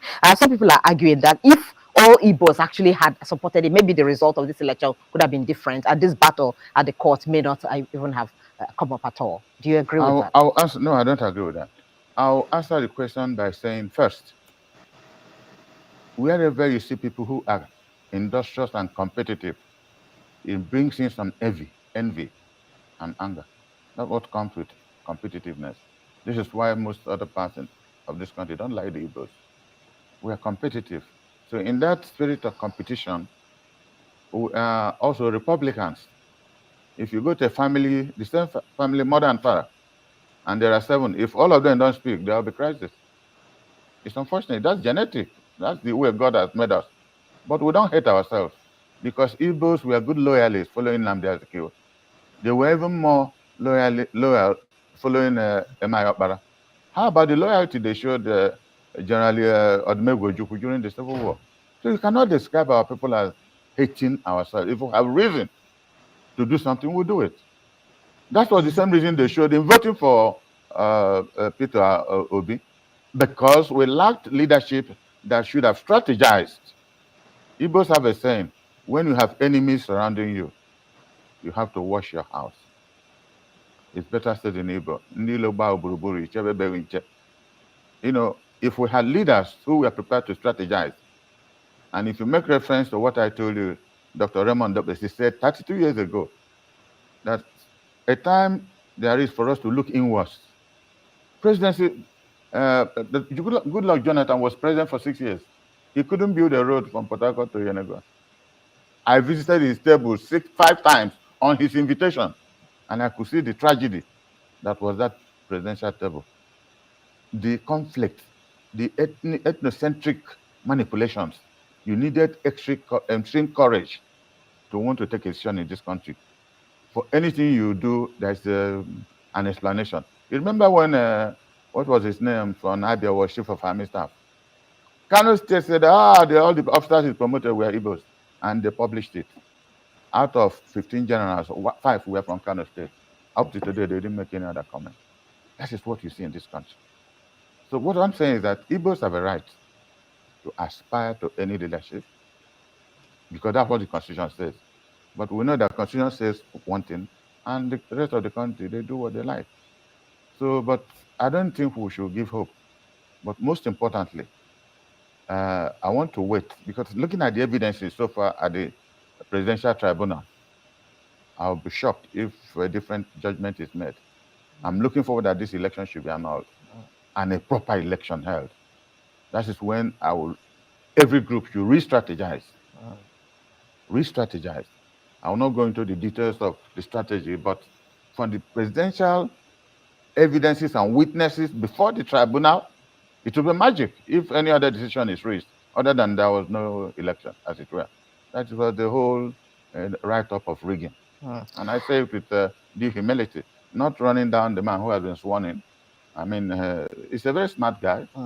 Now, are you confident about what is going on at the petition election tribunal, talking about the presidential one for now, because we know it's happening in all states of the federation? So let's look at where elections held, really. So let's look at how confident you are what the outcome would be. I would have been very confident if a man called Professor Mahmoud Yakubu, a professor. You know, I have the singular privilege that my wife is a professor of medicine. She's not an angel, but 90% of her pronouncement is honest, because she deals with human life. If you're dishonest in ordinary things, you won't know when you are dishonest in treating people and they die. So when I look at the problem of Nigeria presently in this election that just passed, it's a problem we look at Mahmoud Yakubu. I don't know what kind of professor he is, for all the spoken words, which is information from one Okoye, and they never did anything. Instead, they conspired. With the evidences available at the various tribunals, look at what is happening in Nasarawa State. Isn't that terrible? Everywhere, you know, we're looking at the presidential court election petition at the national level. Horrible things are going on across the country at the states. People people say they use duress to force them to sign election results in 21st century Nigeria, where Yakubu Makubu swore that he will give us the best election ever. I only pray God that from the evidences available, like I said a few minutes ago, I'll be surprised if these elections are now cancelled. Yeah. Okay, that's the last point that we'll leave this discussion there. We thank you very much, Chief Dan Ulase. Okay, well, what do you guys, Mr. Kell, let me come to you first. What do you think about the interview? Yeah, yes, I listened to Chief Dan Ulase. He said some things that are right, but some other ones are political. Number one is that when we say, when people say Igbos are not united, right? I want to let everyone know that Igbos can be united if they see someone that is honest. Just like Asobi is now, Igbos will be united or are united around him. If you see anyone that is saying anything contrary, he is in the class of this man, Chief Dan Ulase, that is the corrupt people. This man is from my place. We are from the same local government. It's just that he's from the south. He's from the north. I'm from the south of Newi local government. If as You can see him as an elite, but if he calls the kindred meeting of his kindred, right, he will not get up to 60-70% of people coming around him. That tells you the kind of who Igbos are. This election showed that Igbos can be united around one person. The likes of M.I. Okpara, Mbakwe, that is the position Obi has found himself. That is number one. Number two is that when you see this Asari Dokubo behavior or statement, I will still say that I will not take that statement or that, everything that has happened so serious until we are done with the courts. Because you see, the kindness of Peter Obi and the Obedient movement is still a nightmare to APC. They have been throwing things, tantrums. They are trying to drag this man out. They are trying to drag Obedient out. They are looking for what will bring Obedient out so that they will destabilize the system. What am I trying to say? So that they will turn things upside down. I mean, APC turning things upside down. So all these rascalities we are seeing now are avenue, are ploy to bring Obedience to anger or make Peter Obi say something that they will say, okay, this is what I said. Until we are done with the court system, what is happening in the courts, I will not take. In fact, this Asari Dokubo statement and the bigotry that's going on in Lagos State, I will still link them together until we are done with the courts. And if that thing continues after we are done with the court, then we cannot talk. Then I cannot take it serious. But as it stands now, it's still the game APC is playing. We can see how a so-called sitting president will go and get I can't call Asari Dokubo a militant. I will call him a terrorist to come and sit in Aso Rock where Mr. President will stay and give press briefing and be saying all those things he was saying. He was told to say those things. He was invited and was told to say those things. And what they are doing with, he's doing with Asari Dokubo, he is trying to use this guy to mobilize from the South. Should that be a rerun? Wike is no longer in power. Wike is no longer in power. They are trying to get another kind of Wike in River State, in Bayelsa. Should that be a rerun? You see, Nigerian politicians, it's like a movie. It's like when they are doing something. It's like when you want to watch Nigerian movie. Just look at the characters. Once you see Nkemowo, once you see Jim Ike, once you see Ramsey Noah, you can tell that there is somebody that will disappoint somebody. You can tell the end of the movie without even watching it. So this thing that is going on is just because of what is happening in the courts. By the time we are done with the courts, I tell you, the bigotry in Lagos, you won't hear it again. By the time we are done with these things, you will see that Asari Dokubo, has said what he said. They gave him the contract they gave him. You will see things will change. They will begin to say different things. So I wouldn't want to be dragged into their game. It's a game as far as I'm concerned. They are playing. But where my concern is what has happened to our traditional media. Here in Western world, media are the people that will bring out the news. They are the police we go and investigate. They are the first point of their investigators. But in Nigeria, as it stands, they have seen what has happened in the election. They've seen what is happening, and they will be saying it. They say. So our media has become a traditional town criers. You know, town criers are the people who go out to say what the king said they should tell the community. They have lost their core mandate. They have lost their core value. So I will not take everything the APC is doing now serious. As in, I will not take it the way it's coming.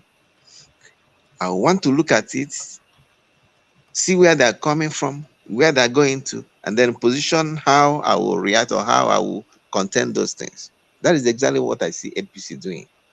By the time we are done with the courts, then if this continues, we will now, say it the way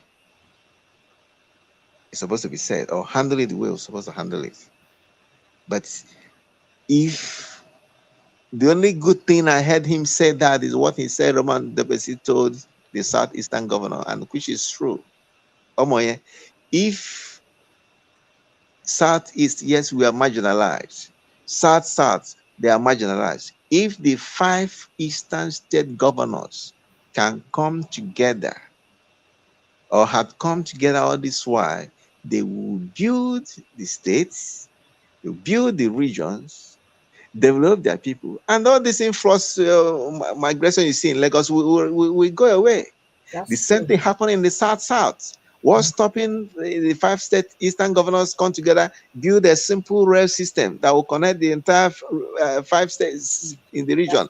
Niger Delta, the same thing, run the whole thing. Before you know it, see, the Northerners will beg you, come and teach us, come and be the president. It's just because all our leaders are all corrupt. They don't think outside, grabbing the money, grabbing the state economy, and going abroad to go and invest them. If they had come together, build their regions, develop their regions, we have the manpower. In the Southeast and South, that is where the economy of this country runs. Exactly. No, you're right. We have the manpower. Southeast alone can be the China of Nigeria without Obi being the president. If we have sound governors. Easily. South can be. What are we talking about? Yeah, no, I do. What are we talking about? Yeah? What are we talking about? So it's just because the whole thing, one network, bring them, all of them together, corruption. Corruption does not know tribe. Corruption does not know tribe. That's why anytime I hear, oh, let's divide, let's go, it amazes me, because even if we say let's go, who will be? Is it not the same corrupt people who will now disintegrate and go to their regions? It will be the same thing. Yeah. If and there'll be further division, because even within the ethnic groups, they know they agree. So. Let me tell, even within the Igbo land, in the Southeast alone, okay, is it an Anambra man who believe that an Ebonyi State person is more a human being to run him? Exactly. Does Anambra State believe that Imo State is Igbo enough? It happened the same way. Yeah, it happened. Even if within Edo State, it's the same thing. The tribes they disagree. If you also come to the state, maybe it's one Anambra State, and somebody from Newu will tell that he's more intelligent than somebody from Agro. So it doesn't work the way we are. What we need is a leader. We have not had a leader since Nigeria got our independence. If you have a leader that is proactive, that can look inward, just as we have said here, Nigeria has the capacity or capability to overtake China in a space of 10, 15 years. Because we have the manpower, we have the markets, we have the human capital. What are we talking about? Everywhere in the world, where in the world you go without seeing Nigerians that are doing giant things. If we have a sound leader, what will happen is that we begin to have our people in diaspora, in every area of endeavor, returning home to put in their expertise. This one that I'm talking about, widening tax net, is a simple thing. Is it not when you open up the economy, create investment, create micro businesses, you have more money in tax, revenue. So it's about getting leader that will look inward. And we have that leader who is Peter Obi. It's just because this corrupt entity, these corrupt politicians know that if this guy takes over, it's a game over for them. As simple as A, B, C, D.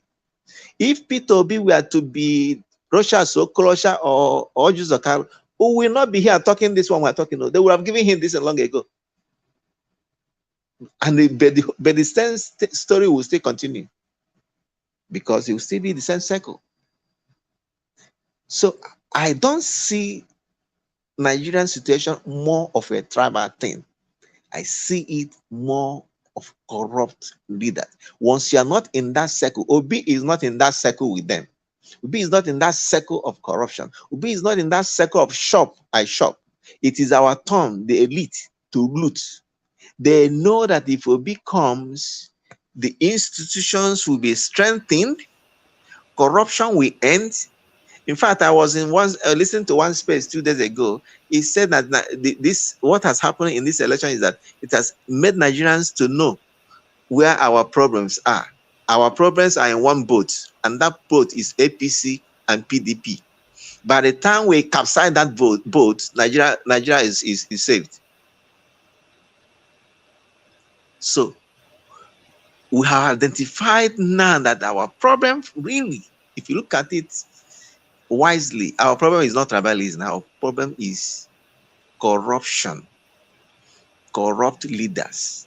By the time we get this court done, we get to be installed, 2 things will happen. The 3 arms of government will be independence. Judiciary will be strengthened. Our military and our police, our security architecture will be strengthened. You see things begin to work, and you begin to see citizens' participation in government, in how things are done, in how government policy is formulated. Long before now, we have not been interested. Nigerians are not interested in government. Not because we don't want, because we are not. We don't know what we are ought to do. The responsibility of the citizens to the government. We don't actually know and demand the responsibility of the government to the citizens because we don't know. Most of us, people that are called youth now, from 50 years down, they were born in the military. They have not experienced any better government in the past. We are talking the way we are talking because we are in diaspora. We have seen how governments are run outside. If we are still to be in Nigeria, maybe you will be saying the same thing they were saying in Nigeria. Of course, if I don't enter house, so I go say I beg, no lights. Do you get it? Just because we have not seen any better.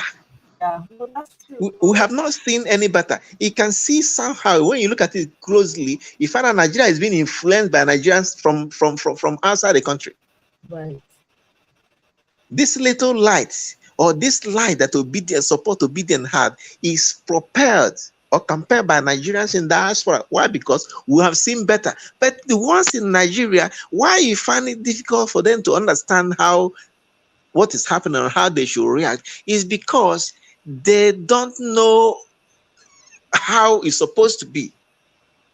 We have not seen any better. We have not seen, this government was before, this former government was better than this one. No. It's like people that are caged, kidnapped, put in one cage, and then you're telling them to run out.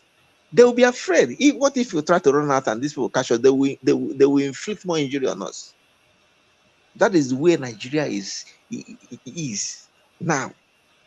But because people in diaspora, family members in diaspora, are the ones influencing things. Imagine how difficult it was to convince people to even go and get ordinary PVC. Just go and queue on the line and get. You know how we did everything to convince them. I personally had to begin my family member that turned 18 and the one that had not voted before. I know how I promised them some I sent money, some I promised them I will give out. How they were able to convince them to go and get for their own betterment. So once we get this mandate, three things will happen. As I said, judiciary will be independent, security architecture will be strengthened, and then you begin to see citizens' participation. By the time we have citizen participation in government, anybody that is coming to serve, coming for election, we know that he's only going there to serve and not to loot. And I'm sure we'll get that. Let's keep saying what we are saying, doing what we're doing. Judiciary, they are listening. Oh my, these people, they all have handles. So all the judges, they all have handles. They are listening. You better listen, no. They are listening.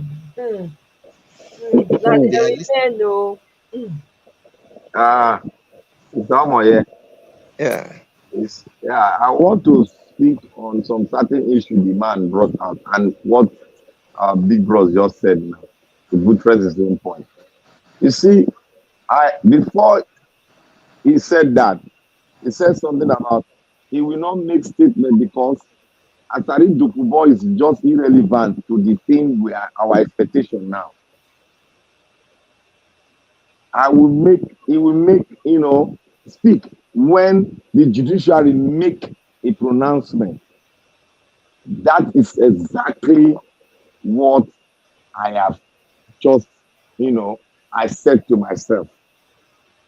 I just look at Asari Dokubo as irrelevant species that is being played because of he wants his stomach to be filled more because he needs more money to take care of. That is stomach when he rides like Eiffel Tower. Where the space? He needs more money to feed the children. I have 22 children. Are you serious? He said it now. 22. How many women? 22. I don't know how many women. Now 22 in declare. He need to be best friend. Maybe na two Naija brother be that. Because two Naija. I'm Muslim now. You don't forget to say na allergy. Two Naija self won't get many children now. So two of them they get now. Two Naija na Muslim now. Two Naija is from the north. He just played the game. We know now. Two Naija for some time. I mean, don't go Mecca.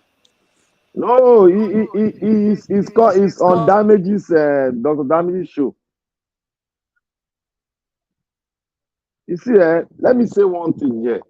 You see, like what our brother just said here, Asari Dokubo is infinitesimal to the situation we and to the struggle we are fighting for now.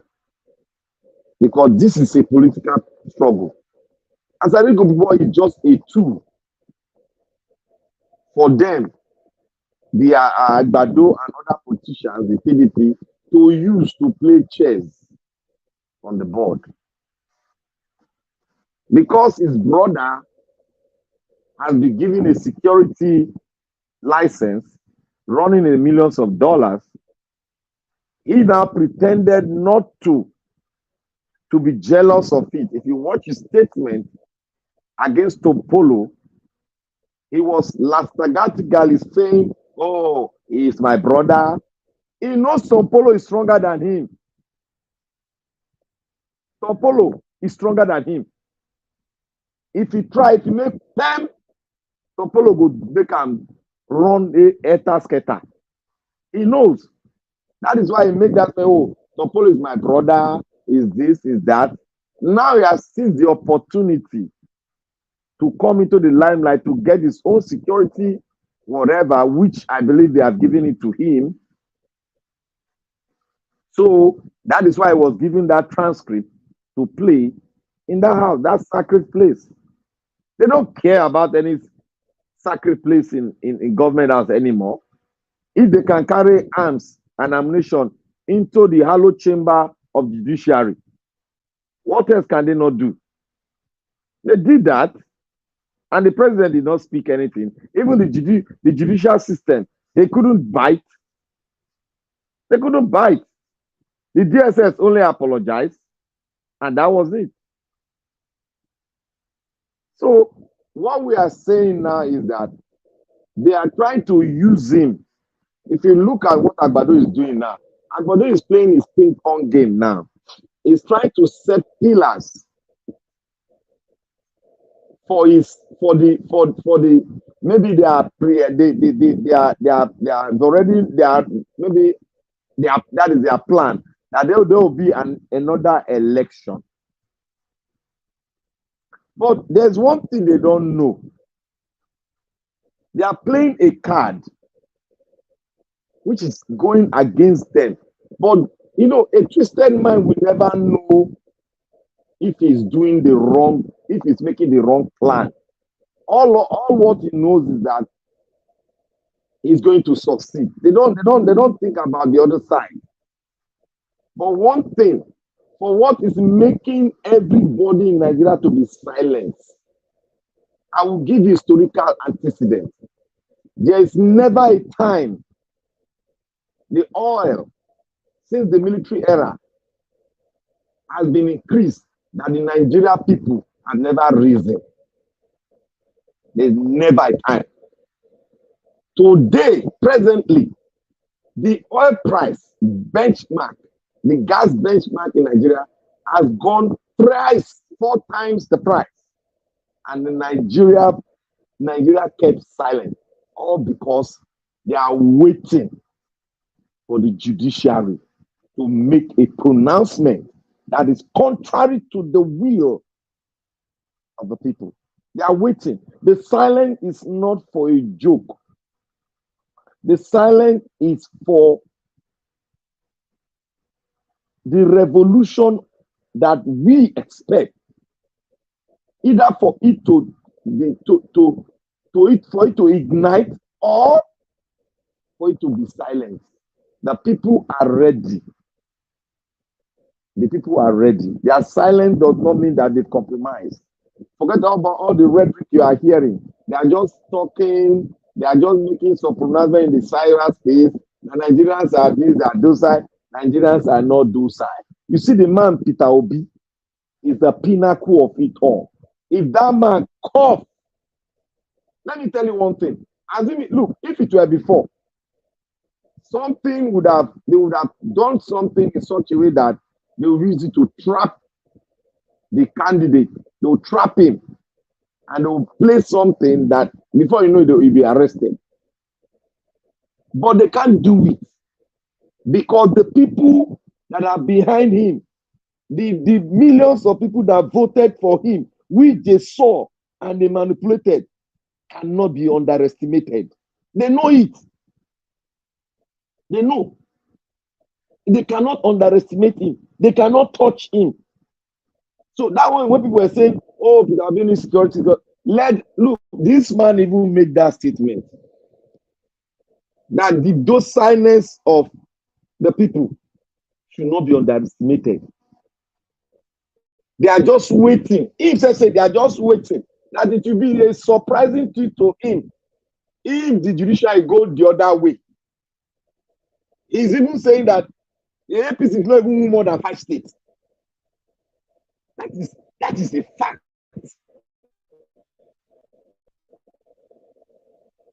So what we are seeing now, they are saying the Eastern Bloc is not united. Look, this election has shown that they are united. You see, unity is not in the minor that are talking. Unity is in the major that have decided to go one way towards a particular goal. That is the unity. The West were not united in this election. If you people understand now, they were not united because a lot of them wanted to survive. And that is why they saw this man. They forgot about whether we come from this. They now went over to the man that they see the little light out of him. They went there and voted. Because there is the diversity we have in Nigeria, we have mixed up in such a way that you cannot even see the other side can play a role in this other election, while in the north, the Western people can play a role in that election. So Nigeria is a mixed breed. But what they have, this politician, what they have is just because of the manipulative way, because of the law that giveth one man, one man will decide, one man will pronounce and say this is man is the president, and no other in the parliament that constitute the might of the people cannot speak, but they will just say, oh, Mr. Lagbaja will say this man will declare whether the result is wrong or right. He will declare. That is the defect in the system we are talking about. One man cannot call the show when it comes to the sovereignty of a nation in an election. To elect one man, it got to go back to the people that hold the sovereignty. To pronounce that guy the leader that they elected. Why is it that other nations, they after electing a leader, they go to they go back to the people to rectify and confirm that result? Why? Because they don't want it to that result to go into the hand of the judiciary. They don't want the third arm of the government to now be compared to decide who will be the leader, who they will dictate to the sovereignty of the. They will not dictate and choose a leader for you. They don't want that to happen. That is why they give it to a particular group elected by the people to say, we rectify this. This is confirmed. If it is not confirmed, there shall be a rerun of election. That is the system that they don't want us to do, because they are in charge of the judiciary, which is not independent, but they paint it to us that the judiciary is non-independent, that the judiciary is independent. Because as it is now, the judiciary cannot make a budget of their own. They have to allocate money to them. They will be on their knee for them, money to be allocated to them. That is why they can corrupt the judiciary and get their way. Like I said, if the judiciary, the press, we are complaining about the judiciary and the press and the people, if they are captured, democracy ceases not to exist, but it remains in the hands of the few. That is what Martin Luther King said. Yeah. And that word, I keep it in my heart as a monitoring spirit that will monitor democracy around the world. If there is any fall of democracy in any country, watch these three arms: the people, the press, and the judiciary.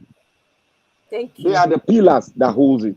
So we must understand that we need to change the system in our own format, an African system that will suit our existence as a race.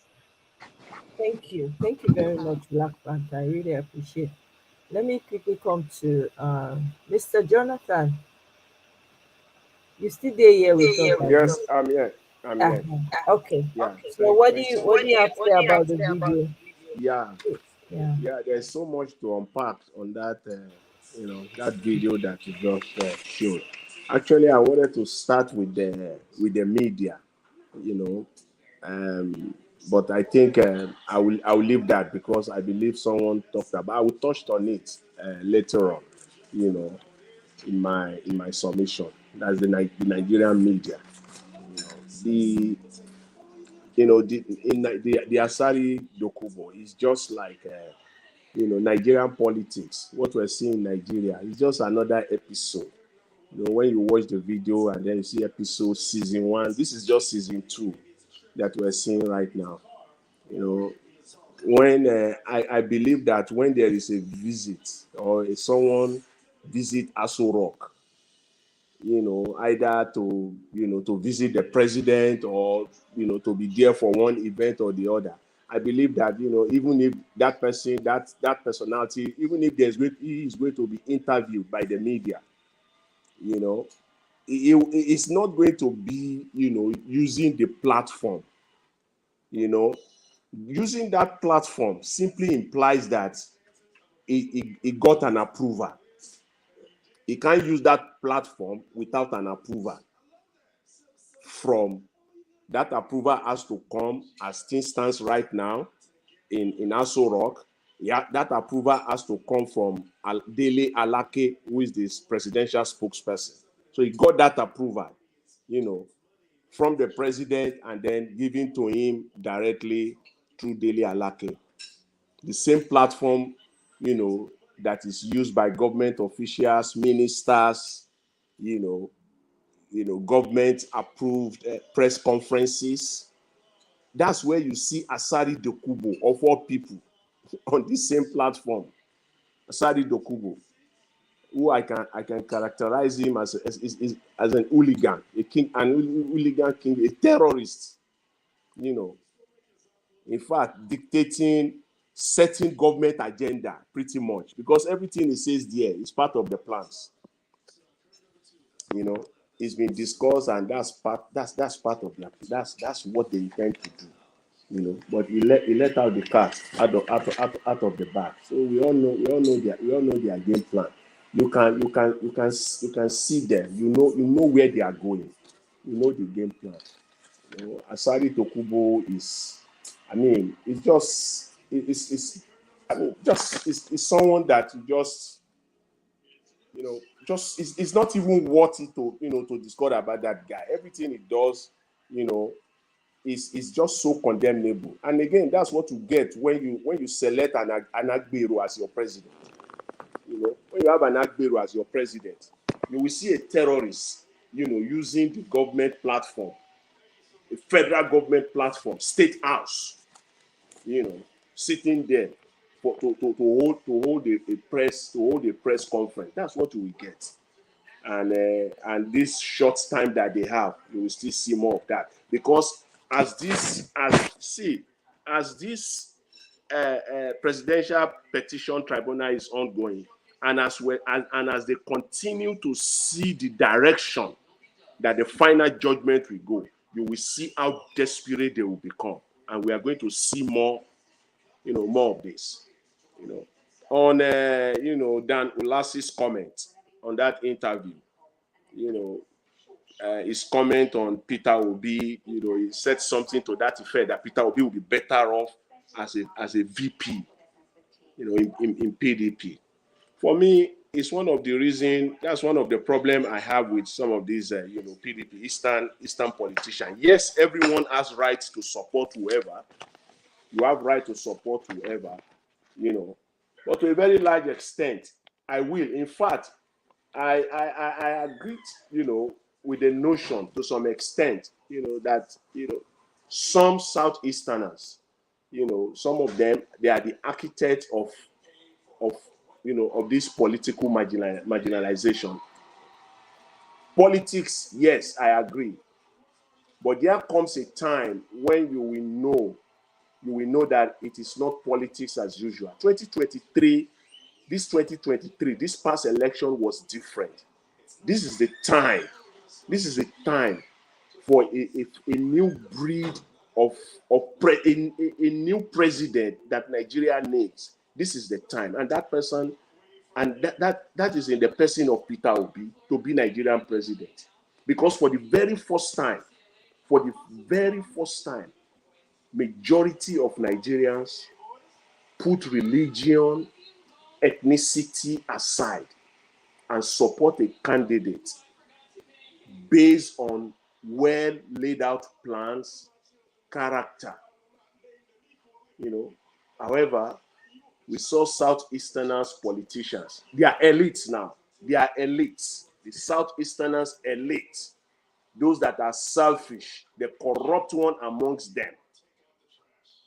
They are the one that took the other side. Those are the ones that are not. But majority of Southeasterners, majority of them supported Peter Obi.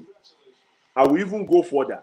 Majority of Southwesterners, majority supported Peter Obi. They are united.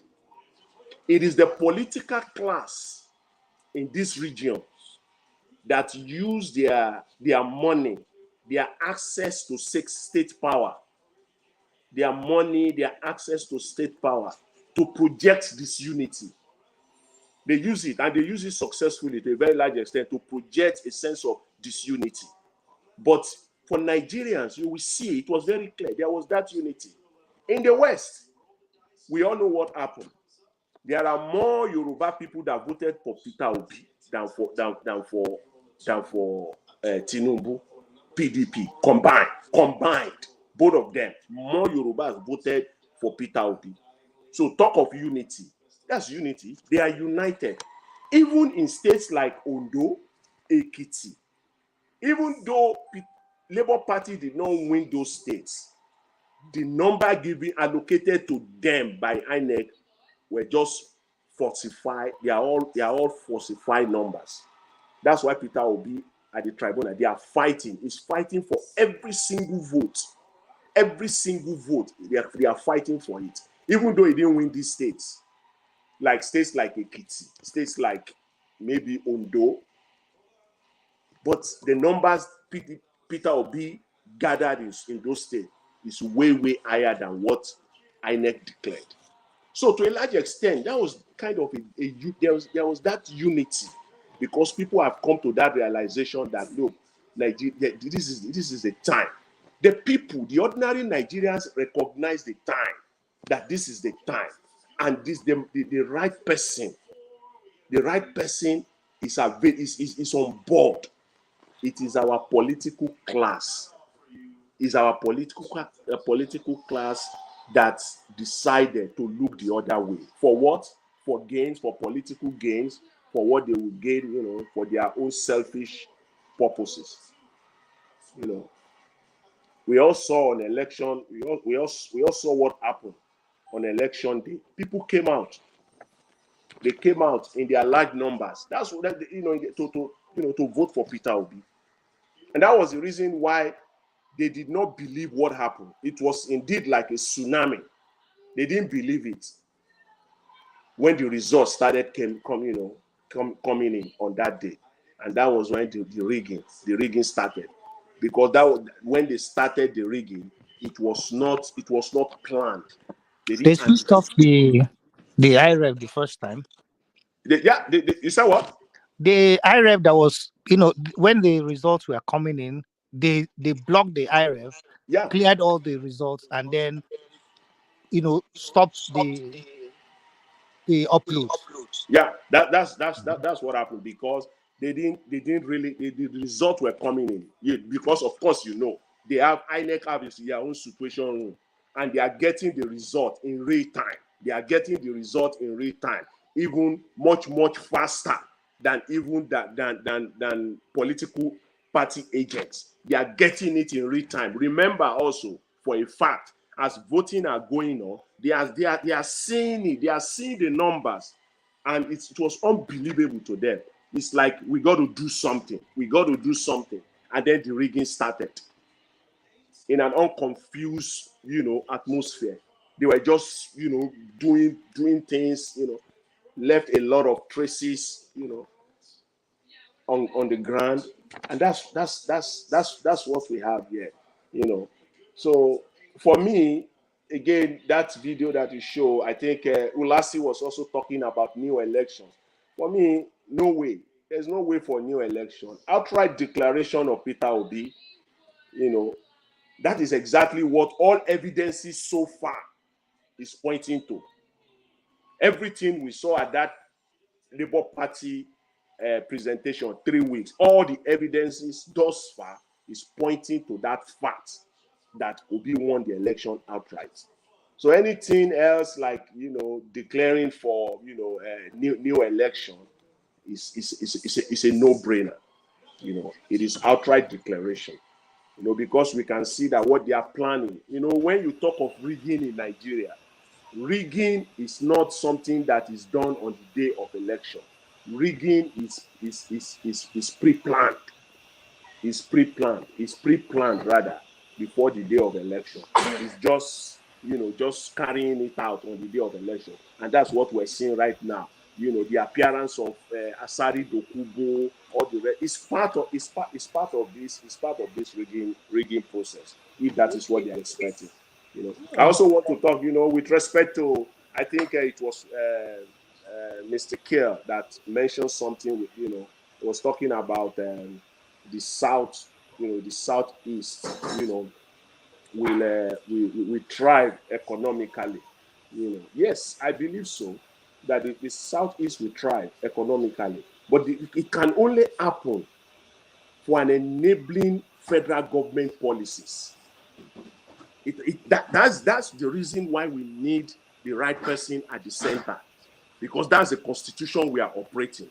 All powers right now are concentrated on the center. So you need that enabling federal government policies for East, for that industry to thrive.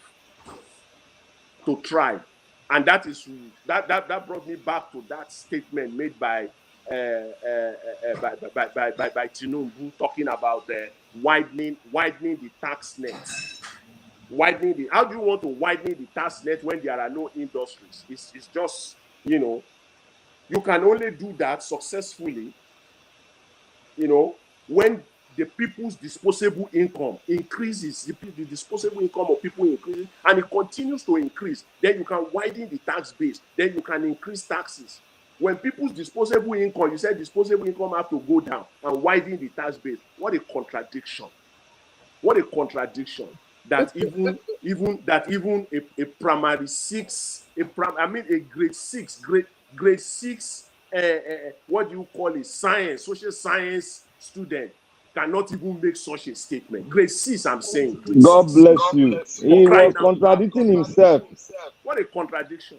So I don't know, what to even take out of that. But that's where we find ourselves, and it is only the return of Peter Obi's mandate that will take Nigeria out of this messy situation that we find ourselves. And finally, on the media, the Nigerian media is just so, I always say, without any form of repentance at all, Nigerian media is lazy and unprofessional. Without mincing words, just say it the way it is. They are lazy, unprofessional, because you will call someone for an interview. You know the person that you are interviewing. They are just like a, what you call a bandwagon, like a one-way bandwagon. They cannot shift. It's like a pre-prepared questions.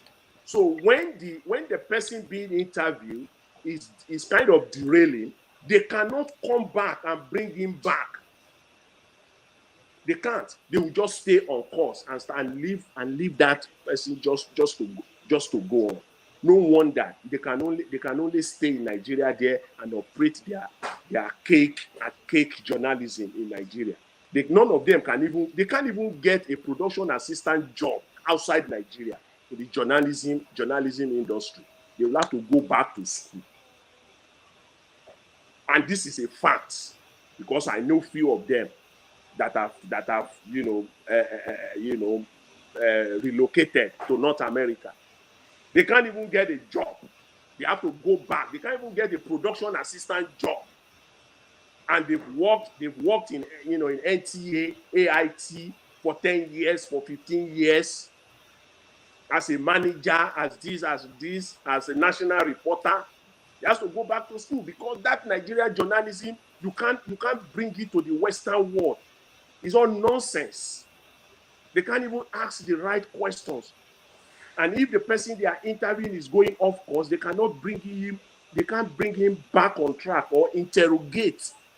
If not, Ulasi went off track completely here when he was talking about Peter Obi being it's better off to be the vice presidential candidate. I was expecting that there will be a follow-up question on that. In fact, she might even, the whole time allotted for that interview, she can even utilize the entire time on that one alone, because once the person you are interviewing derail, your duty is to ensure that your viewers and your listeners are not misinformed. You have to stay on course, but they can't do that. So that's the problem we have in Nigerian media, and it's part of Nigerian problem, as I think Right. yeah, that is part of our problem in Nigeria. That's like part of the changes that that will come. Absolutely. If we have the right person. So Thank you thanks very very much. much. Yeah. Dr. Paul, welcome. Good evening. Good evening, Omoye. Good evening. Good evening. Welcome, sir. Thank you so much. Good evening, everybody. Oh, it's been an evening. I've been in the comment section listening and making my comments and all of that. And I really appreciate Omoye. I appreciate you for what you're doing and everybody who came in and then made very, very vital submissions here. Thank you. You guys have been wonderful. And that is what makes a forum to think. That's what keeps it going. That's what makes it impactful to those who may not even be currently tuned in, but eventually who will watch the program and benefit and hear what we all have to say. Someone, Thank you very much. yeah, someone said that in Nigeria the thrust, the enthusiasm, and all the push around the change that we desire is fading and waning, and it's true. It's quite true because the way people have been impoverished is amazing. Look at the figures that we saw earlier. How more than 4 million people have been added to the over. Is it 4 million or 8 million people have been added to I think it's 8 million. 8 million. Yeah. Mhm. 4 million. I think it's 4 million. Okay. Yeah. That chart showed 4 million, right? So, but you can see when you push more people down into deeper poverty, what else are they going to look out for? People are going to be more concerned about their desire to. Can everybody still hear me? Clearly. Yes. People are going to be Clearly. pushed further down into the desire to survive first. Maslow's hierarchy of needs, like we all know, you have to first of all clothe yourself, eat. Physiological needs should be met first before you start thinking about any other self-actualization. And what we are fighting for is self-actualization. And people in Nigeria, the majority, are not able to fight for that because they have to first of all fend for themselves and their families and survive first. And what these rogues have determined to do is to push more people down into poverty so that they can have more political power to keep themselves there, whether by crook or by hook, and continue to suppress people and silence their voices. And it's so unfortunate that is what is happening. We need to be grateful. We, especially in the diaspora, who are given this opportunity to speak up, continue to speak. We have the resources to the electricity, the data, the devices to continue to speak up, to continue to push, to continue to, to exert and to cause our voices to be heard continually on a regular and consistent basis without letting up. We have to be grateful. We ourselves really have to be grateful to what Peter Obi has done for us. I can tell you that assuming Peter Obi had decided not to run in this election, a lot of people would have just said it is the whole same of the same. The whole people is the same people who are coming out. It's the same APC people. It's the same PDP people. what would have happened would be that everybody would have just be, crossed their hands and looking at them and hoping for a better day. And then the elections will happen and they will declare whoever they want to declare. People will go to court. We will not even hear about the court cases until it's over, just like in the past.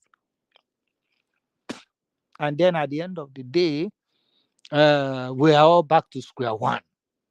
So, but the poverty that the Buhari administration has pushed people, the sufferings and the bad governance that he, made Nigerians go through. And then the emergence of P2B changed the whole narrative. Everybody, most people started thinking that there is a possibility that things can actually change in this country. That there is a possibility that things can turn around. And if you looked at P2B, if P2B was the same stock of politicians like we've had in the past, we're not going to have the kind of massive following that we have with him. If he was the same, and I'm so grateful to God for the kind of difference that he, the different kind of person, the different kind of politics that he brought to bear in Nigeria that actually made people to begin to wake up, to begin to think that things can actually be different, So this election was about the mass of the people who desired change, who wanted things to be different, against the established hooligans who have grabbed power over the years, profited from it, and are very unwilling to let it go easily. And so what we are seeing today, the shenanigans that Mahmoud was used to perpetrate against us,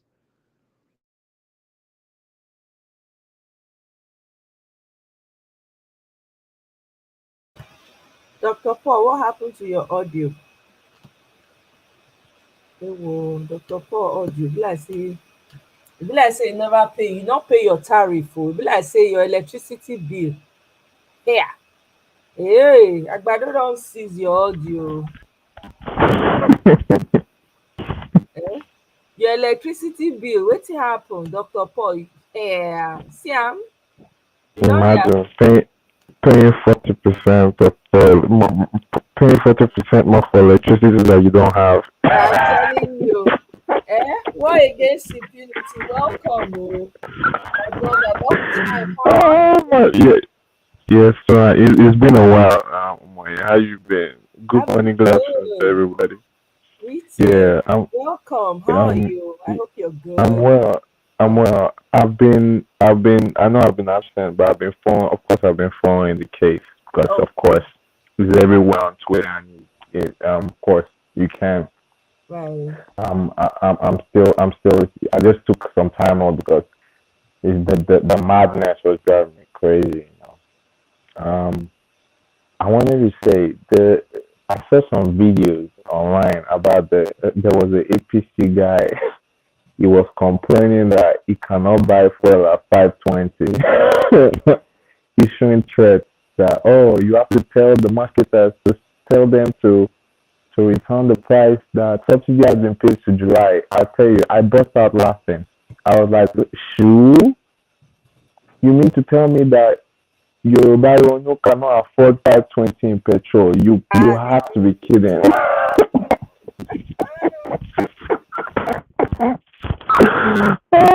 You have to be kidding me. See, this suffering and this hunger, lessons will be learned. The best lessons are the ones taught in hunger, They're the ones that people remember the most. Yeah, this and they want to call for re-election. No. This suffering will reach everybody differently. Like what his name said, this breakfast will be served everybody proportionately. Everybody will have a partaking of breakfast. You know, at the end of the day, we'll all be obedient. We'll all be asking for the same thing. When they're done with them, they're asking people to sacrifice while the government, they 110 convoy cars, 110 convoy cars. The president of the United States, if he carries a convoy of 110 cars, he will be impeached the next day. You and I know that. So this suffering is good that it's happening this way, because in Nigeria, you don't learn lesson except he hit you. He hit you where it hurt. So this lesson, yes, I like it. Everybody will be touched differently. Yes, it is good that it's happening like this. Because I want suffer. Suffer is coming. It's Pro Max. Shege Pro Max is coming. I'm very, very, very happy it's happening this way, because this nonsense, either which way this nonsense has to stop. Imagine we spent how much? We spent 500 and something billion on this election. INEC are blocking access to a website that you and I paid for with taxpayers. They are shifting figures. Are we primary school students? I mean, what is going on here? Yeah, they increased it to 23%. They are. Yeah, Dr. Paul, I'll come to you after War Against Impunity. Yeah, I figured your network got bad. Yeah, that's fine. Yeah. Go back to Dr. Paul. Dr. Paul can't take over. I'll get my time. Okay, all right. Thank you. Dr. Paul, can you hear us? You can unmute now. War Against Impunity has given you chance. Dr. Paul, you can unmute.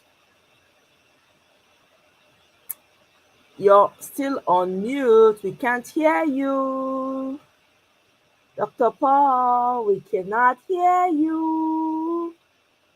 Okay, let's say, Dr. Paul, you never pay. Yesterday increased the electricity bill for Nigeria. You never pay your tariff. They go soon the tax phone now. Anybody when they use phone, they go tax. They said proof of ownership.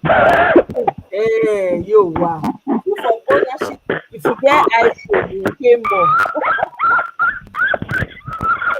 They did proof of ownership of vehicle. The bureaucracy has gone national. The bureaucracy, the thing in the stuff that he founded in Lagos.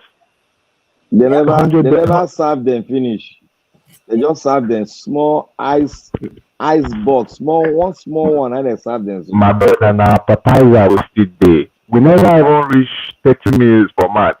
Now still 6 minutes with the people don't say I can't breathe.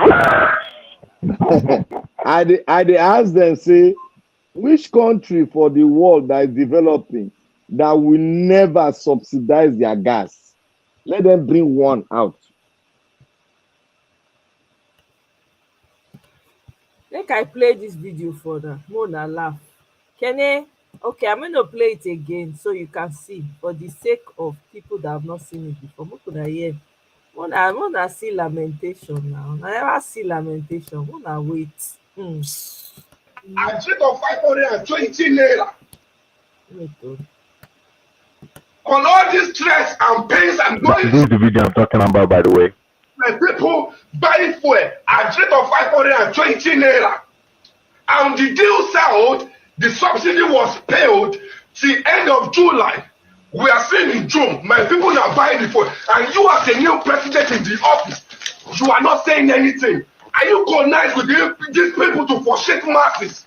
Sir, we all drive away from Peter Obi just because we realize that he's a pretender. So if we are not driving away from Peter Obi just because he's a pretender, and the role we were facing now, we were discovered that same person that we believe that is going to for masses is the same people is a pretender to us. Sir, Bola Ahmed Tinubu, don't dare us in this country, don't dare us. Some people are not eating. Some people they cannot walk freely just because they are campaigning for you. They use their life to campaign for you. Okay, Kenan, you want me to play the one that's just him? Okay, I'm gonna. I like that girl, the chop chips. Yeah, that made me play her own again. I like how she they talk, they listen to the man. Exactly. That's the best because some of it's good they see that video because as they're wailing and lamenting, I will be there to drink tears. Oh, I'll be there to drink tears. We'll come back to the girl own because some of my people for my village people for comment section. Make I play just this one first. Upon all this stress and pains I'm going through, at the end of the day, I'm still seeing my people buy fuel at rate of 520 naira. And the deal settled, the subsidy was paid till end of July. We are seeing in June, my people are buying the fuel. And you as a new president in the office, you are not saying anything. Are you connected with these people to frustrate masses? Sir, we all drive away from Peter Obi just because we realize that he's a pretender. So if we are not driving away from Peter Obi just because he's a pretender, and the road we were facing now, we were discovered that same person that we believe that is going to form masses is the same people is a pretender to us. Sir, Bola Ahmed Tinubu, don't dare us in this country, don't dare us. Some people are not eating. Some people they cannot walk freely just because they are campaigning for you. They use their life to campaign for you. Sir, you can send us to prison, you can do anything, you can arrest us, but we will never let you rest. If you continue selling food at rate of 520 naira and you are not saying anything, we use our life to campaign for you. We do have free movement just because we are campaigning for you. Now you are frustrating us. We need to talk at this point. If you don't have a final say, or the marketers should tell them they should stop selling food at rate of 520 naira after 3 weeks in the office. Sir, I am highly disappointed in you. I am highly disappointed in you because I thought after the meeting, you are going to instruct them to sell the fuel at 185 naira till ending of July before you decide on what to do. But as I'm talking to you now, we were saying you play the same role of Buhari because we all know that when they dictate for Buhari, they tell Buhari what to do. Now same thing is happening to you, Bola Ahmed Tinubu. Let me tell you, we are ready to die with your neck. We will drag with you because we use our life to campaign for you and we will never exist. Hey, we never see anything. They don't start. I said the lamentation. Listen, the lamentations are just started. The lamentations have not started yet. Trust me. My sister, I like how she dey chop this thing. See, because they make chicken the hungry person. Stress and pains I'm going through. At the end of the day, I'm still seeing my people buying fuel at rate of 520 naira. And the deal settled, the subsidy was paid till end of July. We are seeing in June, my people are buying the fuel. And you as a new president in the office, you are not saying anything. Are you connected with these people to frustrate masses? Sir, we all drive away from Peter Obi just because we realize that he's a pretender. So if we are not driving away from Peter Obi just because he's a pretender, and the road we were facing now, we were discovered that same person that we believe that is going to form masses is the same people is a pretender to us. Sir, Bola Ahmed Tinubu, don't dare us in this country, don't dare us. Some people are not eating. Some people they cannot walk freely just because they are campaigning for you. They use their life to campaign for you. Sir, you can send us to prison, you can do anything, you can arrest us, but we will never let you rest. If you continue selling food at rate of 520 naira and you are not saying anything, we use our life to campaign for you. We do have free movement just because we are campaigning for you. Now you are frustrating us. We need to talk at this point. If you don't have a final say, or the marketers should tell them they should stop selling food at rate of 520 naira after 3 weeks in the office. Sir, I am highly disappointed in you. I am highly disappointed in you because I thought after the meeting, you are going to instruct them to sell the fuel at 185 naira till ending of July before you decide on what to do. But as I'm talking to you now, we were saying you play the same role of Buhari because we all know that when they dictate for Buhari, they tell Buhari what to do. Now same thing is happening to you, Bola Ahmed Tinubu. Let me tell you, we are ready to die with your neck. We will drag with you because we use our life to campaign for you and we will never exist. when I see Tinubu great fans lamenting like this on social media, I begin to wonder. I thought they were saying they should give him time to do things. Why are they not complaining? If you go to this boy's page, this boy is a very strong Tinubu supporter. This boy, they laugh all, they call us of bingos anyhow. It's 3 videos in 3 days. Now, I tell you, they come back. I say, make I enter TikTok. I jam in video. I begin laughing in Japanese. They cry, say they buy for 520. Oga, live with it. You don't have anywhere you're going. All of you, live with it.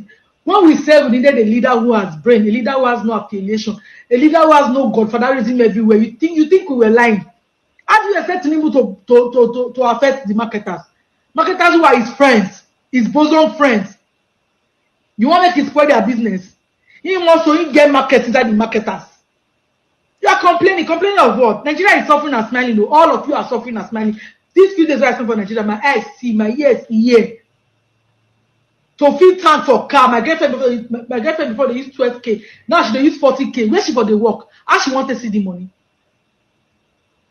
The country is hard, and you all are there. You are saying, oh, this Bola Ahmed Tinubu, their favorite phrases. This Bola Ahmed Tinubu administration will favor me. Favor you how? You people don't believe me. Prayer. Prayer, yes, it does work.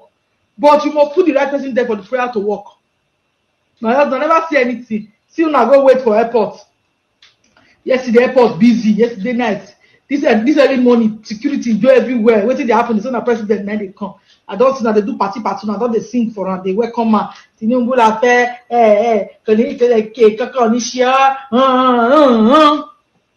When Buhari is even better. When Buhari day, we know they hear say they come, make people go wait for him. We now come to party carnival. See the room who go see Buhari for Abuja.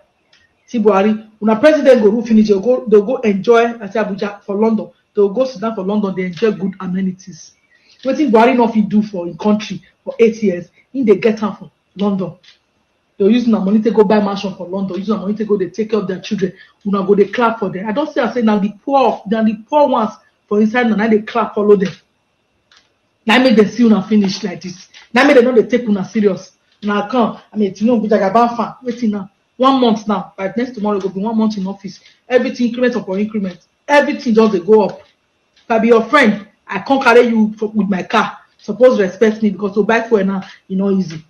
See, they don't see get proof of ownership on 1K. Now just they start. I should better. So I'm gonna hold on a peace. I don't want to hear this cry on social media. Hold your peace, Sakia, this Akiki. Hold your peace. You don't insult us too much. Now it's your turn to enjoy it. Enjoy it while it's last. I beg. I'm not hear this music. I'm back, guys. I'll give you guys update. Thank God for the she makes me laugh. no problem. In fact, people love me more. People are taking pictures with me. I was thinking that people come away from me for airport. DSS. I even shake DSS for airport. I shake SSS. I shake all of them because the people said themselves they are not enjoying it. They are not having fun with what is happening in this present government and the previous one. They never enjoy anything. So nothing can concern me. I beg I'll sooner or later for live video. I'll come live later. Love you all. Please. I really liked her take. You know, that lady is so hilarious, man. Everything about that video was just fun all through. Honestly, I enjoyed it. I really did. I really did. I did. I enjoyed it thoroughly too. First time I watched it over and over again like 3 times. I'm like, good. When did they shout? When they scream that time? See, how many convoys? 110. Let me give you one gist.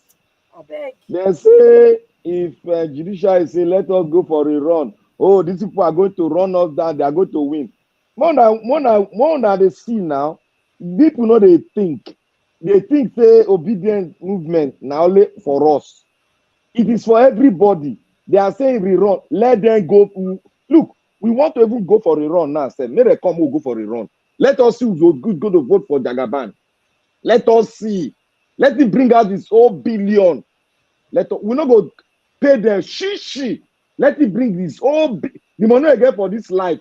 May bring a contest for this election. More see what I go win. If Nigeria want to suffer, let us see. We're not going to spend money again. Let us see. Dr. Paul, thank you very much, Mr. Blackwood. Dr. Paul, can you hear us now? It be like say your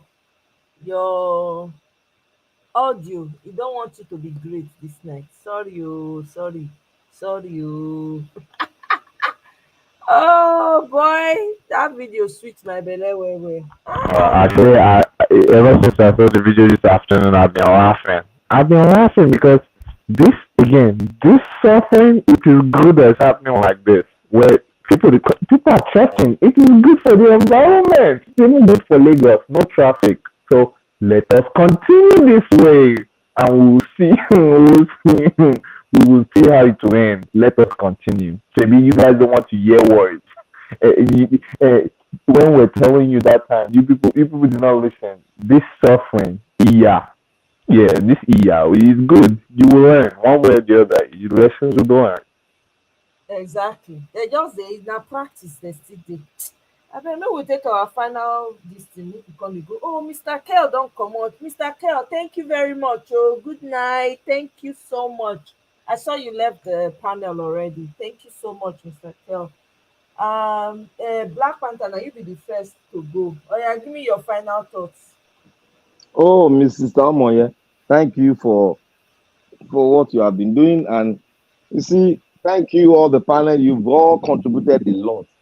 You see, this issue when we talk about the dimension and the way the judiciary is going, and they are looking at Nigerians. Oh, they are keeping quiet. This being quiet is like a volcano that is, when volcano want to come out, it will be bubbling like hot water. That is how it's bubbling. By the time it's going to go out like this, it doesn't know who is his own enemy. It will just blast, touch everybody like that. That is how the Nigeria today that is keeping quiet, waiting for the judiciary to make pronouncement. Either way, they make the pronouncement. Look, Agbado has already helped us to Aso Rock already. Any way they come, whether you want call for re-election or you want to do this, so we are ready. I know, look, my skin is thick. We are ready for them. The Nigerian people, they've seen everything Obi has been speaking about. They've seen everything. Everything we've been discussing all over the world, the patriots in Nigeria that on the diaspora speaking has come to reality. Everybody will chop the breakfast, and they are chopping the breakfast because they cannot even buy pure water to drink. Neither can they take 3 square meal a day. Those that Agbado is, they cannot do it. So whatever process they go, when God ordained a man to become,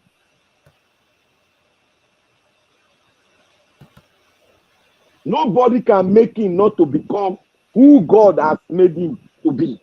So when the voice of the righteous speaketh, and the voice of the righteous is being paddled by the power of God, no man can take that voice down except the creator who created that voice. That is the person of Peter Obi. The time has come for him to ascend that throne.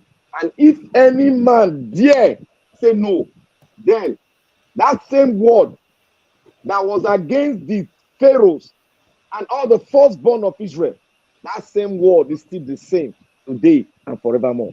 That same word will eat the rot and the heart of the wicked that say Nigeria will never rise up. It has already begun. The spell has begun to hit on them. Those that are saying Agbado is, we want, let them continue. We will see how far and how well the 550 naira per liter will take them. We'll see how they will feed their grandchildren and their unborn children. We are coming forth. We will see how they will go. And I know, by His grace, this fight that we are fighting a good fight, and this fight, we shall succeed. And the judiciary, I'm not begging them to go the other way for us. You will see the volcano that will erupt. Volcano does not have a friend. it erupts and come down. Whosoever it meets, then your judgment comes. So, Sister Omoye, may God continue to bless you and expand your coast. We will continue to speak. We continue to stand on the right premises. That PO is the winner of the election that was held in Nigeria, and no man can take it away. Even the judiciary, let them do their best. I challenge them. Say he did not win. I challenge them today. Let them give it to Agbado and see the eruption of the volcano that will consume anybody that stopped to block it. Thank you, Miss Sister Omoye. May God bless you. And all the participants, all the speakers, may God bless you. Continue. Develop that strong skin that cannot be pierced. Develop it because we need it for the rainy day. God bless you all. He said, thank you very much, my brother. Thank you for the prayers. I say a big said to your prayers. Thank you. May our strength not fail us. May we continue to increase in strength, and may our voices even be louder now more than ever, because we must collect what belongs to us. Thank you very much, my brother. I really appreciate you. Hope you have a wonderful night as well. Mr. Jonathan, let's have your final submission. Yeah, thanks very much, Sister Omoye. Thanks to all the panelists and all the contributions made.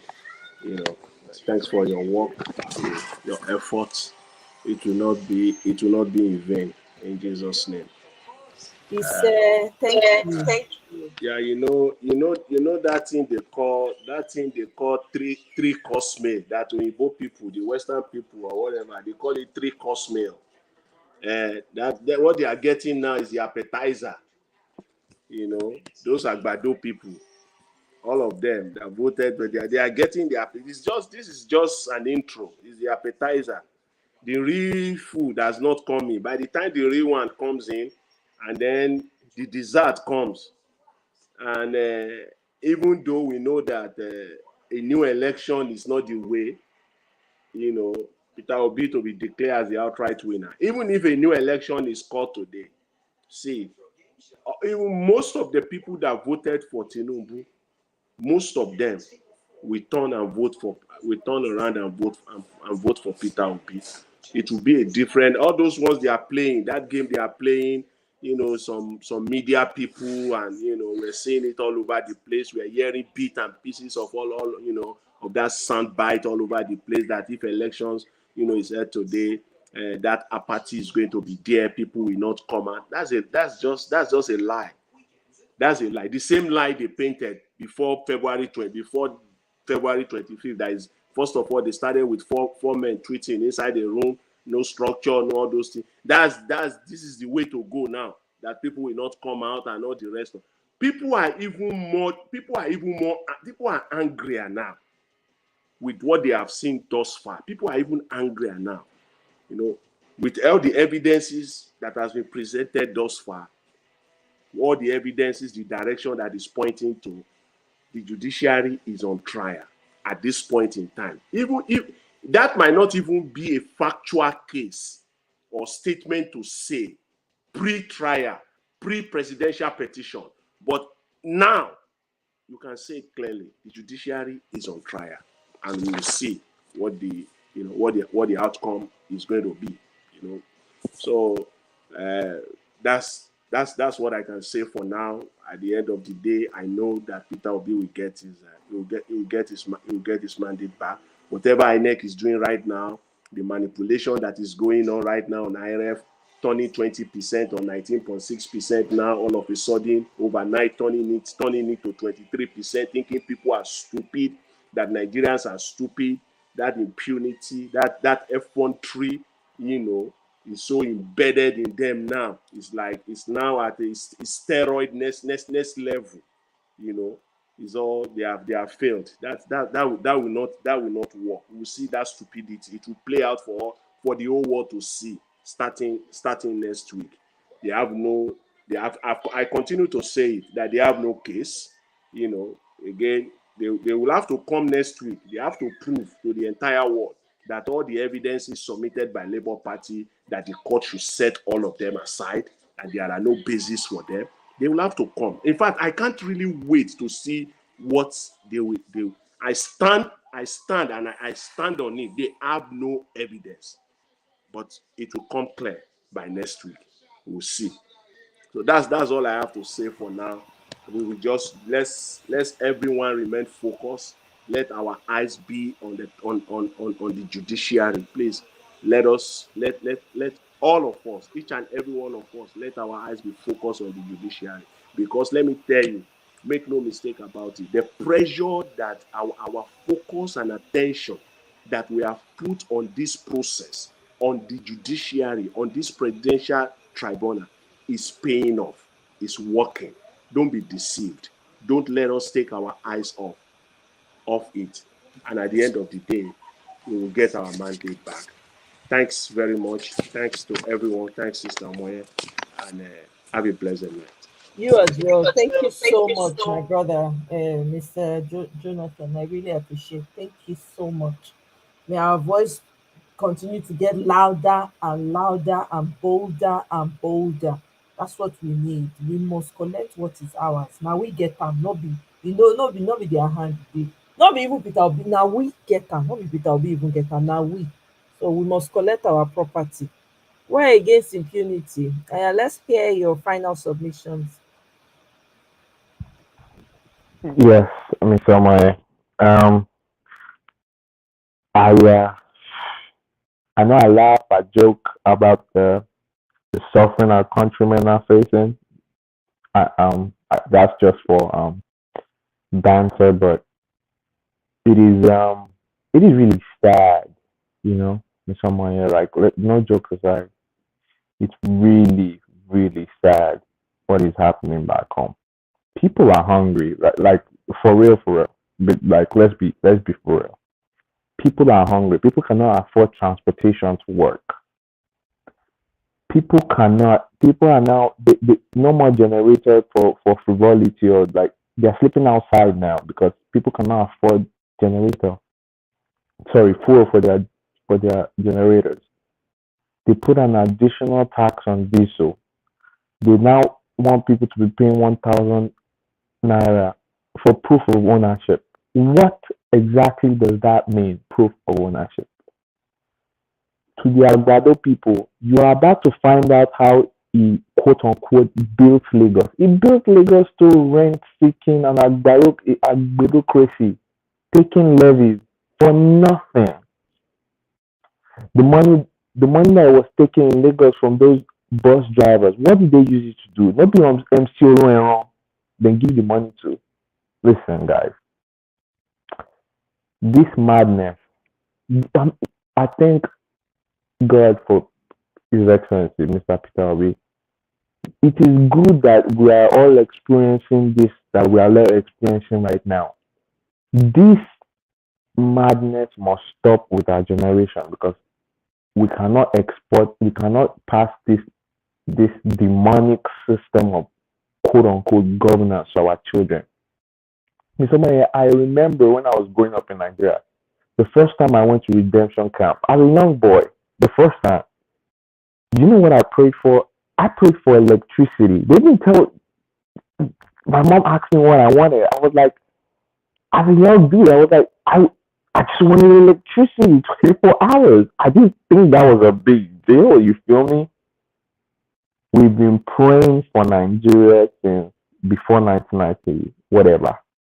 Nothing has been done. They keep on recycling these old, decrepit, dumb people. Imagine a country, the largest economy in the world, they went to employ a Megad, Bukwari, that has never had a job in his life. A lifeless Megad, somebody has a government baby. He has never had a job in his life. They give him the largest economy in Africa. And you are surprised that he ruined it and ran it to the ground. This man blocked the border of Nigeria, but gave the spare key to Dangote and them up north. He blocked the southern border. He opened the northern border for his jihadist friends. they say once Dangote refinery comes up. Mr. Moye, do you know Dangote's refinery is not even 6 months? It's not going to be opening. It's not going to be opening in 6 months. Yes, they don't cut through money. Listen, I am happy this madness is happening right now. This fever is what our body needs to cure us.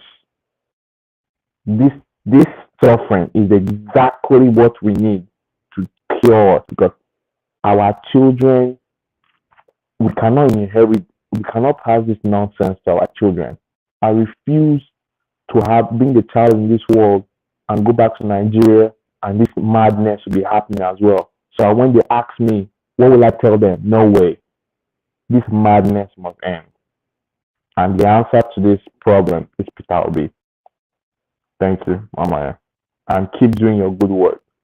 You consistent. Is that same consistency we want? Thank you very much, my brother. I really appreciate your submissions. I understand that, everybody understands the suffering on the ground. But it's laughable now when you see these people coming out now crying in the public. That's what's laughable. Because we were screaming our lungs out. At least I did. Most of us here did. So imagine what you were screaming about and people refused. Look out, just listen to what that guy said. That they pushed against Peter. They decided not to go with him, right? And chose to go with Agbado. Look at where it is now. And why won't I laugh? Is it painful? Yes. Is it disheartening? Yes. Is the suffering, if you see the suffering, is everything coming out from Nigeria not depressing? Yes. But I have to laugh.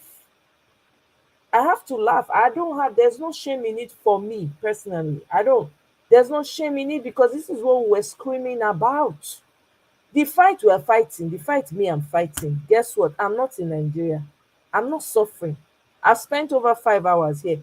Do you think I don't have things? I have things that I'm working on. As we come up for here, and I must do what I need to do before I go to bed tonight. Sometimes I don't go to bed until like 1 a.m., 2 a.m. because I have things that I'm also working on. I go work for day, do life. It's not going to benefit me directly, but because the suffering that's coming from my home, the home I was born in, where I grew up in, there are people who money wasn't a thing for them growing up. I happened to grow up in a place in Edo State where money wasn't a thing.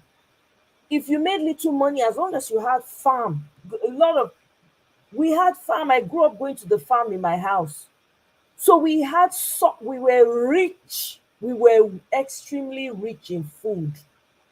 Forget about money. Money wasn't a thing.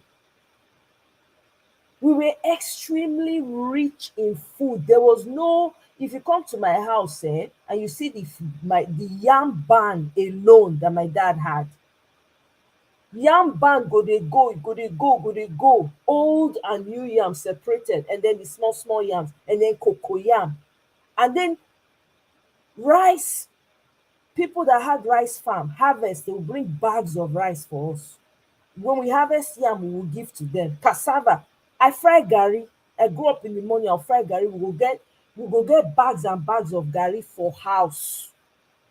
Okay? And after that gari, we go share, give people. If you dey hungry, you no wan cook, you go carry palm kernel, the one wey dem don do comot, when dem don take cook soup, when dem put for backyard, you go crack am, take am drink garri as snack. If food wey dem dey cook no hungry you enter. That time we get farm all over. We even get farm near where we dey stay, where we get plant corn farm that time. If wetin dem cook no, I go just go corn farm, pluck my corn do corn pudding. Na dem dey call am for here. Corn wetin dem dey call am, corn bread. No be corn bread we call am, we dey mix am with tomatoes. We get native names for am. There were people that money was not an issue. Now when I dey fight like this, now those people me dey think about because me know as I take grow up. How much my papa dey make as civil servant? Nítorí Ọlọ́run, 7 children. If to say no be that farm food, no be all that farm food. We barely went to the market because we planted everything we ate. Beans, we plant them. We dey melon, egusi, we dey plant am, we dey harvest am, we go do the process, everything. We hardly went to the farm. We ate local rice. Wetin be Uncle Ben's? We grew, people wey grow rice, they will give us local rice was cheap everywhere.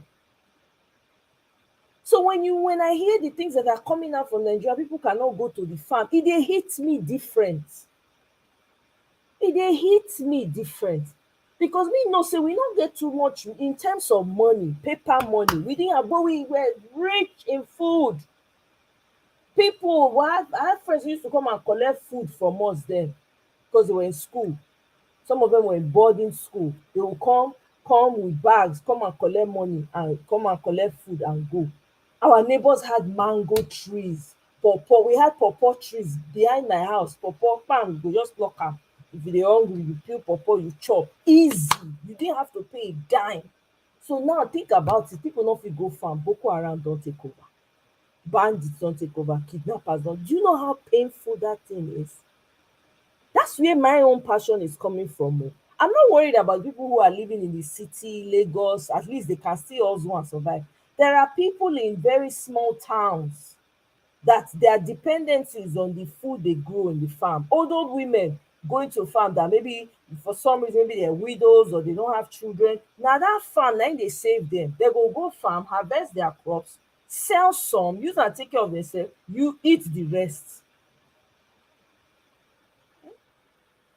How can I possibly? There's no way I can't even keep going. Even days I don't come on live, I feel so bad. I'm like, God, I hope the flame has to keep going. We have to keep lighting that candle. We have to keep raising our voices because they're literally every day people are being deleted when we are not at war. Every day, the people in the interior villages, who's speaking for them? Who's talking for them? A lot of them cannot go to schools because they can't afford the fees anymore. Even when you go to the schools, there's barely any chairs, nothing. It's very sad. It breaks my heart. But now wetin I fit do now be this. Let me give you information. Uniben just increased their tuition for hostel to 120K. Imagine that. I saw that as well. Even Unilag they increased. I think the DLI students are going to be paying separately for electricity, plus what they already pay in tuition and housing. They're going to be paying separately for electricity. Unilag. I said this suffering is the catharsis we need. When it's all said and done, everybody be obedient. Do you know what is the suffering that will bind us together? So I am happy that this is happening the way it is because it needs to be felt in the innermost, you need to feel it in your chest before you know, because they don't want to hear. They didn't want to hear, but when they experience it, oh yeah, they don't know what's up. Exactly. So that's why for me, I'm laughing. I have to laugh. I have every right to laugh because I was shouting every day. I lost my voice in between of the shouts. People have cursed me out. People have sent ugly emails to me. People, even when I go on lives, people are insulting me. All those things don't matter to me because I'm looking at where they look far. I know they look where they look far. The people will be say, some people they will be say they know they go hospital. Where they say they born now, this medicine people, they will just go born their pikin. They don't need money now. Those people, they know they pay them. They just tell them, say, bring this leaf, green leaf, spinach, this one. That's it. They don't pay them money. Small towns like that. People don't, we talk about the major ones we see. There are small towns that those are the things that help them survive. There's a town in, I forget which town now, in the west. I forget which place. Maybe Mr. Jonathan will know. The king, and kudos to the king of that place, the Oba of that place. So what the Oba did, he to help his people, right? He created a currency for them within that community. So the Oba will give them the currency of that community. They will go and use it to buy food from the farmers within to kind of help boost that. It's a small community in the West. I don't know where I saw that thing. I can't remember where I saw it. It was such a brilliant idea. I think it was during this Peter Obi's election. Whether he was the one that said it. He said, he now, as the guy now said, that's what God, where did the guy get the idea? When he traveled out, he saw something that was being done, like, these coupons that they give to people, to low-income people to assist them, some type of assistance. So he learned it and he took it back to Nigeria, to his own community. He's a small Oba in that community. To help his people, this was during that Naira shortage. To help the people. So that Naira shortage not affect this particular community when I do talk about. It's in the West. I can't just remember the name right now. The man now created a currency for them within. They can only spend it within that community. So the money that people was circulating amongst them within that particular community. The citizens of that, the indigenous of that particular community, very happy, very pleased with their Oba. If every person that has some type of position of serving the people had that type of vision, do you know how transformed lives would be in Nigeria? Nobody will be looking at the next person and thinking separating yourself. It's poverty that makes people separate themselves. Look at us here, where everybody come from different place for you. Why we not they separate ourselves? Because everybody is comfortable where they are. If to say we not dey chop belle full, I go dey use half eye, I go dey use side eye, they look everybody, say abeg, get it, say things wey not supposed to make me vex go dey make me vex. So sometimes it dey pain me, but for this occasion, I want to laugh at the suffering of these people. I just saw something on my timeline. The oil marketers are talking about 700 naira per liter. So e go reach 1,000. Make dem wait. The surface still dey practice. E go reach. Oh my God! When we dey fight for here, I get things to do. When it's all said and done, everybody be obedient. I assure you. Yeah, they better get their sense and be obedient. It's madness. We cannot continue to do like this. We are reversing quickly into 100 years. That's what they are That's what they put us on auto reverse. Senseless, visionless people.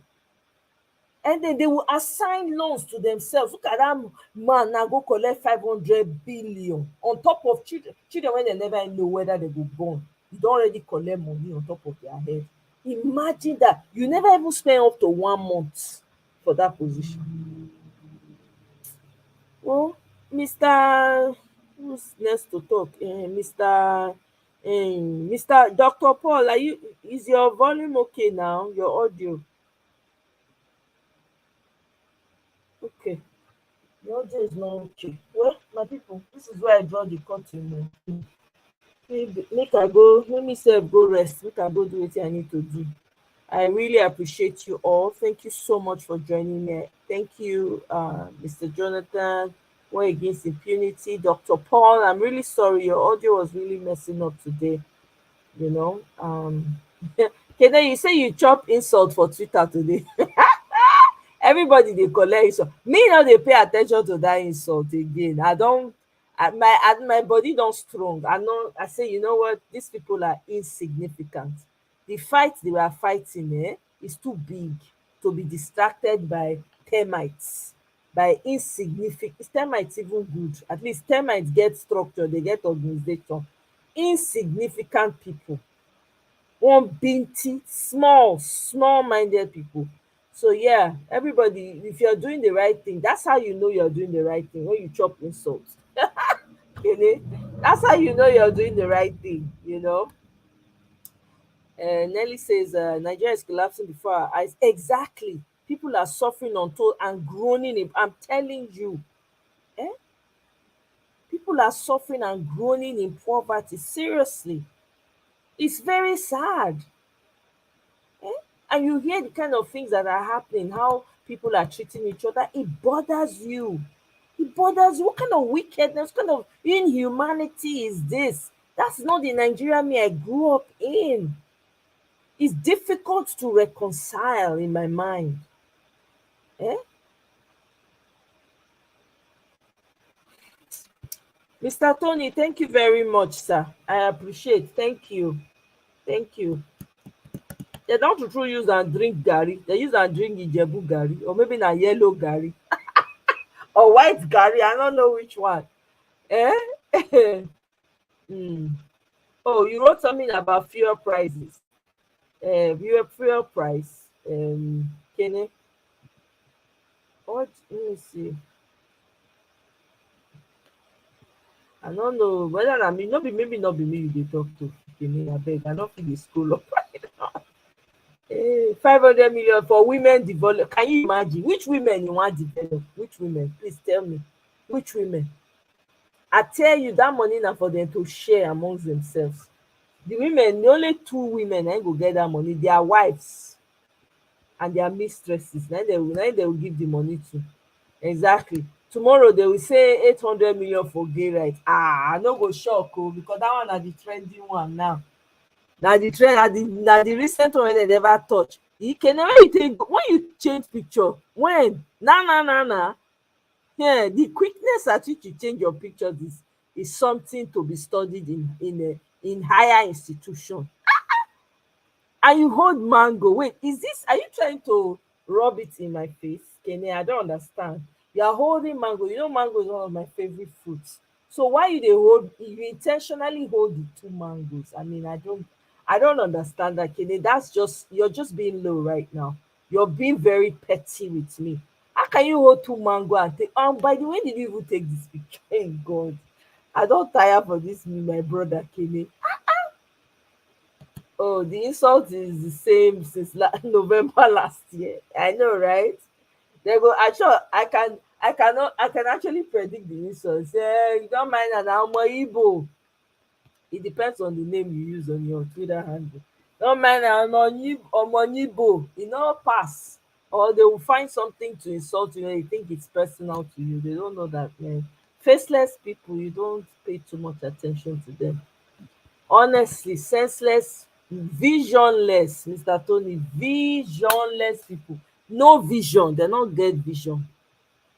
They rehash the same narrative. Exactly. Exactly. You shouldn't care. They're not important. You know? Why are they giving them loans? I know that's the question I asked. I'm like, why are these people giving them loans? They know that this man stole this thing. Why are you encouraging him by giving? This is part of what I said, that I don't trust these people. Where they're supposed to stand firm and say, no, we're not going to support these people. You're giving them loans for what?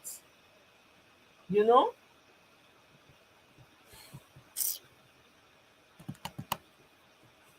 You change it since when? I don't know. Another picture of me done dey since so maybe I not just notice on time.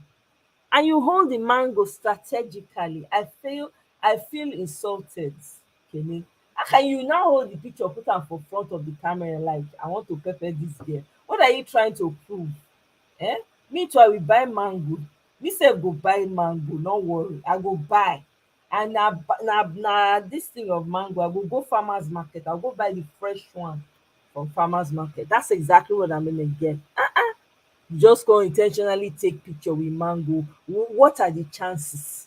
Can you just be looking for trouble anyhow?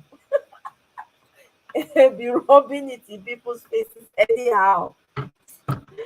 Hey, my people, it's been real, honestly. It's been real. But we continue to fight, though. I'm telling you, we cannot give up. Nigeria is the only country we have, my people. We don't have any other country now, Nigeria. I don't know any other one. Thank God, we bless God for the ones we are living in, where we have peace of mind. You know, as we remember all our brothers and sisters all over the world, from wherever they come from, that are not comfortable where they are, because you have to remember it's not every country that Nigerians go to that they welcome. The ones that will treat them bad will treat them bad because of what's going on. Look at what has been happening with the boat accidents, on the ocean and all of that. Eh? On the ocean and all of that. Why? And your leaders go just fold hand, they look their citizens, they buy every day. Make we remember those ones. This is why we keep fighting, we keep pushing. Nigeria will be great. Yes, thank you very much. Nigeria will be great. It will. You don't get choice. It must be the only way now. The only way we have to go now is up. We can't go down. And like my brother War Against Impunity said, maybe this is the back that needs to be broken so that people will know, that this is the only way we have, this is the only option we have. So Naimo.